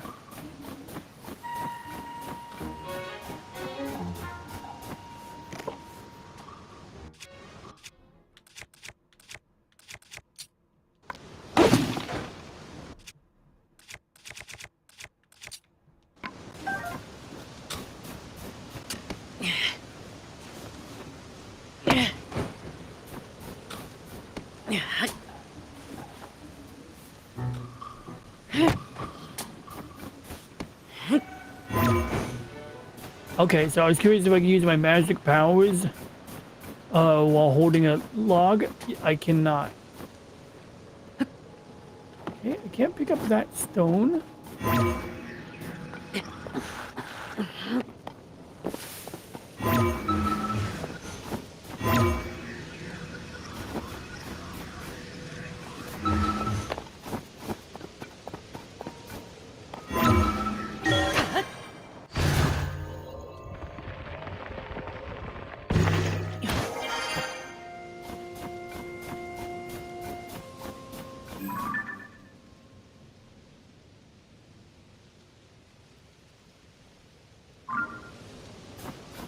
I might be able to hit those guys with ranged weaponry. Now this is interesting. Apparently it's cold, but wearing these trousers, I don't need to use the hot peppers to stay warm.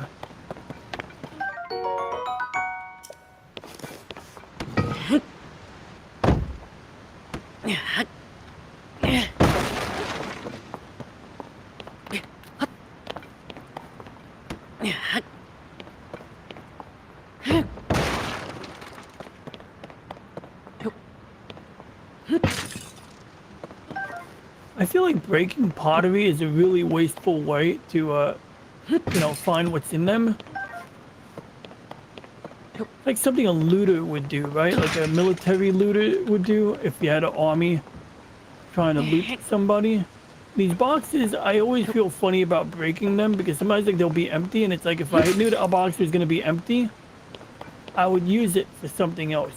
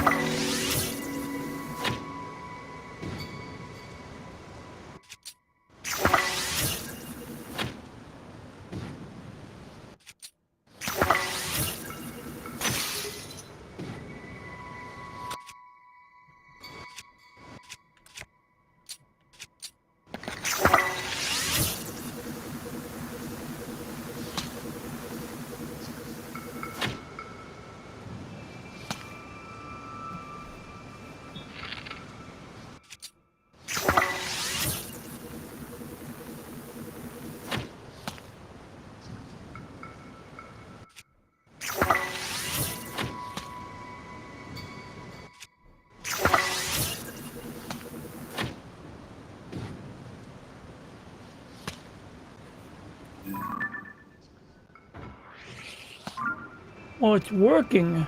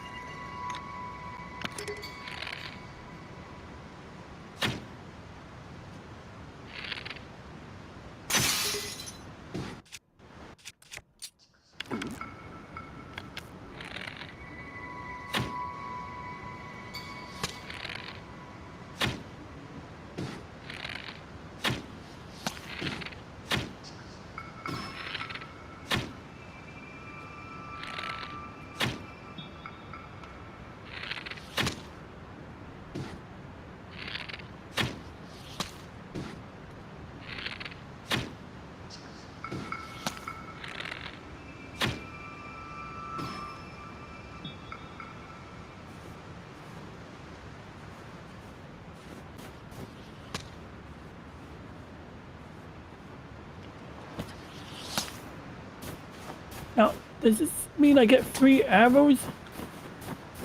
That guy's hurling a lot of arrows at me right now, and I feel like I should be picking up free arrows. Oh yeah, there we go. Good. I'm getting my arrows back, basically. Yeah, it's one thing I learned in the other game was like, you can let enemies shoot at you, and then take their arrows.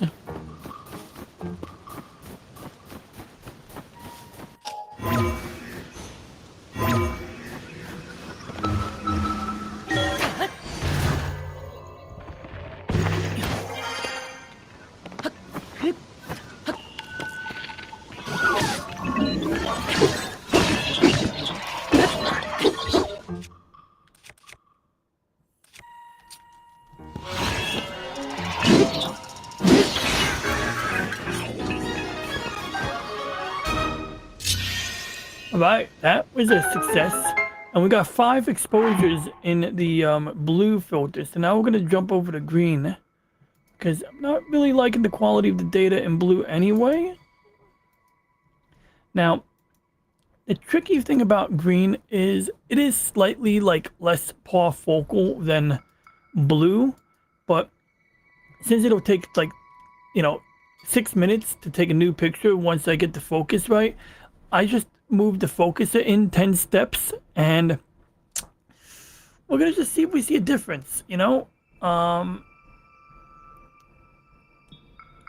toss-up. I mean, it really is. You know what, take only 1 extra minute to do it now, so we're gonna go and crank it down,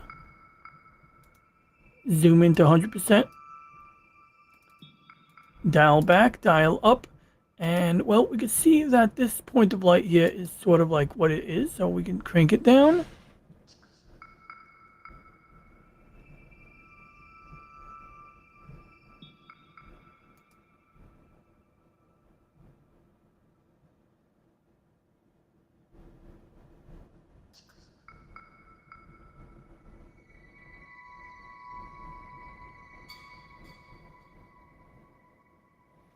But yeah, essentially, I'm sure there's a scientific explanation for this, but essentially what I've come to figure out was like, if you start from blue, green, and then red, you just have to bring the focuser in a few steps. Whereas if I start from red and I go to blue or green, I have to bring it out. But when you bring the focuser out, you always have to pull it back in because of the backlash on the gears. And so it's just easier to like start in the outer position and work your way inwards because it's less effort. You're making less, making fewer adjustments. But if I was in doubt right now about my current settings, I could do this. I can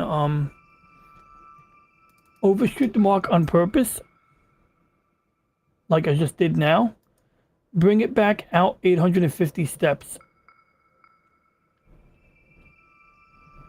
And then maybe bring it back in 700 steps. Then we gently go 15 steps at a time.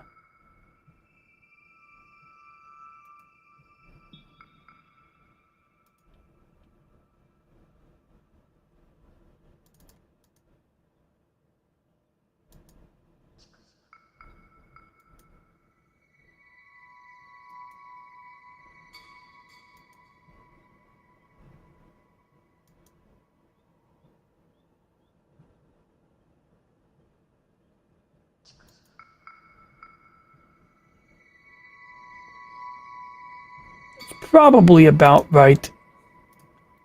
Whoa! What is that on the graph? On the left side of the graph. So most of this is looking pretty good, but then you got this like weird spot right here. Like, what the hell is that? Well, I got two theories. Either it's just the weather, the atmosphere kind of interfering in such a way that the thing thinks it's got to correct it a lot. I think it's the atmosphere more than anything. Or it could be like something like what we call periodic error.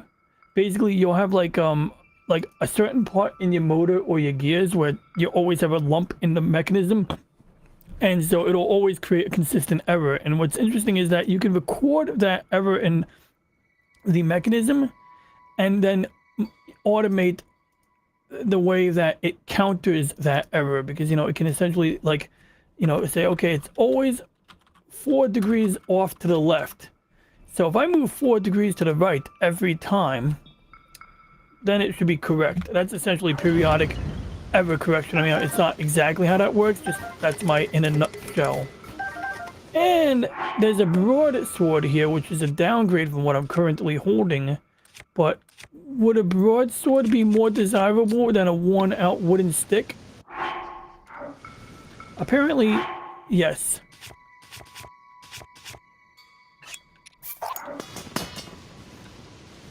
What the hell did I just do?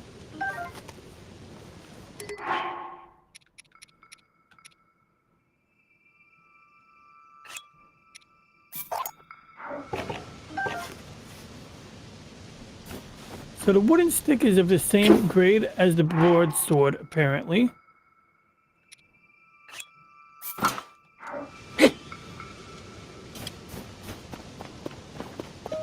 How much do you want to bet if there's like another sword in here?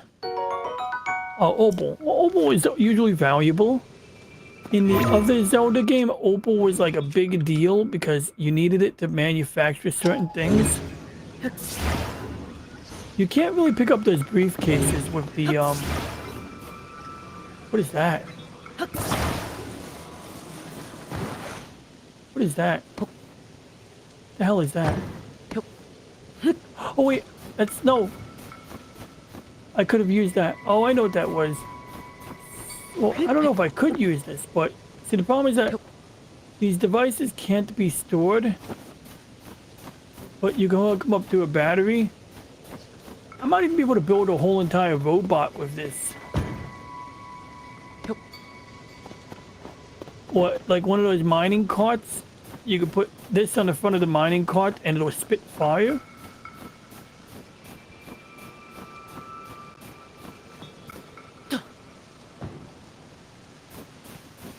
Don't really know what to do with it right now. Okay, that's good. He didn't get hurt.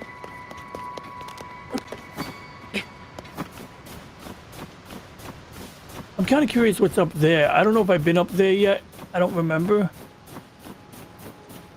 I think I was up here already. I just don't remember what it was.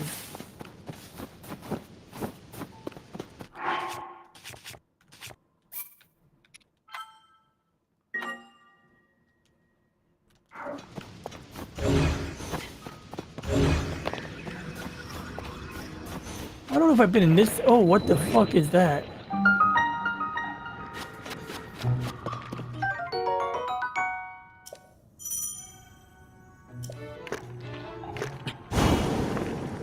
That's cool.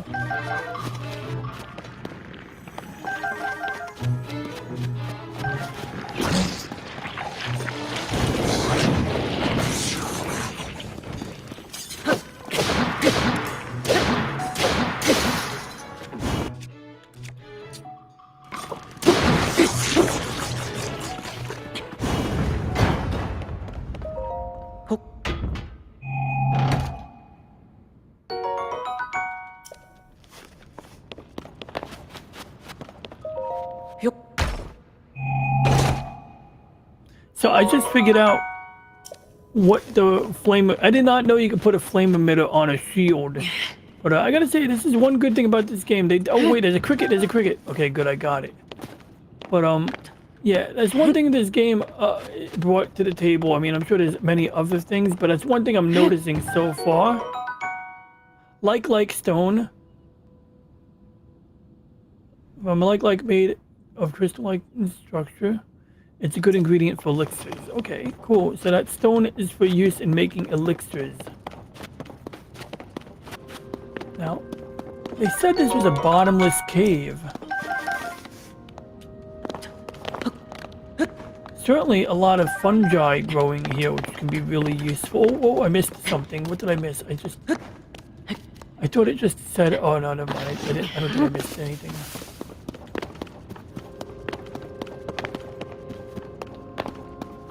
I'd probably just make sure I'm careful about not falling out the bottom of this cave or going to a location where I can't go any... You know, where I can't get up.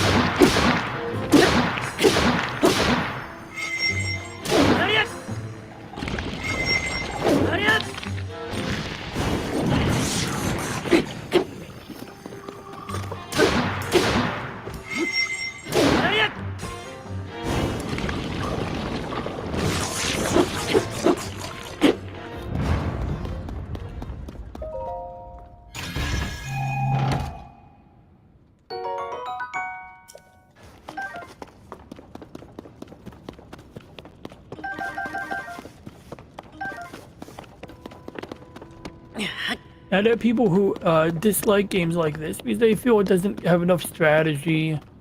You know, it's like a button mashing game. And I can respect that sentiment. But I definitely think this game has a little bit of everything.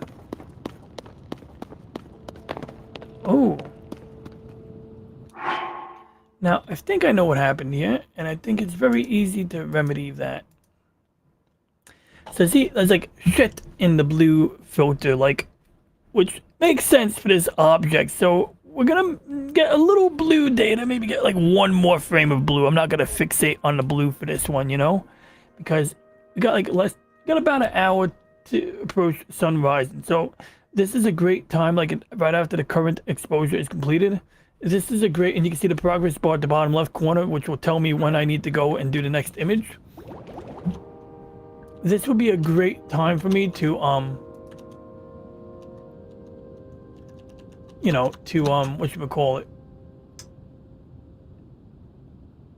like, switch to hydrogen and go to bed. Or switch to hydrogen and watch TV and then go to bed. You know, wind it down.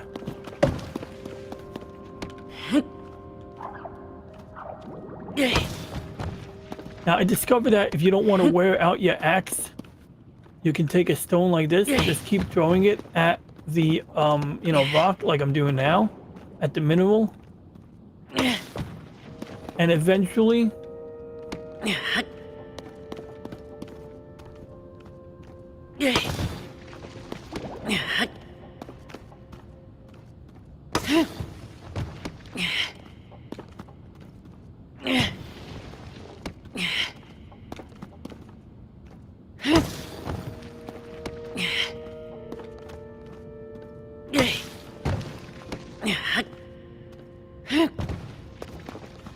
It's a very tedious routine, you know, as you can see. In Breath of the Wild, I have like multiple like stone axes, but you don't usually carry them because then you end up, you know, you got to decide whether you want to use it as a weapon or not.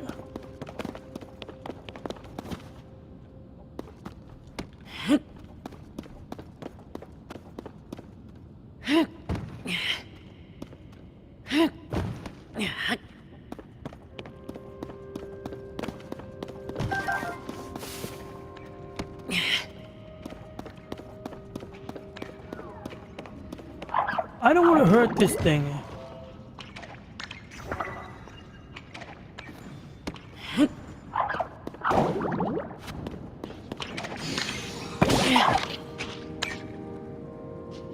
I really don't want to hurt this thing. It looks too cute.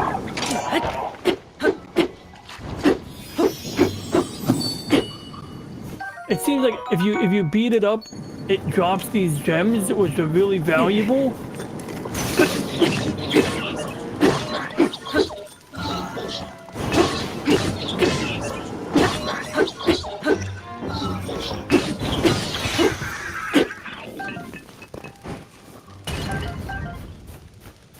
But I think the trick is I gotta attach. I have to attach. Wait, what do you mean I can't carry any more bows? I thought I broke my last bow.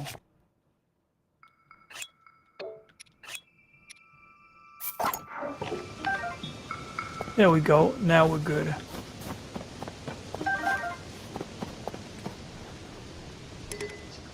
Don't really need a burning stick.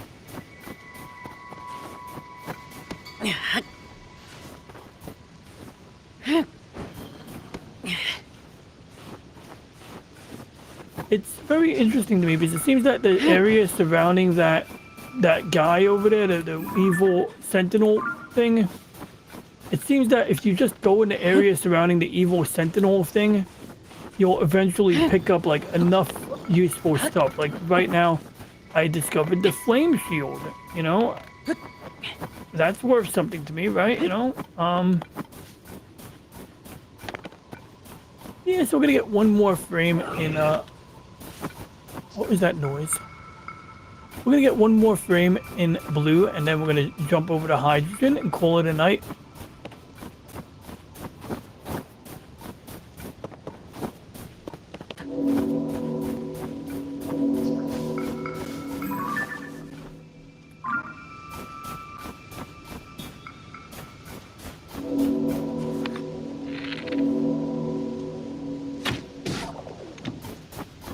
Gotta get some chicken dinner.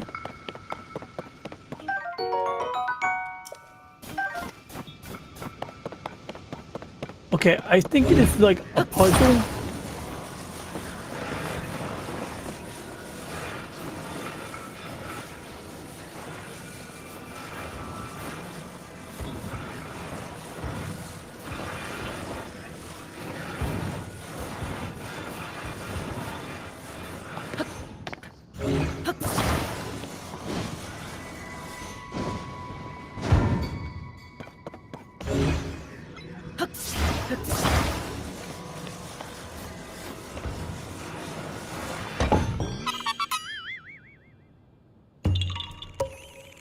Look at that.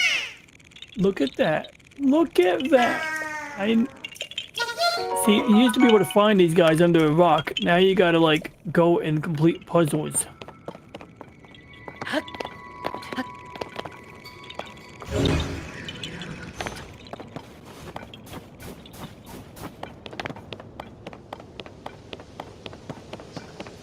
Now, interestingly, when you're walking in this game, you walk slower in the snow. So in Breath of the Wild, they actually let you, oh,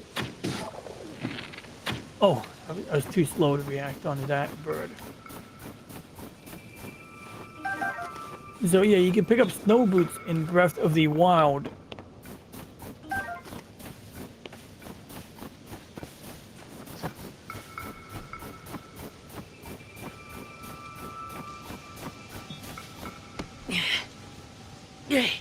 Oh, he's solid.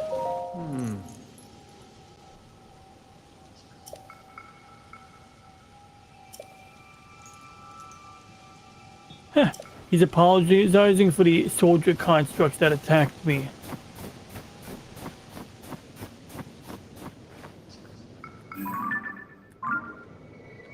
Now what's down here? Is this like Tian Shan from Hyperion? No! That's a waste of choo-choo jelly right there.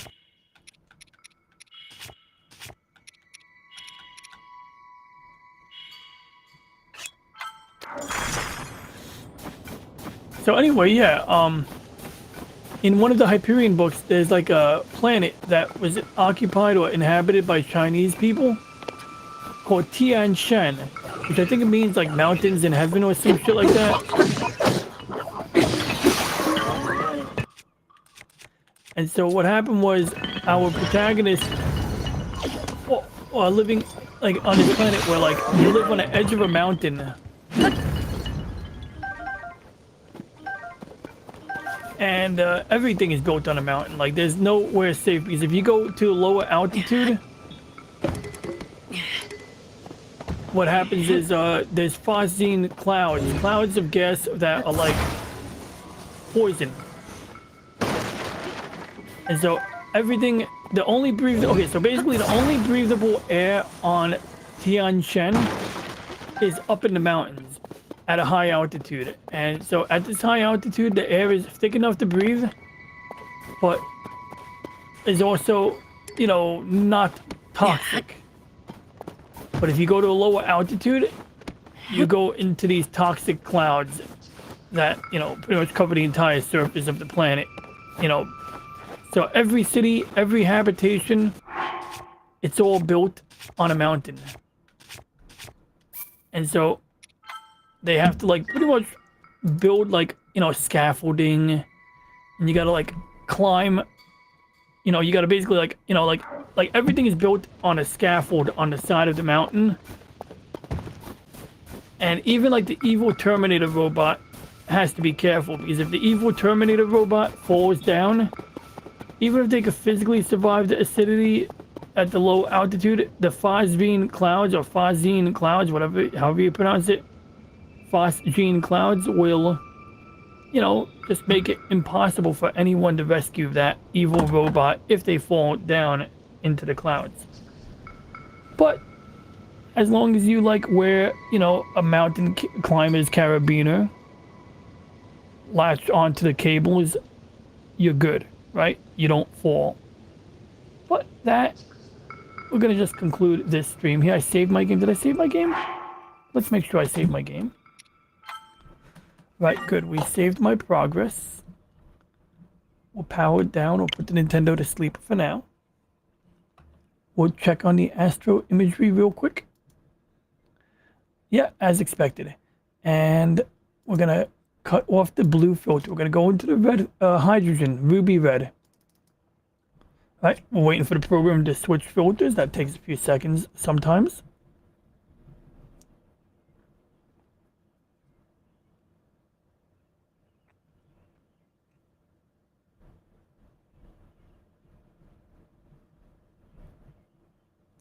All right, we're in hydrogen now. We're gonna switch back.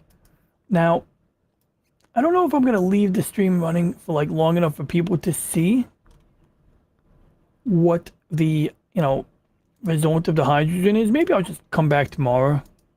I should probably just come, you know, just do a stream tomorrow, video or stream, and just show the result of the hydrogen filter. That's probably the best way to do this.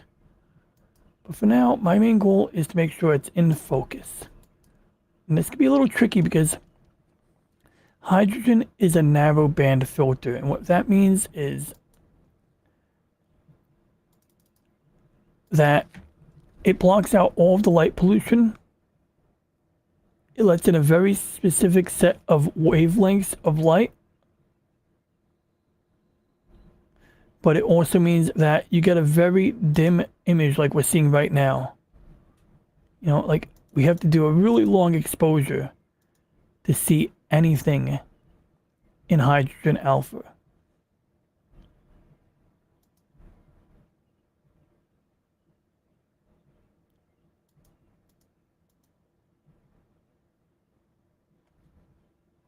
And I might have overshot the mark already.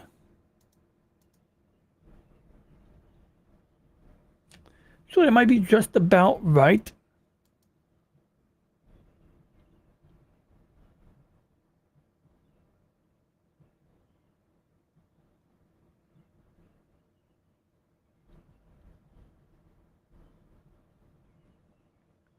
We're going to pray that that's okay and not done poorly. We're going to crank the settings up and down a wee bit.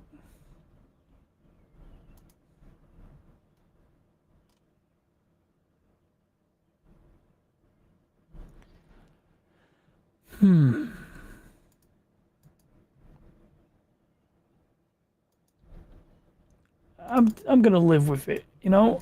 And so now we basically do 300 seconds, and if I don't like the way it looks after 300 seconds, then I'll probably redo it. At this point, we're just about to conclude the stream.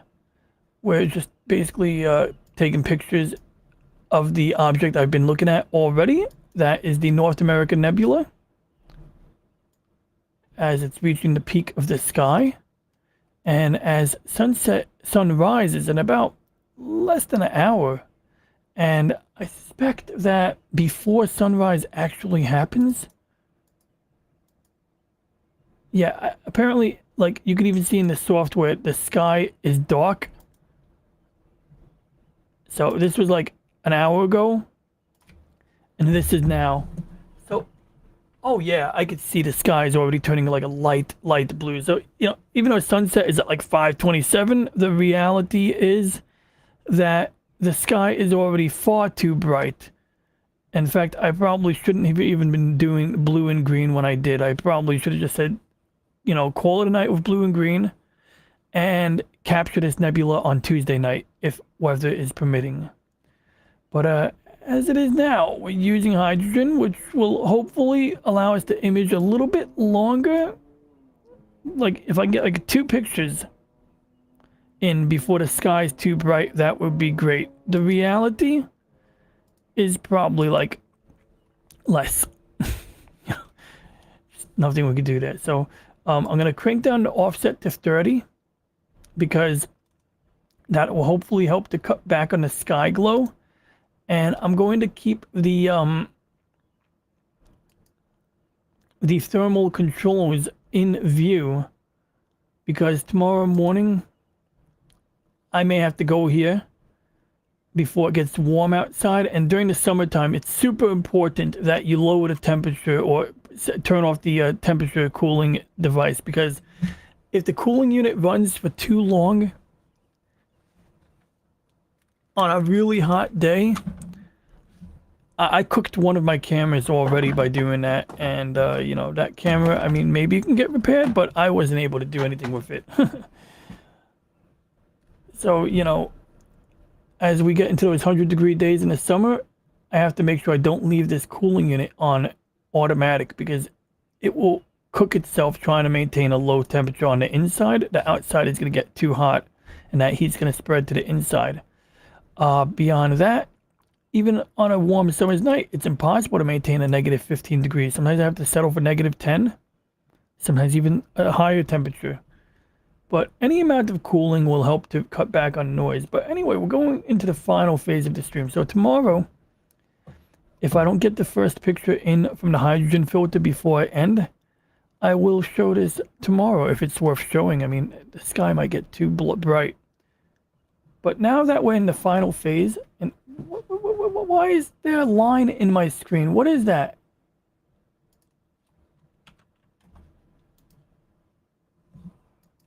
I'm sorry, that is really bothering me.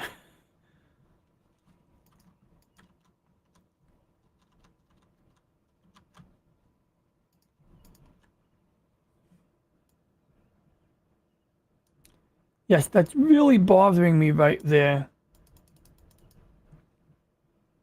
I must have made a mistake somewhere.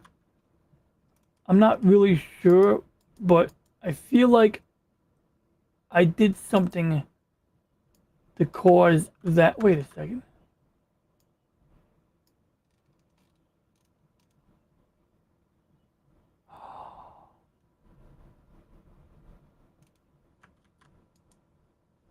I know what that is.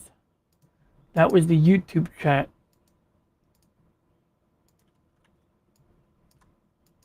Okay, fixed. So anyway, for the final phase of this stream, I'm going to share a brief dream journal. And I have mixed attitudes about dream journals on YouTube. The the reason I have mixed attitudes about dream journals on YouTube is because, I mean, I don't know if I want to be given that private information to big tech, but if I'm willing to share it with friends, I mean, what the heck, maybe I'll just be careful on the type of dreams I mention. But dreams are amusing to me. If it was a truly personal, revelation, I wouldn't share it. But some of these dreams are so trivial. One of them was where I was in a ShopRite supermarket, and for some reason, my friends and I robbed something from the supermarket. I don't remember what, but I had some groceries that we robbed in the dream. And so, for some reason, this supermarket is attached to our high school. So I'm going upstairs, and now I'm in the staircase to the high school, and the cops are after us, or security's coming after us. So I throw the groceries down the stairs, and I keep going, and I'm running, and the rest of the dream fades out of my head. I just remember the supermarket was attached to the school for some weird reason. Beyond that, I can't remember much else now. I probably should have wrote it down. It wasn't that good of a dream, but I love a good dream. I like the dreams where you can't tell if you're astral projecting or dreaming. I don't know if that's a real thing, but some people sure as shit believe it.